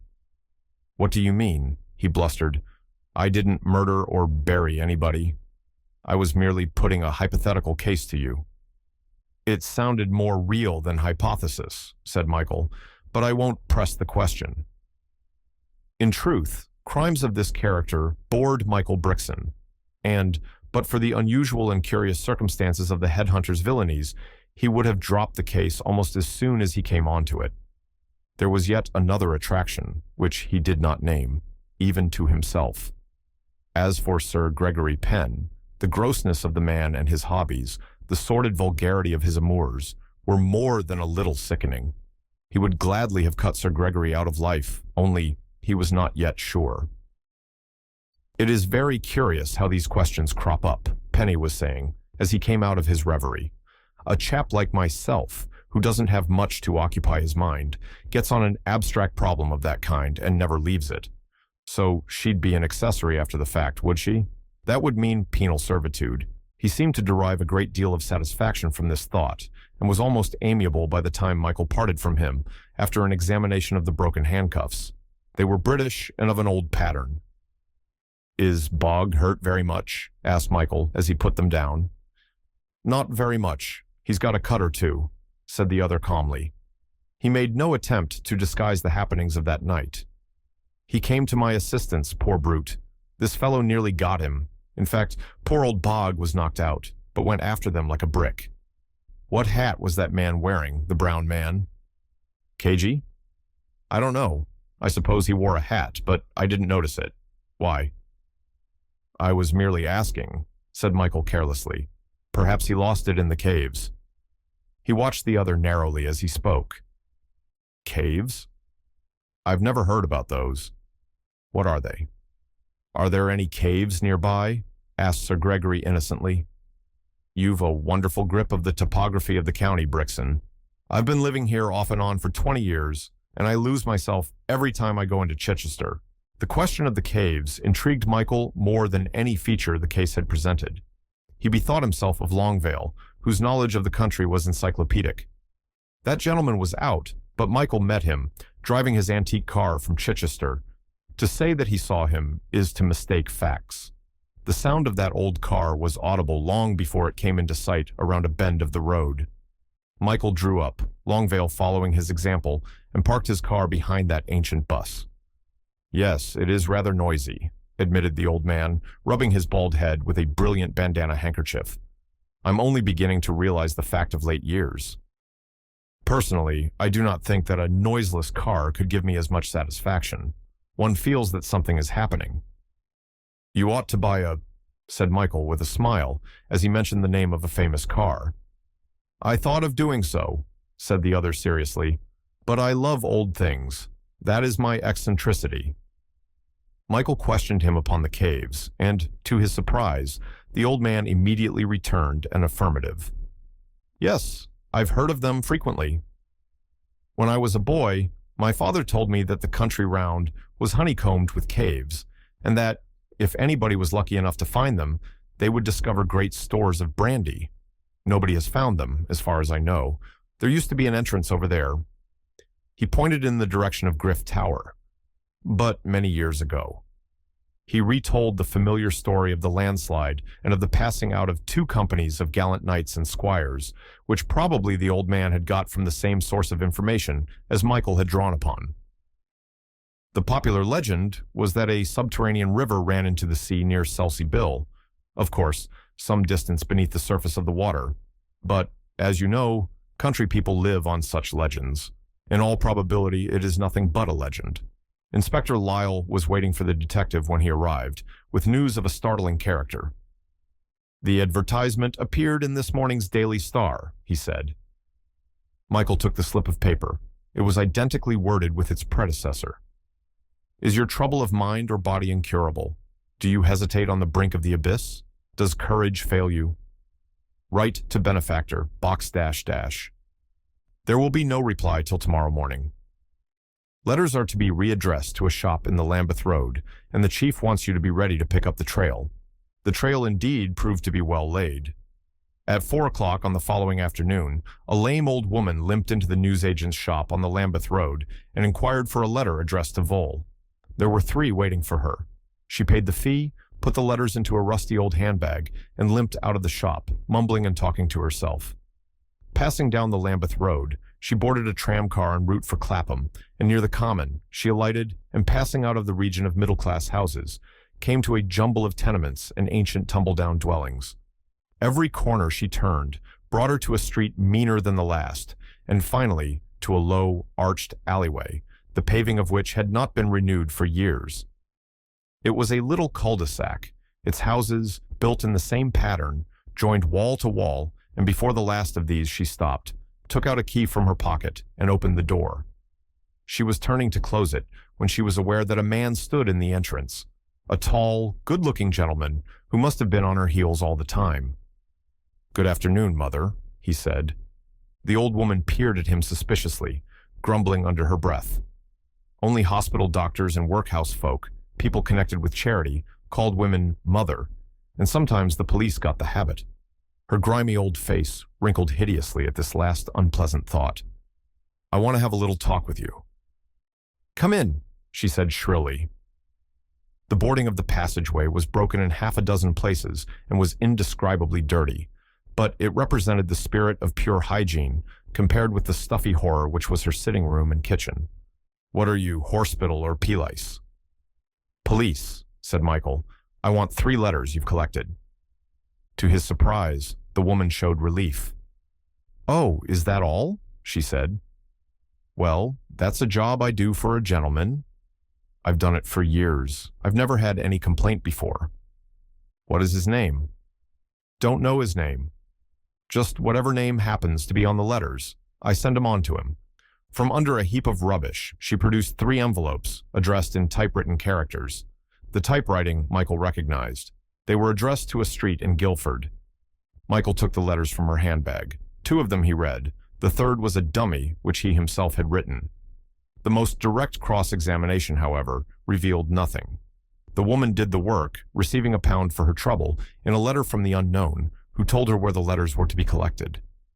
"She was a little mad and indescribably beastly," said Michael in disgust when he reported. "And the Guildford inquiries don't help us forward. There's another agent there who sends the letters back to London, which they never reach. That is the mystery of the proceeding. There simply isn't such an address at London, and I can only suggest that they are intercepted en route. The Guildford police have that matter in hand." Staines was very worried. "Michael, I oughtn't to have put you on this job," he said. "My first thoughts were best. Scotland Yard is kicking and say that the meddling of outsiders is responsible for the headhunter not being brought to justice.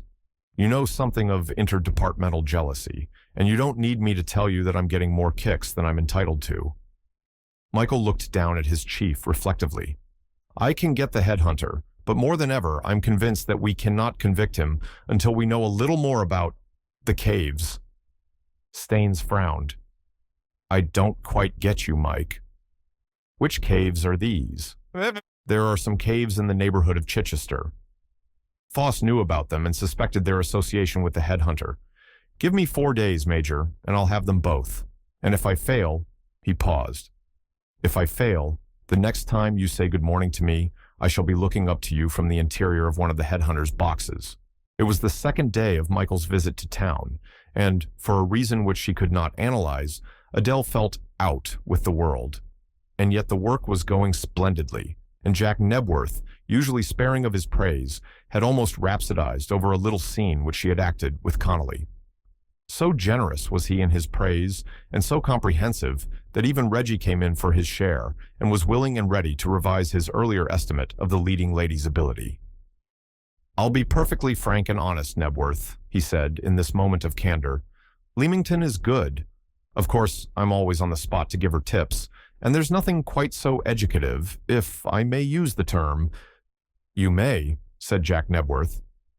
"Thanks," said Connolly, "as having a finished artiste playing opposite to you. It doesn't do me much good, but it helps her a lot. It inspires courage and all that sort of thing. And though I've had a perfectly awful, dreadful time, I feel that she pays for the coaching." "Oh, do you?" growled the old man.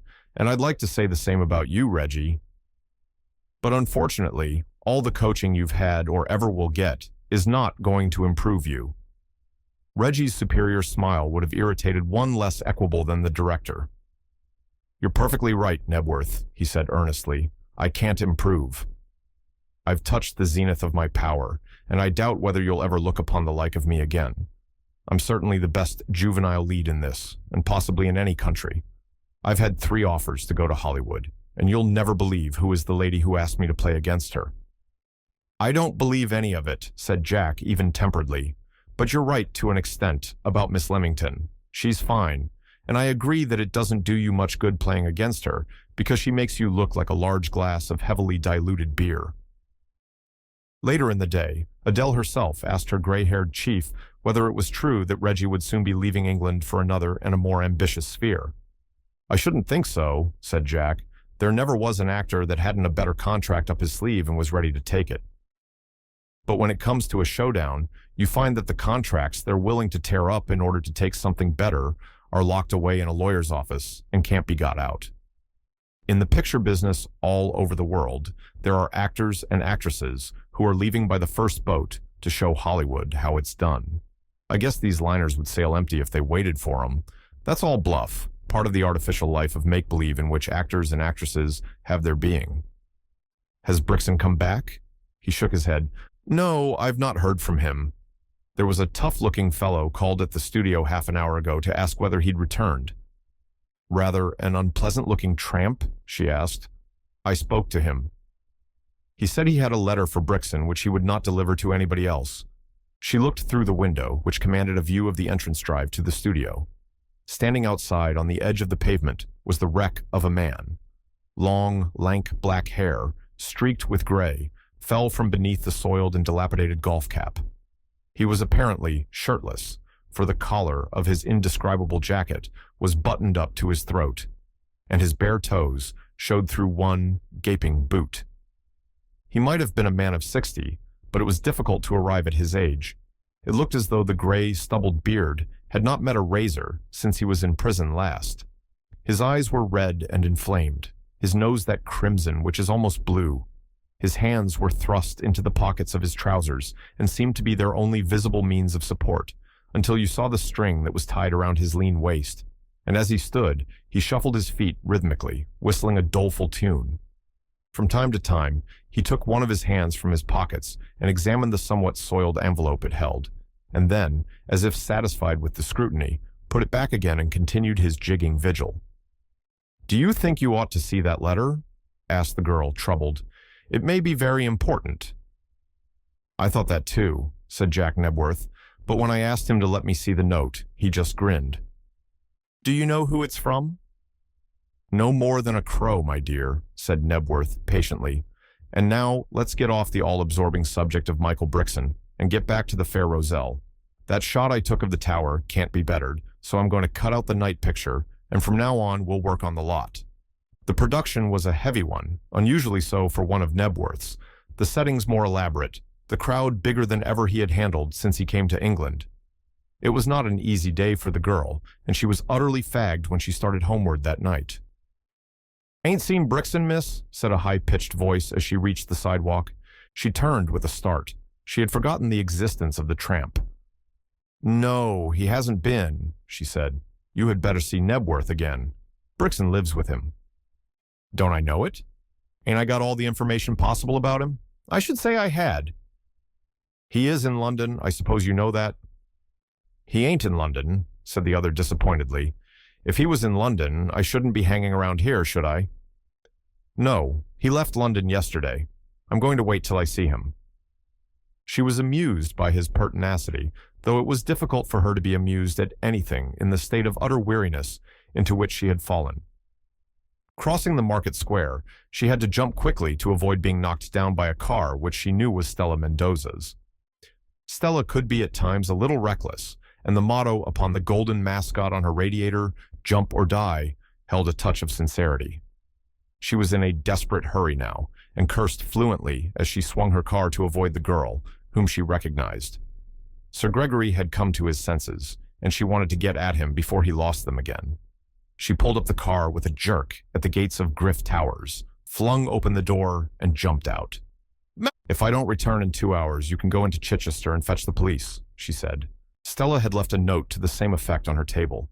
If she did not return by a certain hour, the police were to read the letter they would find on her mantelpiece. She had not allowed for the fact that neither note nor letter would be seen until the next morning. To Stella Mendoza, the interview was one of the most important and vital in her life. She had purposely delayed her departure in the hope that Gregory Penne would take a more generous view of his obligations, though she had very little hope that he would change his mind on the all-important matter of money. And now, by some miracle, he had relented, had spoken to her in an almost friendly tone on the phone, had laughed at her reservations and the precautions which she promised she would take, and in the end she had overcome her natural fears. He received her, not in his library, but in the big apartment immediately above. It was longer, for it embraced the space occupied on the lower floor by the small drawing room, but in the matter of furnishing, it differed materially. Stella had only once been in the splendid hall, as he called it. Its vastness and darkness had frightened her, and the display which he had organized for her benefit was one of her unpleasant memories. The big room was covered with a thick black carpet, and the floor space was unrelieved by any sign of furniture. Divans were set about, the walls covered with Eastern hangings. There was a row of scarlet pillars up both sides of the room, and such light as there was came from 3 heavily shaded black lanterns, which cast pools of yellow light upon the carpet, but did not contribute to the gaiety of the room. Penne was sitting cross-legged on a silken divan, his eyes watching the gyrations of a native girl as she twirled and twisted to the queer sound of native guitars, played by 3 solemn-faced men in the darkened corner of the room. Gregory wore a suit of flaming red-colored pajamas, and his glassy gaze and brute mouth told Stella all that she wanted to know about her evil friend. Sir Gregory Penn was no less and no more than a slave to his appetites. Born a rich man, he had never known denial of his desires. Money had grown to money in a sort of cellular progression, and when the normal pleasures of life grew stale and he was satiated by the sweets of his possessions, he found his chiefest satisfaction in taking that which was forbidden. The raids which his agents had made from time to time in the jungles of his second home gave him trophies, human and material, that lost their value when they were under his hand. Stella, who had visions of becoming mistress of Griff Towers, became less attractive as she grew more complacent, and at last her attraction had vanished, and she was no more to him than the table at which he sat. A doctor had told him that drink would kill him. He drank the more. Liquor brought him splendid visions, precious stories that wove themselves into dazzling fabrics of dreams. It pleased him to place, in the forefront of his fuddled mind, a slip of a girl who hated him. A gross bully, an equally gross coward. He could not or would not argue a theme to its logical and unpleasant conclusion. At the end, there was always his money that could be paid in smaller or larger quantities to settle all grievances against him. The native who had conducted Stella Mendoza to the apartment had disappeared, and she waited at the end of the divan, looking at the man for a long time before he took any notice of her. Presently, he turned his head and favored her with a stupid, vacant stare. "Sit down, Stella," he said thickly. "Sit down. You couldn't dance like that, eh? None of you Europeans have got the grace, the suppleness. Look at her." The dancing girl was twirling at a furious rate, her scanty draperies enveloping her like a cloud. Presently, with a crash of the guitars, she sank, face downward, on the carpet. Gregory said something in Malayan, and the woman showed her white teeth in a smile. Stella had seen her before. There used to be 2 dancing girls, but one had contracted scarlet fever and had been hurriedly deported. Gregory had a horror of disease. "Sit down here," he commanded, laying his hand on the divan. As if by magic, every servant in the room had disappeared, and she suddenly felt cold. "I've left my chauffeur outside with instructions to go for the police if I'm not out in half an hour," she said loudly, and he laughed. "You ought to have brought your nurse, Stella. What's the matter with you nowadays? Can't you talk anything but police?" "I want to talk to you," he said in a milder tone. "And I want to talk to you, Gregory. I am leaving Chichester for good, and I don't want to see the place again." "That means you don't want to see me again, eh?" "Well, I'm pretty well through with you, and there's going to be no weeping and wailing and gnashing of teeth on my part." "My new company," she began, and he stopped her with a gesture. "If your new company depends upon my putting up the money, you can forget it," he said roughly. "I've seen my lawyer. At least, I've seen somebody who knows, and he tells me that if you're trying to blackmail me about Chargy, you're liable to get into trouble yourself. I'll put up money for you," he went on. "Not a lot, but enough. I don't suppose you're a beggar, for I've given you sufficient already to start 3 companies. Stella, I'm crazy about that girl." She looked at him, her mouth open in surprise. "What girl?" she asked. "Adele. Isn't that her name? Adele Leamington." "Do you mean the extra girl that took my place?" she gasped. He nodded, his sleepy eyes fixed on hers. "That's it. She's my type, more than you ever were, Stella, and that isn't meant in any way disparaging to you." She was content to listen. His declaration had taken her breath away. "I'll go a long way to get her," he went on. "I'd marry her if that meant anything to her. It's about time I married anyway. Now you're a friend of hers." "A friend?" scoffed Stella, finding her voice. "How could I be a friend of hers when she has taken my place? And what if I were? You don't suppose I should bring a girl to this hell upon earth?" He brought his eyes around to hers, cold, malignant, menacing. "This hell upon earth has been heaven for you. It has given you wings anyway. Don't go back to London, Stella, not for a week or 2. Get to know this girl. You've got opportunities that nobody else has. Kid her along. You're not going to lose anything by it. Speak about me. Tell her what a good fellow I am, and tell her what a chance she has. You needn't mention marriage, but you can if it helps any. Show her some of your jewels, that big pendant I gave you." He rambled on, and she listened, her bewilderment giving place to an uncontrollable fury. "You brute," she said at last, "to dare suggest that I should bring this girl to grief. I don't like her, naturally, but I'd go down on my knees to her to beg her not to come. You think I'm jealous?" Her lips curled at the sight of the smile on his face. "That's where you're wrong, Gregory. I'm jealous of the position she's taken at the studio, but so far as you're concerned," she shrugged her shoulders, "you mean nothing to me. I doubt very much if you've ever meant more than a steady source of income. That's candid, isn't it?" She got up from the divan and began putting on her gloves. "As you don't seem to want to help me," she said, "I'll have to find a way of making you keep your promise." "And you did promise me a company, Gregory. I suppose you've forgotten that." "I was more interested in you then," he said. "Where are you going?" "I'm going back to my cottage, and tomorrow I'm returning to town," she said. He looked first at one end of the room, and then at the other, and then at her. "You're not going back to your cottage. You're staying here, my dear," he said. She laughed. "You told your chauffeur to go for the police, did you? I'll tell you something. Your chauffeur is in my kitchen at this moment, having his supper. If you think that he's likely to leave before you, you don't know me, Stella." He gathered up the dressing gown that was spread on the divan and slipped his arms into the hanging sleeves. A terrible figure he was in the girl's eyes, something unclean, obscene. The scarlet pajama jacket gave his face a demoniacal value, and she felt herself cringing from him.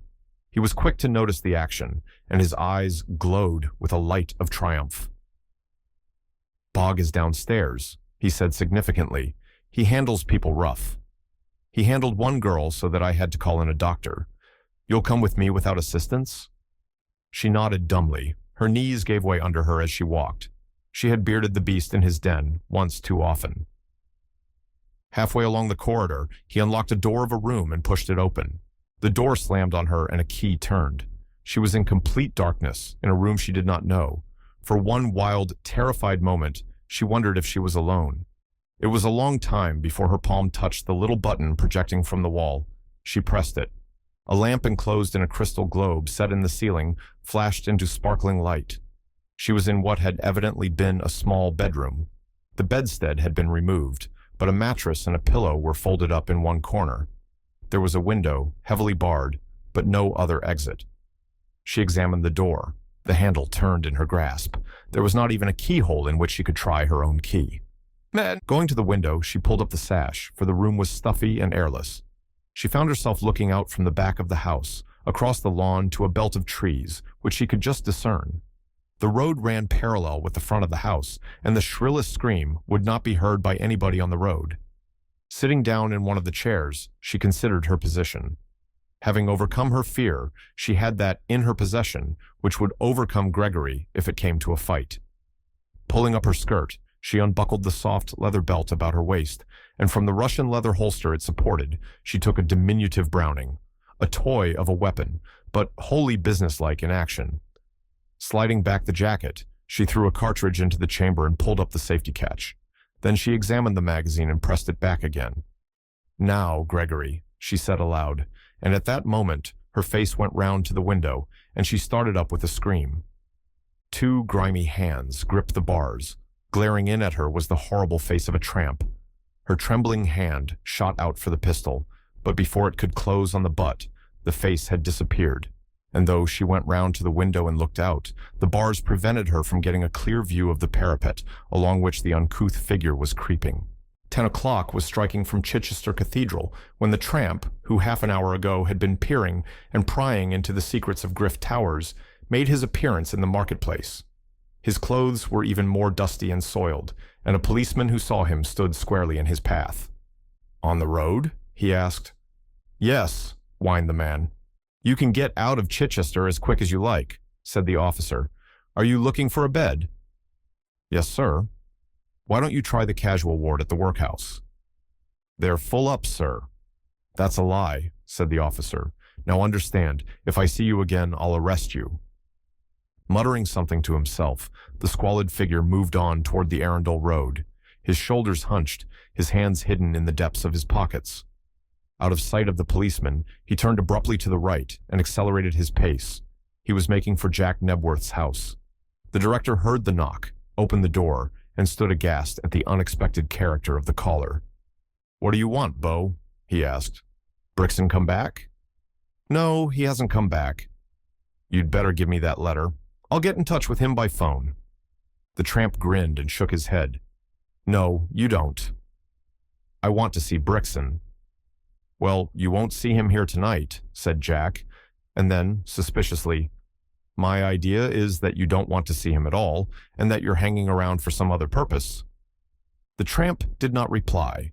He was whistling softly, a distorted passage from the Indian love lyrics, and all the time, his right foot was beating the time.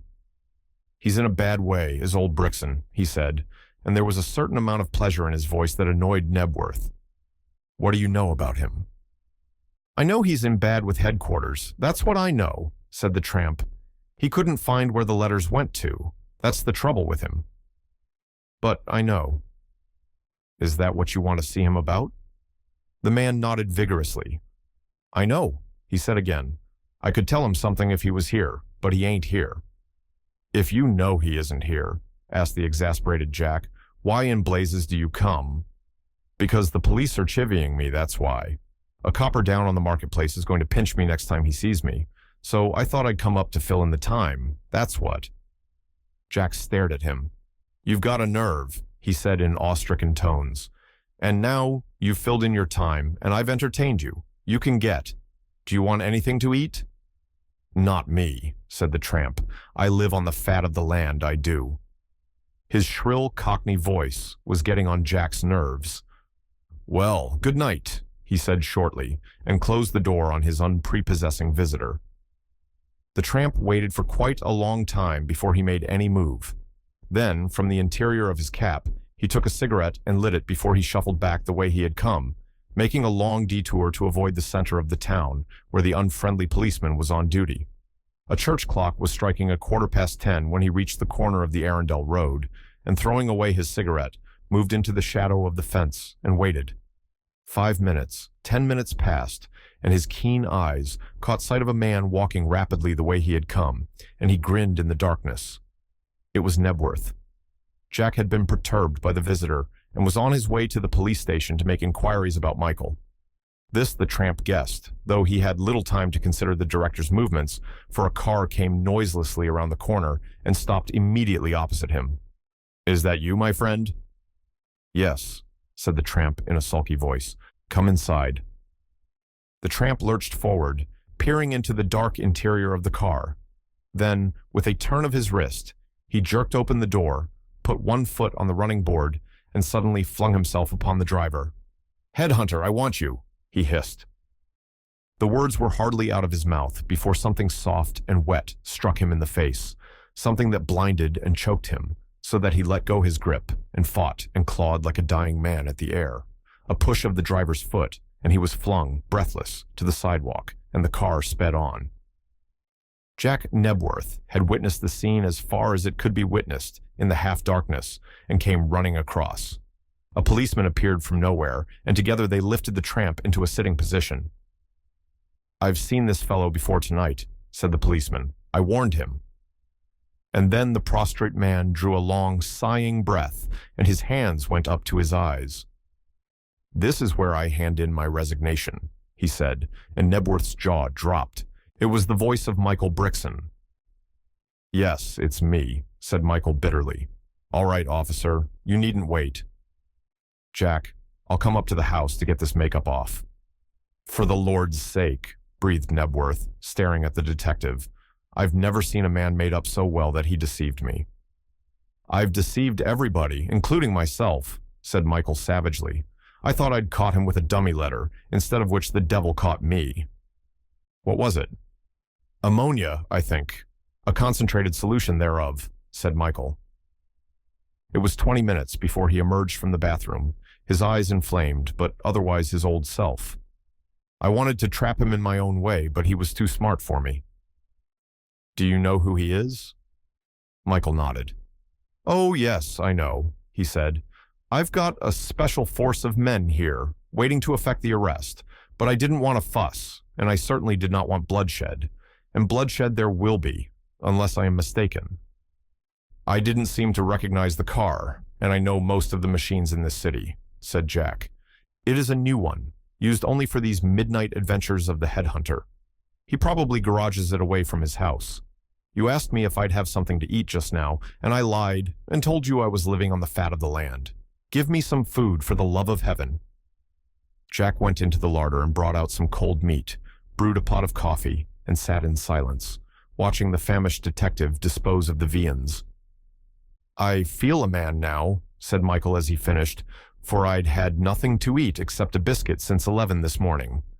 By the way, our friend Stella Mendoza is staying at Griff Towers, and I'm afraid I rather scared her. I happened to be nosing round there an hour ago, to make absolutely sure of my bird, and I looked in upon her, to her alarm."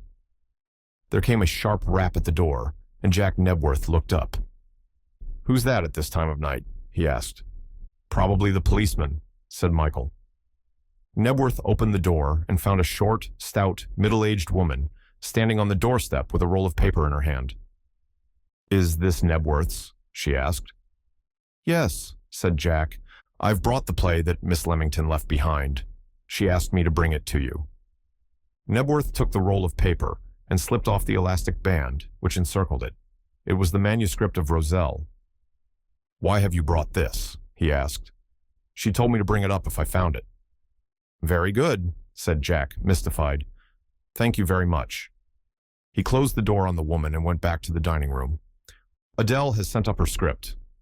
"What's wrong, I wonder?" "Who brought it?" asked Michael, interested. "Her landlady, I suppose," said Jack, describing the woman. "Yes, that's she." "Adele is not turning in her part." Jack shook his head. "That wouldn't be likely." Michael was puzzled. What the dickens does it mean? What did the woman say? She said that Miss Leamington wanted her to bring up the manuscript if she found it. Michael was out of the house in a second and, racing down the street, overtook the woman. "Will you come back, please?" he said, and escorted her to the house again. "Just tell Nebworth why Miss Leamington sent this manuscript and what you mean by having forgotten it." "Why, when she came up to you," began the woman.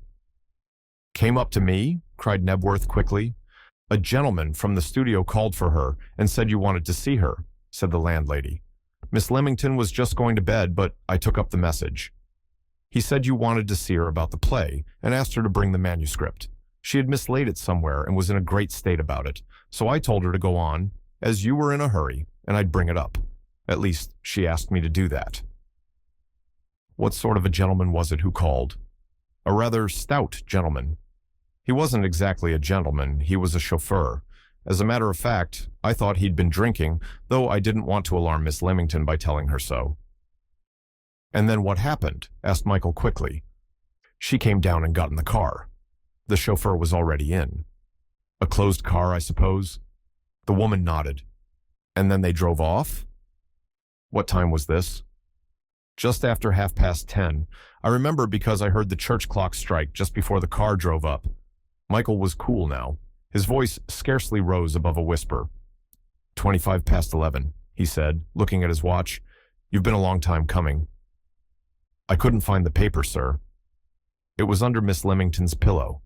"Isn't she here?" "No, she's not here," said Michael quietly. "Thank you very much. I won't keep you." "Will you wait for me at the police station?" He went upstairs and put on his coat. "Where do you think she is?" asked Jack. "She is at Griff Towers," replied the other, "and whether Gregory Penn lives or dies this night depends entirely upon the treatment that Adele has received at his hands." At the police station, he found the landlady, a little frightened, more than a little tearful. "What was Miss Leamington wearing when she went out?" "Her blue cloak, sir," whimpered the woman, "that pretty blue cloak she always wore." Scotland Yard men were at the station, and it was a heavily loaded car that ran out to Chichester. Too heavy for Michael, in a fever of impatience, for the weight of its human cargo checked its speed, and every second was precious. At last, after an eternity of time, the big car swung into the drive. Michael did not stop to waken the lodgekeeper, but smashed the frail gates open with the buffers of his machine, mounted the slope, crossing the gravel parade, and halted. There was no need to ring the bell. The door was wide open, and, at the head of his party, Mike Brixton dashed through the deserted hall, along the corridor, into Gregory's library. One light burnt, offering a feeble illumination, but the room was empty. With rapid strides, he crossed to the desk and turned the switch. Bog's den opened, but Bag 2 was an absentee. He pressed the bell by the side of the fireplace, and almost immediately, the brown-faced servitor whom he had seen before came trembling into the room. "Where is your master?" asked Michael in Dutch. The man shook his head. "I don't know," he replied, but instinctively he looked up to the ceiling. "Show me the way." They went back to the hall, up the broad stairway onto the first floor. Along a corridor hung with swords, as was its fellow below, he reached another open door, the great dance hall where Gregory Penne had held revel that evening. There was nobody in sight, and Michael came out into the hall. As he did so, he was aware of a frantic tapping at one of the doors in the corridor. The key was in the lock. He turned it and flung the door wide open, and Stella Mendoza, white as death, staggered out. "Where is Adele?" she gasped. "I want to ask you that," said Michael sternly. "Where is she?" The girl shook her head helplessly, strove to speak, and then collapsed in a swoon. He did not wait for her to recover, but continued his search. From room to room he went, but there was no sign of Adele or the brutal owner of Griff Towers. He searched the library again and passed through into the little drawing room where a table was laid for two. The cloth was wet with spilt wine. One glass was half empty, but the two for whom the table was laid had vanished. They must have gone out of the front door. Whither? He was standing tense, his mind concentrated upon a problem that was more vital to him than life itself, when he heard a sound that came from the direction of Bog's den. And then there appeared in the doorway the monstrous ape himself. He was bleeding from a wound in the shoulder. The blood fell drip, drip, drip as he stood, clutching in his two great hands something that seemed like a bundle of rags. As Michael looked, the room rocked before his eyes. The tattered, stained garment that Bog held was the cloak that Adele Leamington had worn. For a second, Bog glared at the man who he knew was his enemy, and then, dropping the cloak, he shrank back toward his quarters, his teeth bared. 3 times Michael's automatic spat, and the great man-like thing disappeared in a flash, and the door closed with a click. Nebworth had been a witness of the scene. It was he who ran forward and picked up the cloak that the ape had dropped. Yes, that was hers, he said huskily, and a horrible thought chilled him. Michael had opened the door of the den, and pistol in hand, dashed through the opening. Nebworth dared not follow. He stood petrified, waiting, and then Michael reappeared. "There's nothing here," he said. "Nothing?" asked Jack Nebworth in a whisper. "Thank God!" "Bog has gone. I think I may have hit him. There is a trail of blood, but I may not be responsible for that. He had been shot recently." He pointed to stains on the floor. "He wasn't shot when I saw him last." "Have you seen him before tonight?" Michael nodded. "For 3 nights, he has been haunting Longvale's house." Longvale's? Where was Adele? That was the one dominant question, the one thought uppermost in Michael Brixton's mind. And where was the baronet? What was the meaning of that open door? None of the servants could tell him, and for some reason he saw that they were speaking the truth. Only Penny and the girl and this great ape knew unless. He hurried back to where he had left a detective trying to revive the unconscious Stella Mendoza. "She has passed from one fainting fit to another," said the officer. "I can get nothing out of her except that once she said, 'Kill him, Adele.'" "Then she has seen her," said Michael. One of the officers he had left outside to watch the building had a report to make. He had seen a dark figure climbing the wall and disappear apparently through the solid brickwork. A few minutes later, it had come out again. "That was Bog," said Michael. "I knew he was not here when we arrived. He must have come in through the opening while we were upstairs." The car that had carried Adele had been found. It was Stella's, and at first Michael suspected that the girl was a party to the abduction. He learnt afterwards that, whilst the woman's chauffeur had been in the kitchen, virtually a prisoner, Penny himself had driven the car to the girl's house, and it was the sight of the machine, which she knew belonged to Stella, that had lulled any suspicions she may have had. Michael was in a condition bordering upon frenzy. The headhunter and his capture was insignificant compared with the safety of the girl. "If I don't find her, I shall go mad," he said. Jack Nebworth had opened his lips to answer when there came a startling interruption. Borne on the still night air came a scream of agony which turned the director's blood to ice. "Help! Help!" Shrill as was the cry, Michael knew that it was the voice of a man, and knew that that man was Gregory Penny. There were moments when Adele Leamington had doubts as to her fitness for the profession she had entered, and never were those periods of doubt more poignant than when she tried to fix her mind upon the written directions of the scenario. She blamed Michael, and was immediately repentant.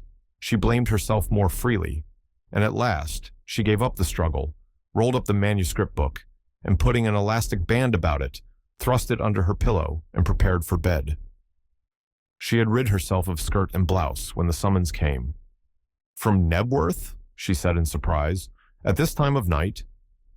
"Yes, miss. He's going to make a big alteration tomorrow, and he wants to see you at once. He has sent his car. Miss Mendoza is coming into the cast." "Oh," she said faintly. Then she had been a failure after all, and had lived in a fool's paradise for these past days. "I'll come at once," she said. Her fingers trembled as she fastened her dress, and she hated herself for such a display of weakness. Perhaps Stella was not coming into the cast in her old part. Perhaps some new character had been written in. Perhaps it was not for Roselle at all that she had been re-engaged. These and other speculations rioted in her mind, and she was in the passage and the door was opened when she remembered that Jack Nebworth would want the manuscript. She ran upstairs, and by an aberration of memory, forgot entirely where the script had been left. At last, in despair, she went down to the landlady. "I have left some manuscripts which are rather important. Would you bring them up to Nebworth's house when you find them? They're in a little brown jacket." She described the appearance as well as she could. It was Stella Mendoza's car. She recognized the machine with a pang. So Jack and she were reconciled. In a minute, she was inside the machine. The door closed behind her and was sitting by the driver, who did not speak. "Is Brixton with Nebworth?" she asked. He did not reply. She thought he had not heard her, until he turned with a wide sweep and set the car going in the opposite direction. "This is not the way to Nebworth's," she said in alarm. "Don't you know the way?" Still, he made no reply. The machine gathered speed, passed down a long, dark street, and turned into a country lane. "Stop the car at once," she said, terrified, and put her hand on the handle of the door. Instantly, her arm was gripped. "My dear, you're going to injure your pretty little body and probably spoil your beautiful face if you attempt to get out while the car is in motion," he said. "Sir Gregory," she gasped. "Now, don't make a fuss," said Gregory. There was no mistaking the elation in his voice. "You're coming up to have a little bit of supper with me. I've asked you often enough, and now you're going willy-nilly. Stella's there, so there's nothing to be afraid of." She held down her fears with an effort. "Sir Gregory, you will take me back at once to my lodgings," she said. "This is disgraceful of you." He chuckled loudly. "Nothing's going to happen to you. Nobody's going to hurt you, and you'll be delivered safe and sound. But you're going to have supper with me first, little darling. And if you make a fuss, I'm going to turn the car into the first tree I see and smash us all up." He was drunk not only with wine, but with the lust of power. Gregory had achieved his object and would stop at nothing now. Was Stella there? She did not believe him, and yet it might be true. She grasped at the straw which Stella's presence offered. "Here we are," grunted Gregory, as he stopped the car before the tower's door and slipped out onto the gravel. Before she realized what he was doing, he had lifted her in his arms, though she struggled desperately. "If you scream, I'll kiss you," growled his voice in her ear, and she lay passive. The door opened instantly. She looked down at the servant standing stolidly in the hall as Gregory carried her up the wide stairway and wondered what help might come from him. Presently, Penny set her down on her feet and, opening a door, thrust her in. "Here's your friend, Stella," he said. "Say the good word for me. Knock some sense into her head if you can. I'll come back in 10 minutes, and we'll have the grandest little wedding supper that any bridegroom ever had." The door was banged and locked upon her before she realized there was another woman in the room. It was Stella. Her heart rose at the sight of the girl's white face. "Oh, Miss Mendoza," she said breathlessly. "Thank God you're here." "Don't start thanking God too soon," said Stella with ominous calm. "Oh, you little fool, why did you come here?" "He brought me." "I didn't want to come," said Adele. She was half hysterical in her fright. She tried hard to imitate the calm of her companion, biting her quivering lips to keep them still, and after a while she was calm enough to tell what had happened. Stella's face clouded. "Of course he took my car," she said, speaking to herself, "and he has caught the chauffeur, as he said he would. Oh my God. What will he do?" asked Adele in a whisper. Stella's fine eyes turned on the girl. "What do you think he will do?" she asked significantly. "He's a beast, the kind of beast you seldom meet except in books and locked rooms. He'll have no more mercy on you than Bog would have on you. If Michael knows, he will kill him." "Michael?" "Oh, Brixton, you mean," said Stella with newly awakened interest. "Is he fond of you?" "Is that why he hangs around the lot? That never struck me before. But what does he care about Michael or any other man? He can run. His yacht is at Southampton, and he depends a lot upon his wealth to get him out of these kind of scrapes. And he knows that decent women shrink from appearance in a police court. Oh, he's got all sorts of defenses. He's a worm, but a scaly worm." "What shall I do?" Stella was walking up and down the narrow apartment, her hands clasped before her, her eyes sunk to the ground. "I don't think he'll hurt me." And then, inconsequently, she went off at a tangent. "I saw a tramp at that window 2 hours ago." "A tramp?" said the bewildered girl. Stella nodded. "It scared me terribly until I remembered his eyes. They were Brixton's eyes, though you'd never guess it. The makeup was so wonderful." "Michael? Is he here?" asked the girl eagerly. He's somewhere around. That is your salvation, and there's another. She took down from a shelf a small Browning. Did you ever fire a pistol? The girl nodded. I have to, in one scene, she said a little awkwardly. Of course. Well, this is loaded. That, she pointed, is the safety catch. Push it down with your thumb before you start to use it. You had better kill Penne. Better for you, and better for him, I think. The girl shrank back in horror. Oh, no, no. Put it in your pocket. Have you a pocket? There was one inside the blue cloak the girl was wearing, and into this Stella dropped the pistol. You don't know what sort of sacrifice I'm making, she said frankly, and it isn't as though I'm doing it for somebody I'm fond of, because I'm not particularly fond of you, Adele Leamington, but I wouldn't be fit to live if I let that brute get you without a struggle. And then impulsively, she stooped forward and kissed the girl, and Adele put her arms about her neck and clung to her for a second. He's coming, whispered Stella Mendoza, and stepped back with a gesture. It was Gregory. Gregory in his scarlet pajama jacket and purple dressing gown, his face aflame, his eyes fired with excitement. Come on, you. He crooked his finger. Not you, Mendoza. You stay here, eh? You can see her after, perhaps, after supper. He leered down at the shrinking girl. Nobody's going to hurt you. Leave your cloak here. No, I'll wear it, she said. Her hand went instinctively to the butt of the pistol and closed upon it. All right, come as you are. It makes no difference to me. He held her tightly by the hand and marched by her side, surprised and pleased that she offered so little resistance. Down into the hall they went, and then to the little drawing room adjoining his study. He flung open the door and showed her the gaily decorated table, pushing her into the room before him. Wine and a kiss, he roared as he pulled the cork from a champagne bottle and sent the amber fluid splashing upon the spotless tablecloth. Wine and a kiss. He splashed the glass out to her so that it spilt and trickled down her cloak. She shook her head mutely. Drink, he snarled, and she touched the glass with her lips. Then, before she could realize what had happened, she was in his arms, his great face pressed down to hers. She tried to escape from the encirclement of his embrace, successfully averted her mouth, and felt his hot lips pressing against her cheek. Presently he let her go, and, staggering to the door, kicked it shut. His fingers were closing on the key handle when, If you turn that key, I'll kill you.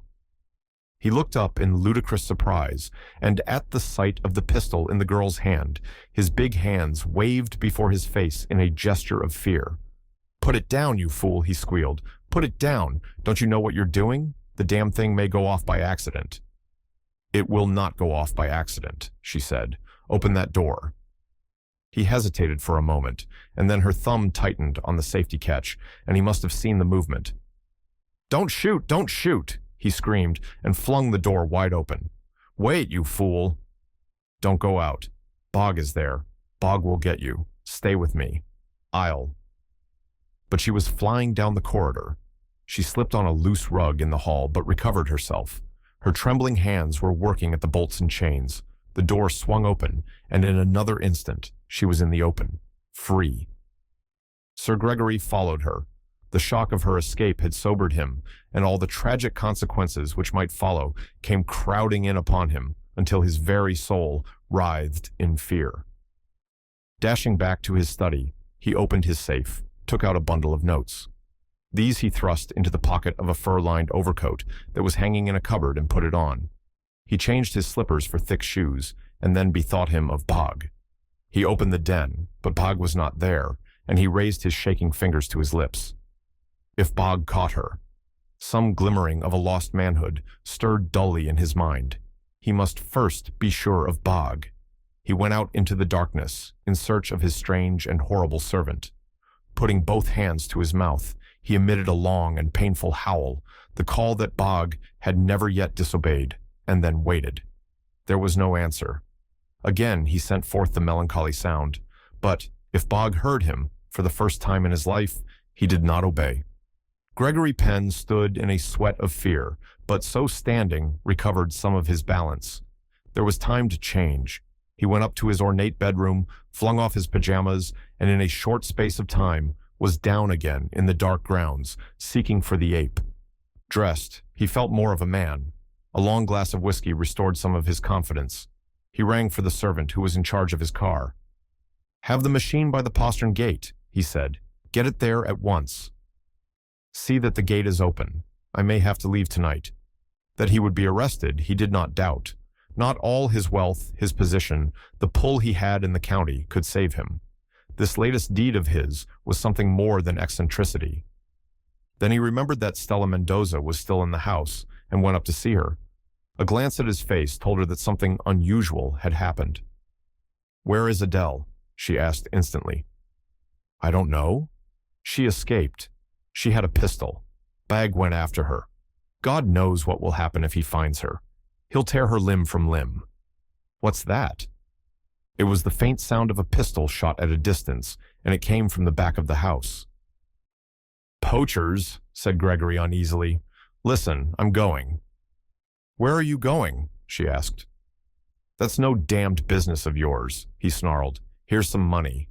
He thrust some notes into her hand. "What have you done?" she whispered in horror. "I've done nothing, I tell you," he stormed, "but they'll take me for it. I'm going to get to the yacht. You'd better clear before they come." She was collecting her hat and gloves when she heard the door close and the key turn. Mechanically, he had locked her in, and mechanically took no heed of her beating hand upon the panel of the door. Griff Towers stood on high ground and commanded a view of the byroad from Chichester. As he stood in the front of the house, hoping against hope that he would see the ape, he saw instead two lights come rapidly along the road. "The police!" he croaked, and went blundering across the kitchen garden to the gate. Adele went flying down the drive, intent only upon one object, to escape from this horrible house. The gates were closed, the lodge was in darkness, and she strove desperately to unfasten the iron catch, but it held. Looking back toward the oblong of light which represented the tower door, she was dimly aware of a figure moving stealthily along the grass that bordered each side of the roadway.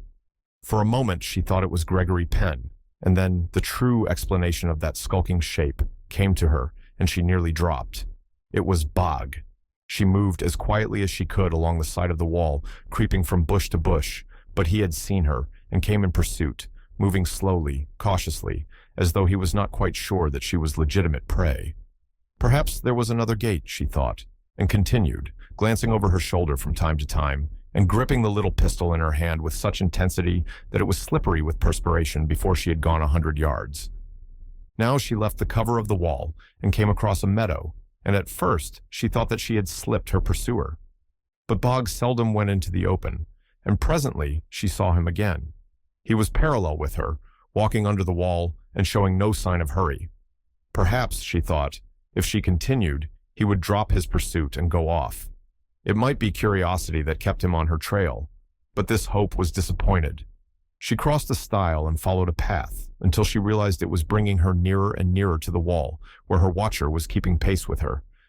As soon as she realized this, she turned abruptly from the path and found herself walking through dew-laden grasses. She was wet to the knees before she had gone far, but she did not even know this. Bog had left cover and was following her into the open. She wondered if the grounds were entirely enclosed by a wall, and was relieved when she came to a low fence. Stumbling down a bank onto a road which was evidently the eastern boundary of the property, she ran at full speed, though where the road led she could not guess. Glancing back, she saw, to her horror, that Bog was following, yet making no attempt to decrease the distance which separated them.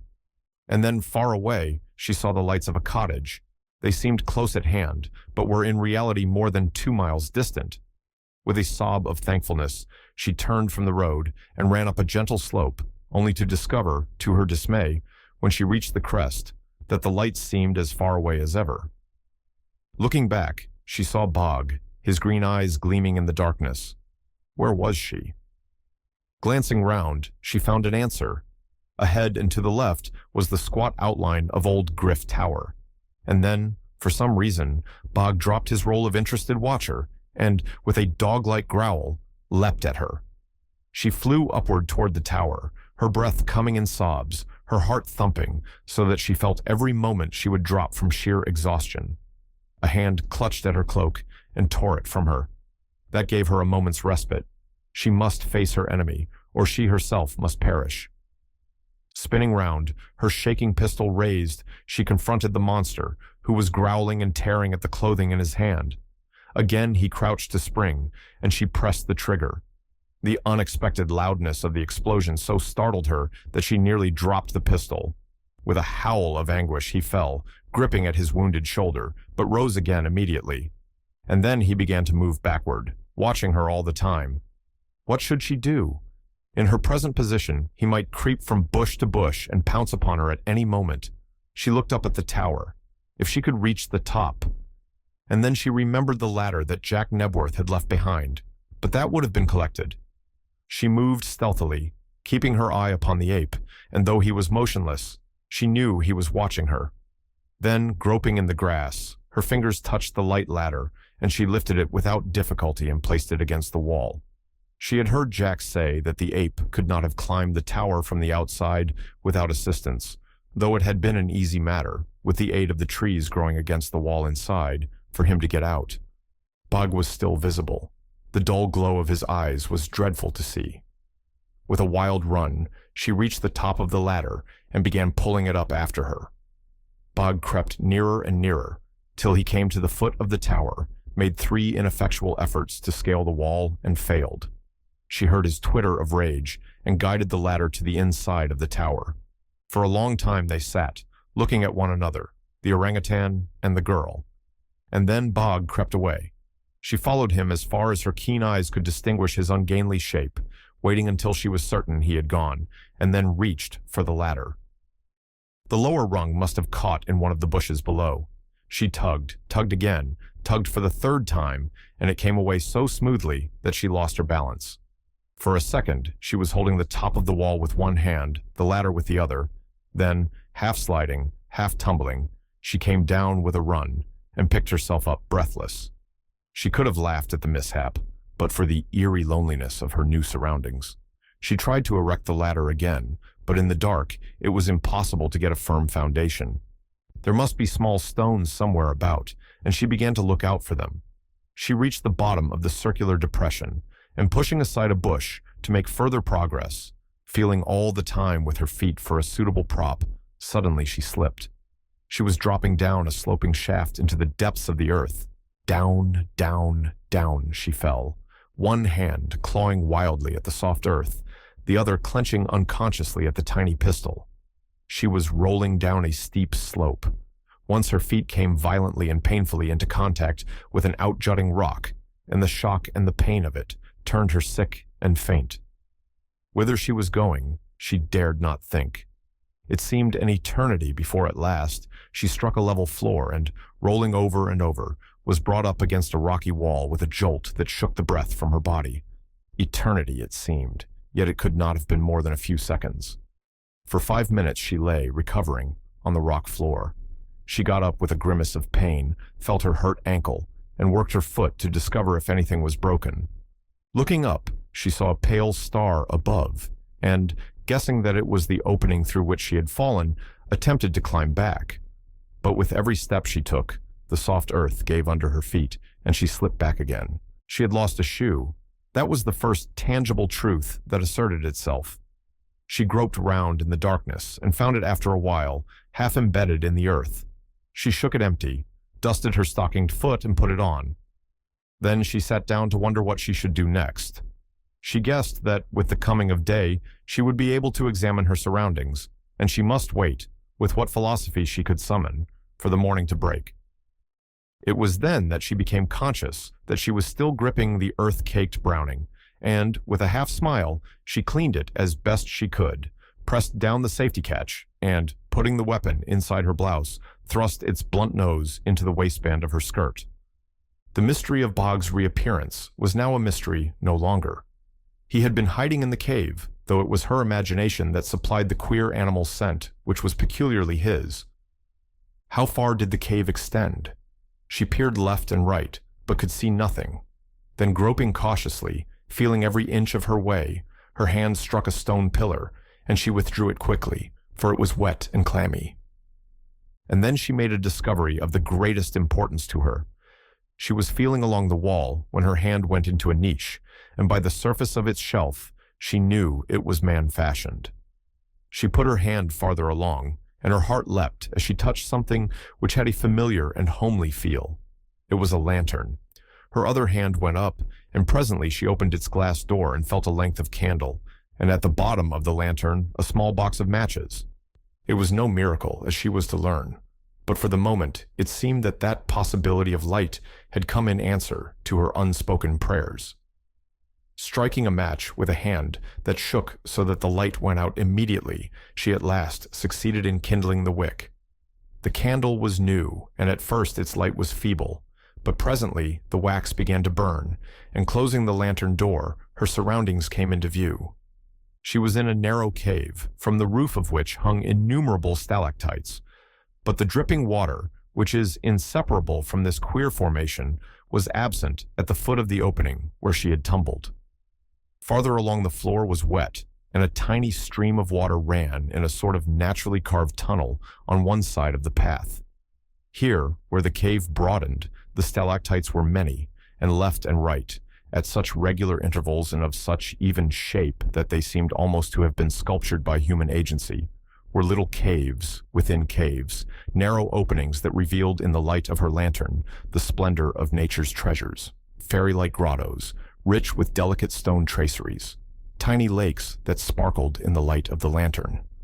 Broader and broader grew the cave, until she stood in a huge chamber that appeared to be festooned with frozen lace. And here the floor was littered with queer white sticks. There were thousands of them, of every conceivable shape and size. They showed whitely in the gleam of her lantern, in the crevices of the rocks. She stooped and picked one up, dropping it quickly with a cry of horror. They were human bones. With a shuddering gasp, she half walked, half ran across the great cavern, which began to narrow again, and assumed the appearance of that portion of the cave into which she had fallen. And here she saw, in another niche, a second lantern, with new candle and matches. Who had placed them there? The first lantern she had not dared to think about. It belonged to the miraculous category.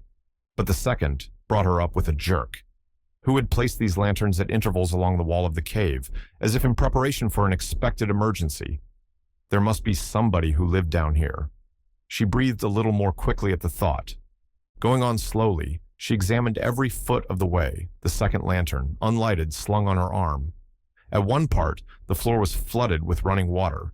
At another, she had to wade through a little subterranean ford where the water came over her ankle.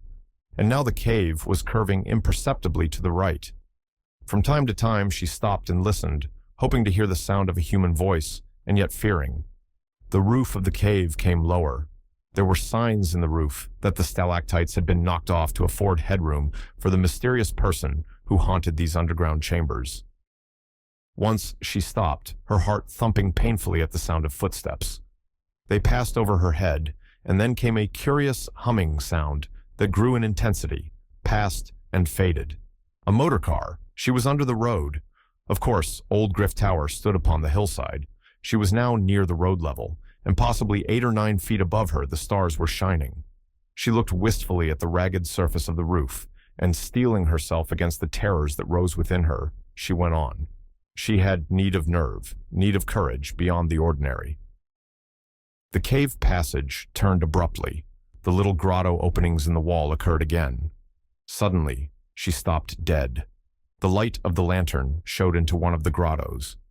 2 men lay side by side. She stifled the scream that rose to her lips, pressing her hands tight upon her mouth, her eyes shut tightly to hide the sight. They were dead, headless. Lying in a shallow pool, the petrifying water came dripping down upon them, as it would drip down for everlasting, until these pitiful things were stone. For a long time she dared not move, dared not open her eyes, but at last her will conquered, and she looked with outward calm upon a sight that froze her very marrow. The next grotto was similarly tenanted, only this time there was 1 man. And then, when she was on the point of sinking under the shock, a tiny point of light appeared in the gloom ahead. It moved and swayed, and there came to her the sound of a fearful laugh. She acted instantly. Pulling open the door of the lantern, she stooped and blew it out, and stood, leaning against the wall of the cave, oblivious to the grisly relics that surrounded her, conscious only of the danger which lay ahead. Then a brighter light blazed up, and another, till the distant spaces wherein they burnt were as bright as day. As she stood, wondering, there came to her a squeal of mortal agony and a whining voice that cried, "Help! Oh God, help! Brixton, I am not fit to die." It was the voice of Sir Gregory Penn. It was that same voice that had brought Michael Brixton racing across the garden to the postern gate. A car stood outside, its lights dimmed. Standing by its bonnet was a frightened little brown man who had brought the machine to the place. "Where is your master?" asked Michael quickly. The man pointed. "He went that way," he quavered. "There was a devil in the big machine. It would not move when he stamped on the little pedal." Michael guessed what had happened. At the last moment, by one of those queer mischances which haunt the just and the unjust, the engine had failed him and he had fled on foot. "Which way did he go?" Again the man pointed. "He ran," he said simply. Michael turned to the detective who was with him. "Stay here. He may return. Arrest him immediately and put the irons on him. He's probably armed, and he may be suicidal. We can't afford to take any risks." He had been so often across what he had named the backfield that he could find his way blindfolded, and he ran at top speed till he came to the stile and to the road. Sir Gregory was nowhere in sight. 50 yards along the road, the lights gleamed cheerily from an upper window in Longvale's house, and Michael bent his footsteps in that direction. Still no sight of the man, and he turned through the gate and knocked at the door, which was almost immediately opened by the old gentleman himself. He wore a silken gown, tied with a sash about the middle, a picture of comfort, Michael thought. "Who's that?" asked Sampson Longvale, peering out into the darkness. "Why, bless my life, it's Brixton, the officer of the law." Come in, sir."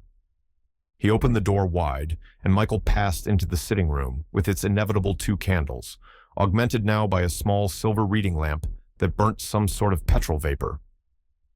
"No trouble at the towers, I trust?" said Longvale anxiously. "There was a little trouble," said Michael carefully. "Have you by any chance seen Sir Gregory Penn?" The old man shook his head. "I found the night rather too chilly for my usual garden ramble," he said, "so I've seen none of the exciting events which seem inevitably to accompany the hours of darkness in these times. Has anything happened to him?" "I hope not," said Michael quietly. "I hope, for everybody's sake, that nothing has happened to him." He walked across and leant his elbows on the mantelpiece, looking up at the painting above his head. "Do you admire my relative?" beamed Longvale. "I don't know that I admire him." He was certainly a wonderfully handsome old gentleman. Longvale inclined his head. "You have read his memoirs?" Michael nodded, and the old man did not seem in any way surprised.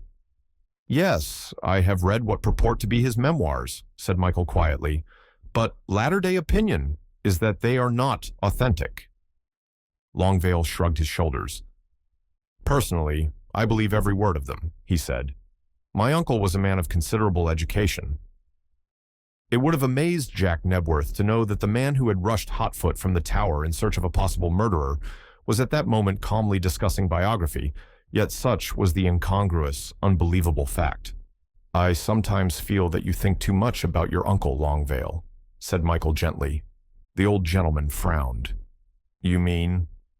"I mean that such a subject may become an obsession, and a very unhealthy obsession, and such hero worship may lead a man to do things which no sane man would do." Longvale looked at him in genuine astonishment. "Can one do better than imitate the deeds of the great?" he asked. "Not if your sense of values hasn't got all tangled up, and you ascribe to him virtues which are not virtues, unless duty is a virtue, and confuse that which is great with that which is terrible." Michael turned, and resting his palms on the table, looked across to the old man who confronted him. "I want you to come with me into Chichester this evening." "Why?" The question was asked bluntly. "Because I think you're a sick man, that you ought to have care." The old man laughed and drew himself even more erect. "Sick? I was never better in my life, my dear sir, never fitter, never stronger." And he looked all that he said. His height, The breadth of his shoulders, the healthy glow of his cheeks, all spoke of physical fitness. A long pause, and then, "Where is Gregory Penn?" asked Michael, emphasizing every word. "I haven't the slightest idea." The old man's eyes met his without wavering. "We were talking about my great-uncle." "You know him, of course?" he asked. "I knew him the first time I saw his picture, and I thought I had betrayed my knowledge, but apparently I did not." "Your great-uncle," Michael spoke deliberately, "was Sanson, otherwise Longueval, hereditary executioner of France." Such a silence followed that the ticking of a distant clock sounded distinctly. "Your uncle has many achievements to his credit. He hanged 3 men on a gallows 60 feet high, unless my memory is at fault. His hand struck off the head of Louis of France and his consort Marie Antoinette." The look of pride in the old man's face was startling. His eyes kindled. He seemed to grow in height. "By what fantastic freak of fate you come to have settled in England? What queer kink of mind decided you secretly to carry on the profession of Sanson and seek far and wide for poor helpless wretches to destroy, I do not know." Michael did not raise his voice. He spoke in a calm, conversational tone, and in the same way did Longueval reply. "Is it not better," he said gently, "that a man should pass out of life through no act of his own than that he should commit the unpardonable crime of self-murder? Have I not been a benefactor to men who dared not take their own lives?" "To Lolly Foss," suggested Michael, his grave eyes fixed on the other. "He was a traitor, a vulgar blackmailer, a man who sought to use the knowledge which had accidentally come to him to extract money from me." "Where is Gregory Penny?" A slow smile dawned on the man's face. "You will not believe me?" "That is ungentle, sir.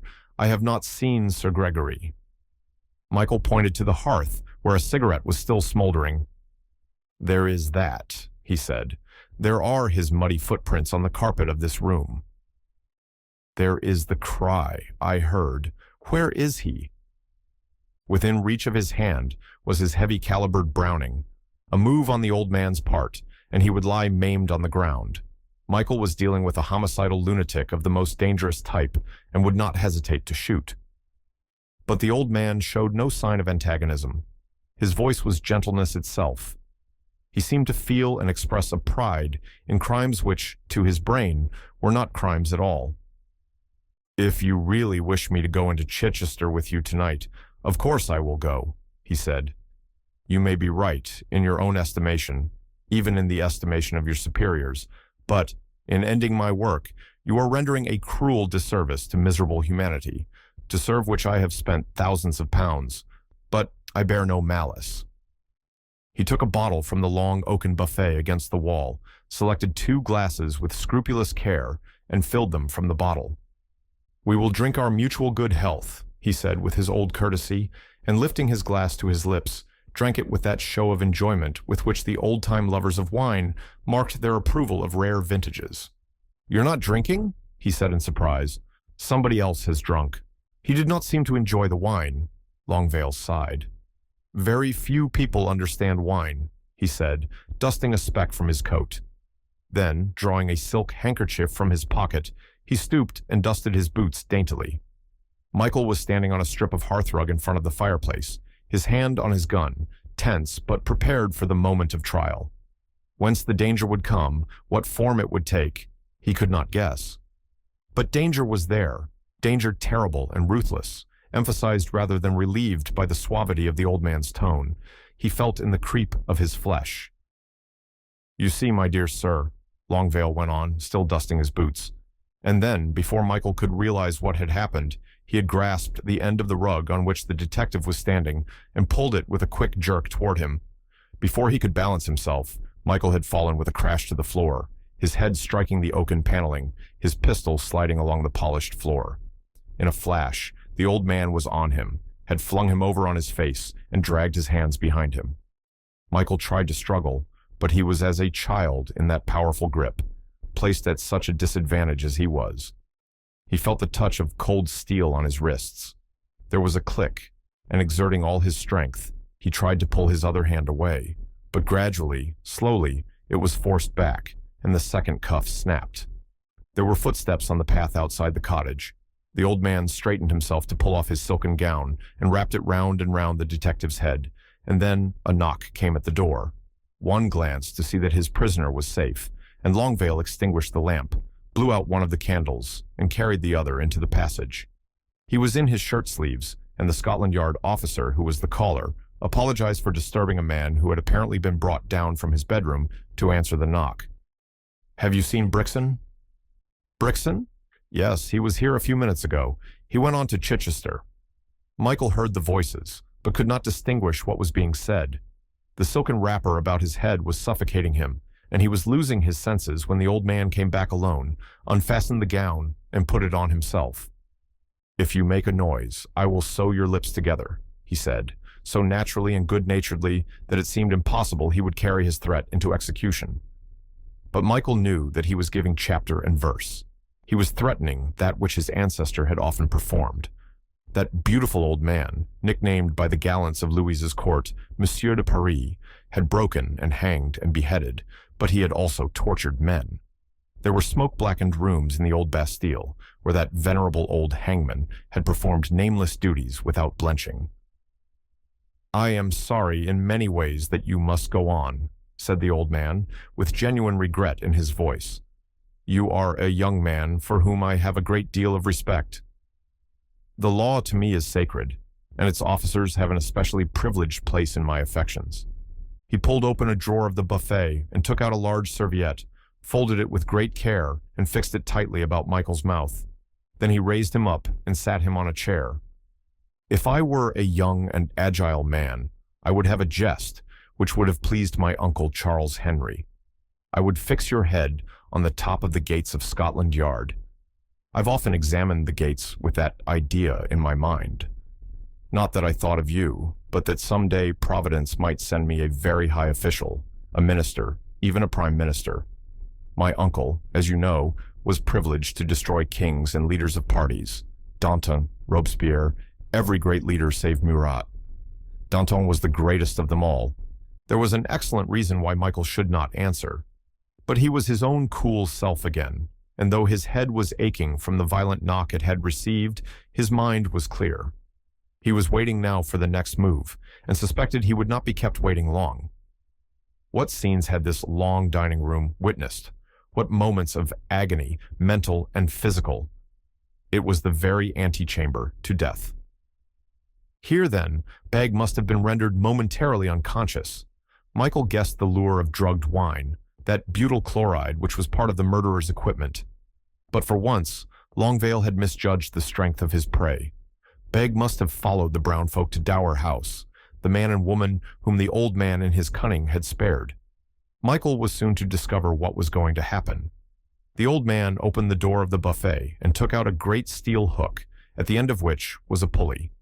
Reaching up, he slipped the end of the hook into a steel bolt, fastened in one of the overhead beams. Michael had noticed it before and wondered what purpose it served. He was now to learn. From the cupboard came a long coil of rope, one end of which was threaded through the pulley and fastened dexterously under the detective's armpits. Stooping, Longvale lifted the carpet and rolled it up, and then Michael saw that there was a small trapdoor, which he raised and laid back. Below, he could see nothing, but there came to him the sound of a man's groaning. "Now, I think we can dispense with that, sir," said Longvale, and untied the serviette that covered the detective's mouth. This done, he pulled on the rope, seemingly without an effort, and Michael swung in mid-air. It was uncomfortable. He had an absurd notion that he looked a little ridiculous. The old man guided his feet through the opening and gradually paid out the rope. "Will you be good enough to tell me when you touch ground?" he asked, "and I will come down to you." Looking up, Michael saw the square in the floor grow smaller and smaller, and for an unconscionable time he swung and swayed and turned in midair. He thought he was not moving, and then, without warning, his feet touched ground, and he called out. "Are you all right?" said Longvale pleasantly. "Do you mind stepping a few paces on one side? I am dropping the rope, and it may hurt you." Michael gasped, but carried out instructions, and presently he heard the swish of the falling line and the smack of it as it struck the ground. Then the trapdoor closed, and there was no other sound but the groaning near at hand. "Is that you, Penny?" "Who is it?" asked the other in a frightened voice. "Is it you, Brixton?" "Where are we? What has happened? How did I get here? That old devil gave me a drink. I ran out, and that's all I remember. I went to borrow his car. My God, I'm scared. The magneto of mine went wrong." "Did you shout when you ran from the house?" "I think I did." "I felt this infernal poison taking effect and dashed out.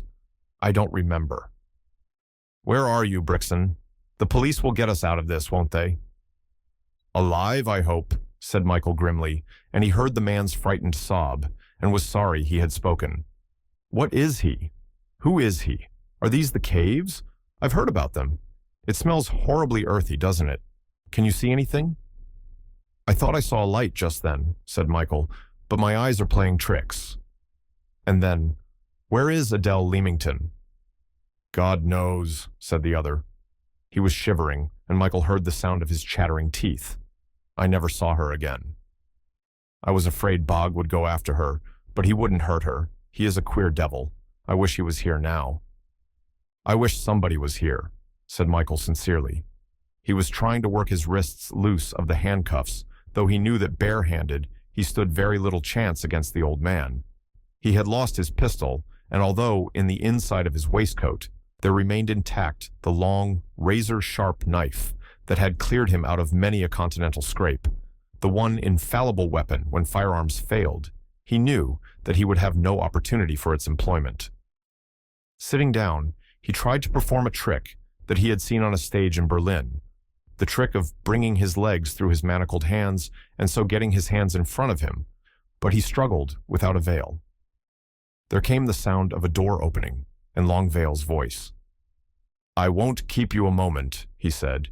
He carried a lantern in his hand that swung as he walked and seemed to intensify the gloom. "I don't like my patients to catch cold." His laughter came echoing back from the vaulted roof of the cave, intensified hideously. Stopping, he struck a match, and a brilliant light appeared. It was a vapor lamp fixed on a shelf of rock. Presently, he lit another, and then a third and a fourth, and, in the white, unwinking light, every object in the cave stood out with startling distinctness. Michael saw the scarlet thing that stood in the cave's center, and, hardened as he was, and prepared for that fearsome sight, he shuddered. It was a guillotine. A guillotine. Standing in the middle of the cave, its high framework lifted starkly. It was painted blood red, and its very simplicity had a horror of its own. Michael looked, fascinated. The basket, the bright, triangular knife suspended at the top of the frame, the tilted platform with its dangling straps, the black painted lunette shaped to receive the head of the victim and hold it in position till the knife fell in its oiled groove. He knew the machine bolt by bolt, had seen it in operation on gray mornings before French prisons, with soldiers holding back the crowd and a little group of officials in the center of the cleared space. He knew the sound of it, the clop. As it fell, sweeping to eternity, the man beneath. "The widow," said Longvale humorously. He touched the frame lovingly. "Oh God, I'm not fit to die." It was Penny's agonized wail that went echoing through the hollow spaces of the cavern. "The widow," murmured the old man again. He was without a hat. His bald head shone in the light, yet there was nothing ludicrous in his appearance. His attitude toward this thing he loved was in a sense pathetic. "Who shall be her first bridegroom?" "Not me, not me," squealed Penne, wriggling back against the wall, his face ashen, his mouth working convulsively. "I'm not fit to die." Longvale walked slowly over to him, stooped, and raised him to his feet. "Courage," he murmured. "It is the hour." Jack Nebworth was pacing the road when the police car came flying back from Chichester. "He's not there. Hasn't been to the station at all," said the driver breathlessly as he flung out of the car. "He may have gone into Longvale's house." "I've seen Longvale. It was he who told me that the captain had gone into Chichester. He must have made a mistake." Nebworth's jaw dropped. A great light suddenly flashed upon his mind. Longvale. There was something queer about him. Was it possible? He remembered now that he had been puzzled by a contradictory statement the old man had made. Remembered that, Not once, but many times, Samson Longvale had expressed a desire to be filmed in a favorite part of his own, one that he had presented, an episode in the life of his famous ancestor. "We'll go and knock him up. I'll talk to him." They hammered at the door without eliciting a response. "That's his bedroom." Jack Nebworth pointed to a latticed window where a light shone, and Inspector Lyle threw up a pebble with such violence that the glass was broken. Still, there was no response. "I don't like that," said Nebworth suddenly. "You don't like it any better than I do," growled the officer. "Try that window, Smith." "Do you want me to open it, sir?" "Yes, without delay."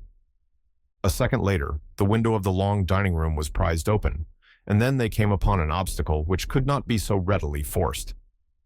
"The shutter is steel-lined," reported the detective. "I think I'd better try one of the upper rooms." "Give me a leg up, somebody."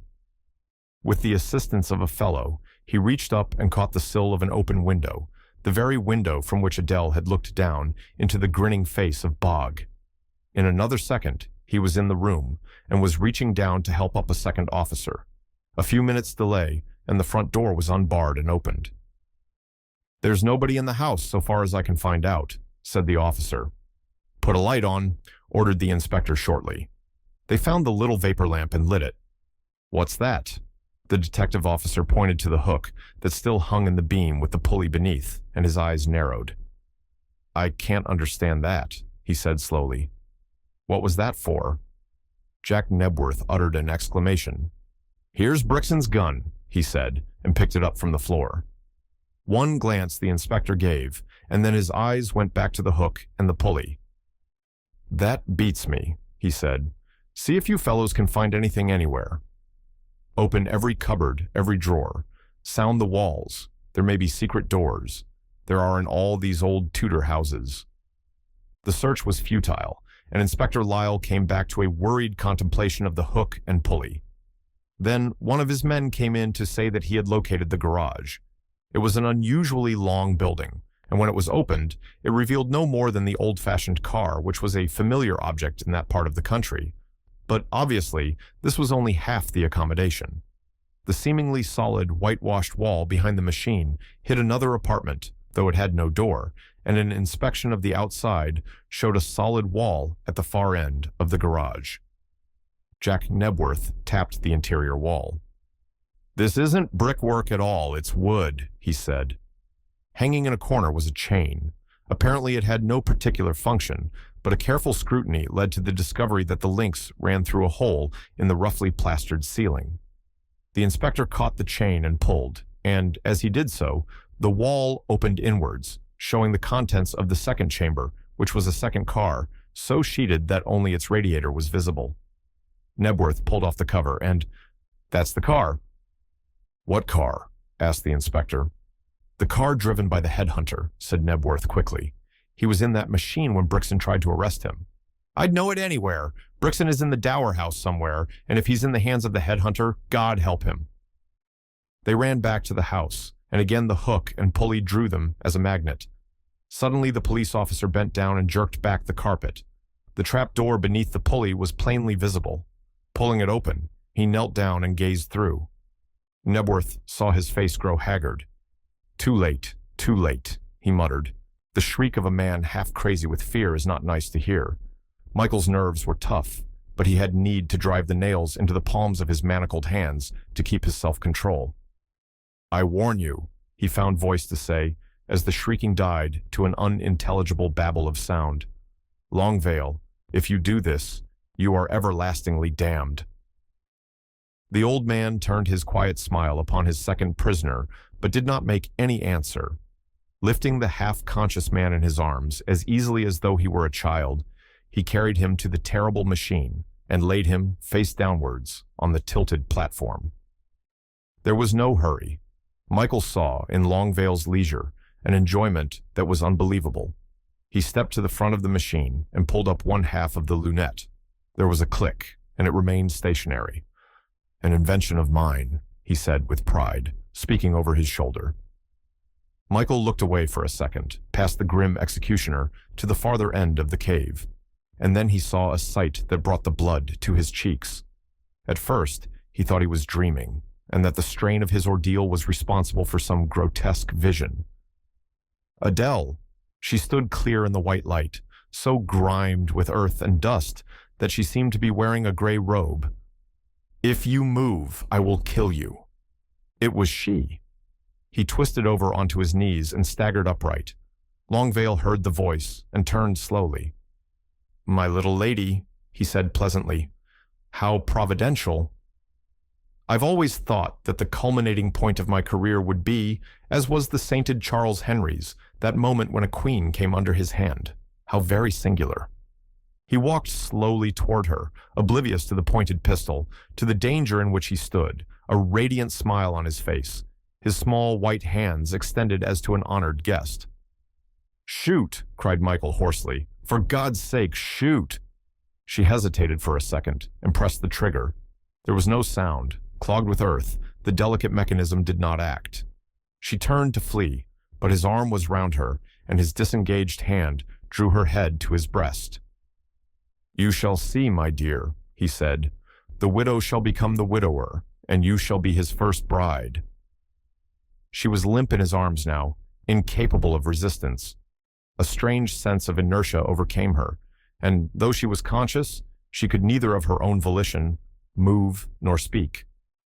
Michael, struggling madly to release his hands, prayed that she might faint, that whatever happened, she should be spared a consciousness of the terror. "Now, who shall be first?" murmured the old man, stroking his shiny head.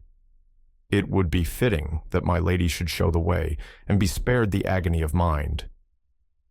And yet, he looked thoughtfully at the prostrate figure strapped to the board, and tilting the platform, dropped the lunette about the head of Gregory Penn.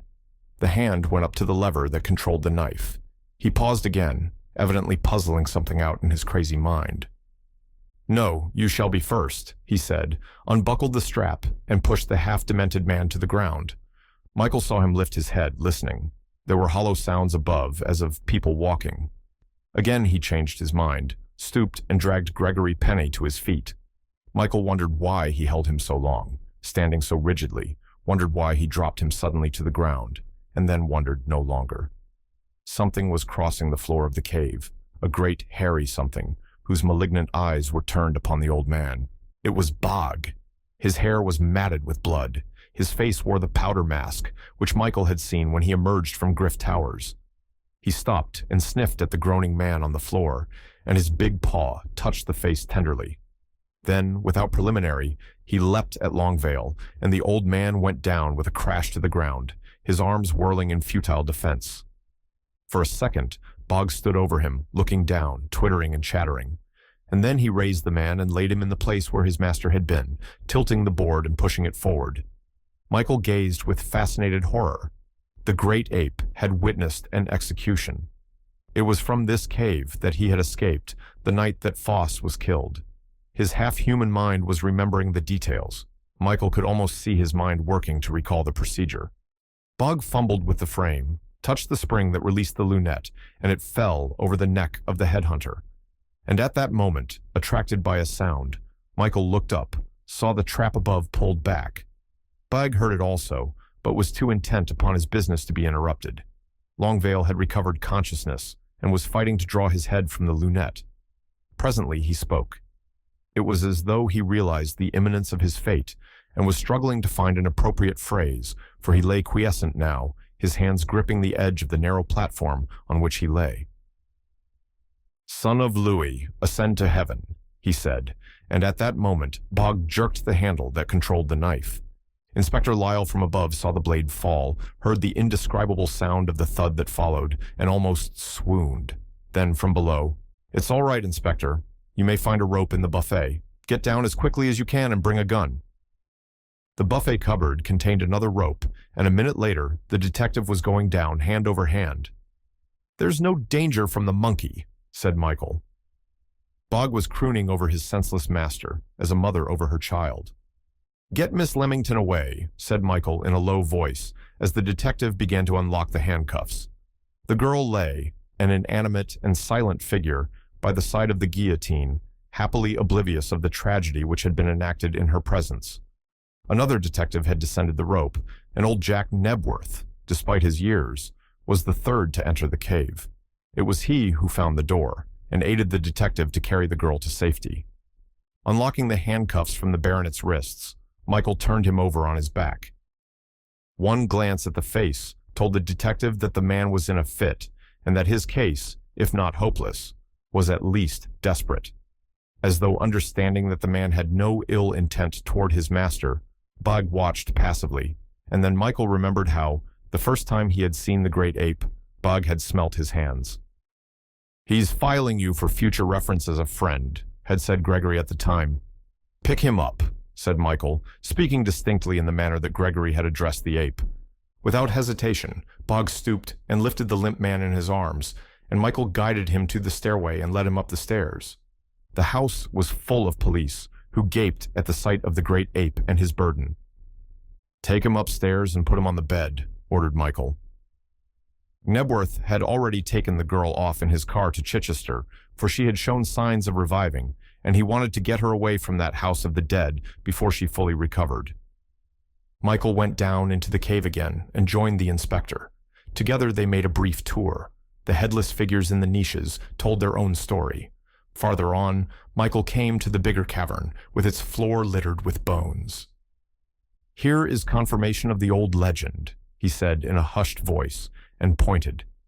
"These are the bones of those warriors and squires who were trapped in the cave by a landslide. You can see the horses' skeletons quite plainly. How had Adele got into the cave? He was not long before he found the slide down which she had tumbled." "Another mystery is explained," he said. "Griff Tower was obviously built by the Romans to prevent cattle and men from falling through into the cave. Incidentally, it has served as an excellent ventilator, and I have no doubt the old man had this way prepared, both as a hiding place for the people he had killed and as a way of escape." He saw a candle lantern and matches that the girl had missed, and this he regarded as conclusive proof that his view was right.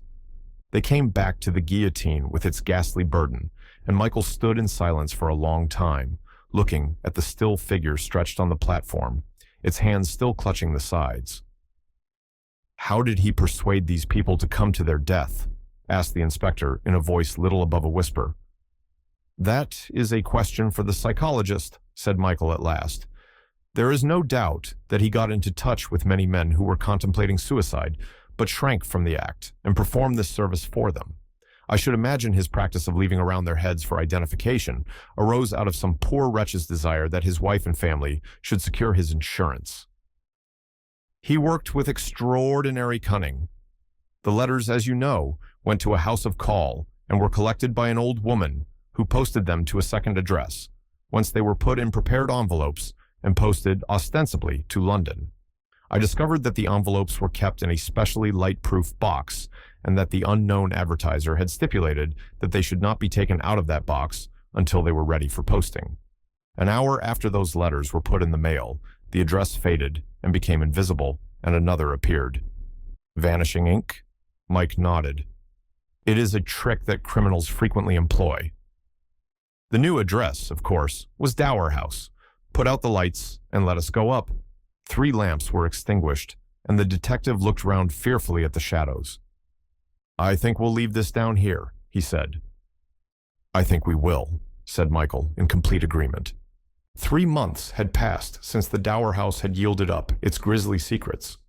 A long enough time for Gregory Penn to recover completely and to have served one of the 6 months' imprisonment to which he was sentenced on a technical charge. The guillotine had been re-erected in a certain black museum on the Thames Embankment, where young policemen come to look upon the equipment of criminality. People had ceased to talk about the headhunter. It seemed a million years ago to Michael as he sat, perched on a table, watching Jack Nebworth in the last stages of despair, directing a ruffled Reggie Connolly in the business of lovemaking. Nearby stood Adele Leamington, a star by virtue of the success that had attended a certain trade show. Out of range of the camera, a cigarette between her fingers, Stella Mendoza, gorgeously attired, watched her sometime friend and prospective leading man with good-natured contempt. "There's nobody can tell me, Nebworth," said Reggie testily, "how to hold a girl. Good gracious, heavens alive, have I been asleep all my life? Don't you think I know as much about girls as you, Nebworth?" "I don't care a darn how you hold your girl," howled Jack. I'm telling you how to hold my girl. There's only one way of making love, and that's my way. I've got the patent rights. Your arm round her waist again, Connolly. Hold your head up, will you? Now turn it this way. Now drop your chin a little. Smile, darn you, smile. Not a prop smile, he shrieked. Smile as if you liked her. Try to imagine that she loves you. I'll apologize to you afterwards, Adele, but try to imagine it, Connolly. That's better. You look as if you'd swallowed a liqueur of broken glass. Look down into her eyes. Look, I said, not glare. That's better. Now do that again. He watched, writhing, gesticulating, and at last, in cold resignation, rotten, but it'll have to do. Lights. The big Chrysler lights flared, the banked mercury lamps burnt bluely, and the flood lamps became blank expanses of diffused light. Again the rehearsal went through, and then, "Camera!" wailed Jack, and the handle began to turn. "That's all for you today, Connolly," said Jack. "Now, Miss Mendoza." Adele came across to where Michael was sitting and jumped up onto the table beside him. "Nebworth is quite right," she said, shaking her head. "Reggie Connolly doesn't know how to make love." "Who does?" demanded Michael. "Except the right man?" "He's supposed to be the right man," she insisted. "And what's more, he's supposed to be the best lover on the English screen." "Ha ha," said Michael sardonically. She was silent for a time, and then, "Why are you still here?" "I thought your work was finished in this part of the world." "Not all," he said cheerfully. "I've still an arrest to make." She looked up at him quickly. "Another?" she said. "I thought, when you took poor Sir Gregory—" "Poor Sir Gregory," he scoffed. "He ought to be a very happy man." 6 months' hard labor was just what he wanted, and he was lucky to be charged, not with the killing of his unfortunate servant, but with the concealment of his death. "Whom are you arresting now?" "I'm not so sure," said Michael, "whether I shall arrest her." "Is it a woman?" He nodded. "What has she done?" "The charge isn't definitely settled," he said evasively, "but I think there will be several counts. Creating a disturbance will be one. Deliberately endangering public health, at any rate, the health of one of the public, will be another, maliciously wounding the feelings." "Oh, you mean?" She laughed softly. "I thought that was part of your delirium that night at the hospital, or part of mine. But as other people saw you kiss me, it must have been yours. I don't think I want to marry," she said thoughtfully. "I am—" "Don't say that you are wedded to your art," he groaned. "They all say that." "No, I'm not wedded to anything, except a desire to prevent my best friend from making a great mistake. You've a very big career in front of you, Michael, and marrying me is not going to help you. People will think you're just infatuated, and when the inevitable divorce comes along." They both laughed together. "If you have finished being like a maiden aunt, I want to tell you something," said Michael. "I've loved you from the moment I saw you." "Of course you have," she said calmly. "That's the only possible way you can love a girl. If it takes 3 days to make up your mind, it can't be love. That's why I know I don't love you. I was annoyed with you the first time I met you. I was furious with you the second time, and I've just tolerated you ever since. Wait till I get my makeup off." She got down and ran to her dressing room. Michael strolled across to comfort an exhausted Jack Nebworth. "Adele?" "Oh, she's all right. She really has had an offer from America. Not Hollywood, but a studio in the East. I've advised her not to take it until she's a little more proficient, but I don't think she wanted any advice. That girl isn't going to stay in the picture business." "What makes you think that, Nebworth?" "She's going to get married," said Jack glumly. "I can recognize the signs. I told you all along that there was something queer about her. She's going to get married and leave the screen for good. That's her eccentricity." "And whom do you think she will marry?" asked Michael. Old Jack snorted. "It won't be Reggie Connolly, that I can promise you." "I should jolly well say not," said that indignant young man who had remarkably keen ears. "I'm not a marrying chap. It spoils an artist. A wife is like a millstone round his neck. He has no chance of expressing his individuality. And whilst we are on that subject, Nebworth, are you perfectly sure that I'm to blame? Doesn't it strike you, mind you, I wouldn't say a word against the dear girl, doesn't it strike you that Miss Leamington isn't quite, what shall I say, Seasoned in love, that's the expression. Stella Mendoza had strolled up. She had returned to the scene of her former labors, and it looked very much as if she were coming back to her former position. "When you say seasoned, you mean smoked, Reggie," she said. "I think you're wrong." "I can't be wrong," said Reggie complacently. "I've made love to more girls in this country than any other 5 leading men, and I tell you that Miss Leamington is distinctly and fearfully immature." The object of their discussion appeared at the end of the studio, nodded a cheery goodnight to the company, and went out, Michael on her heels. "You're fearfully immature," he said as he guided her across the road. "Who said so?" "It sounds like Reggie. That is a favorite word of his. He says you know nothing whatever about lovemaking." "Perhaps I don't," she said shortly, and so baffling was her tone that he was not prepared to continue the subject until they reached the long, dark road in which she lived. "The proper way to make love," he said, more than a little appalled at his own boldness, "is to put one hand on the waist." Suddenly she was in his arms, her cool face against his. "There isn't any way," she murmured. "One just does."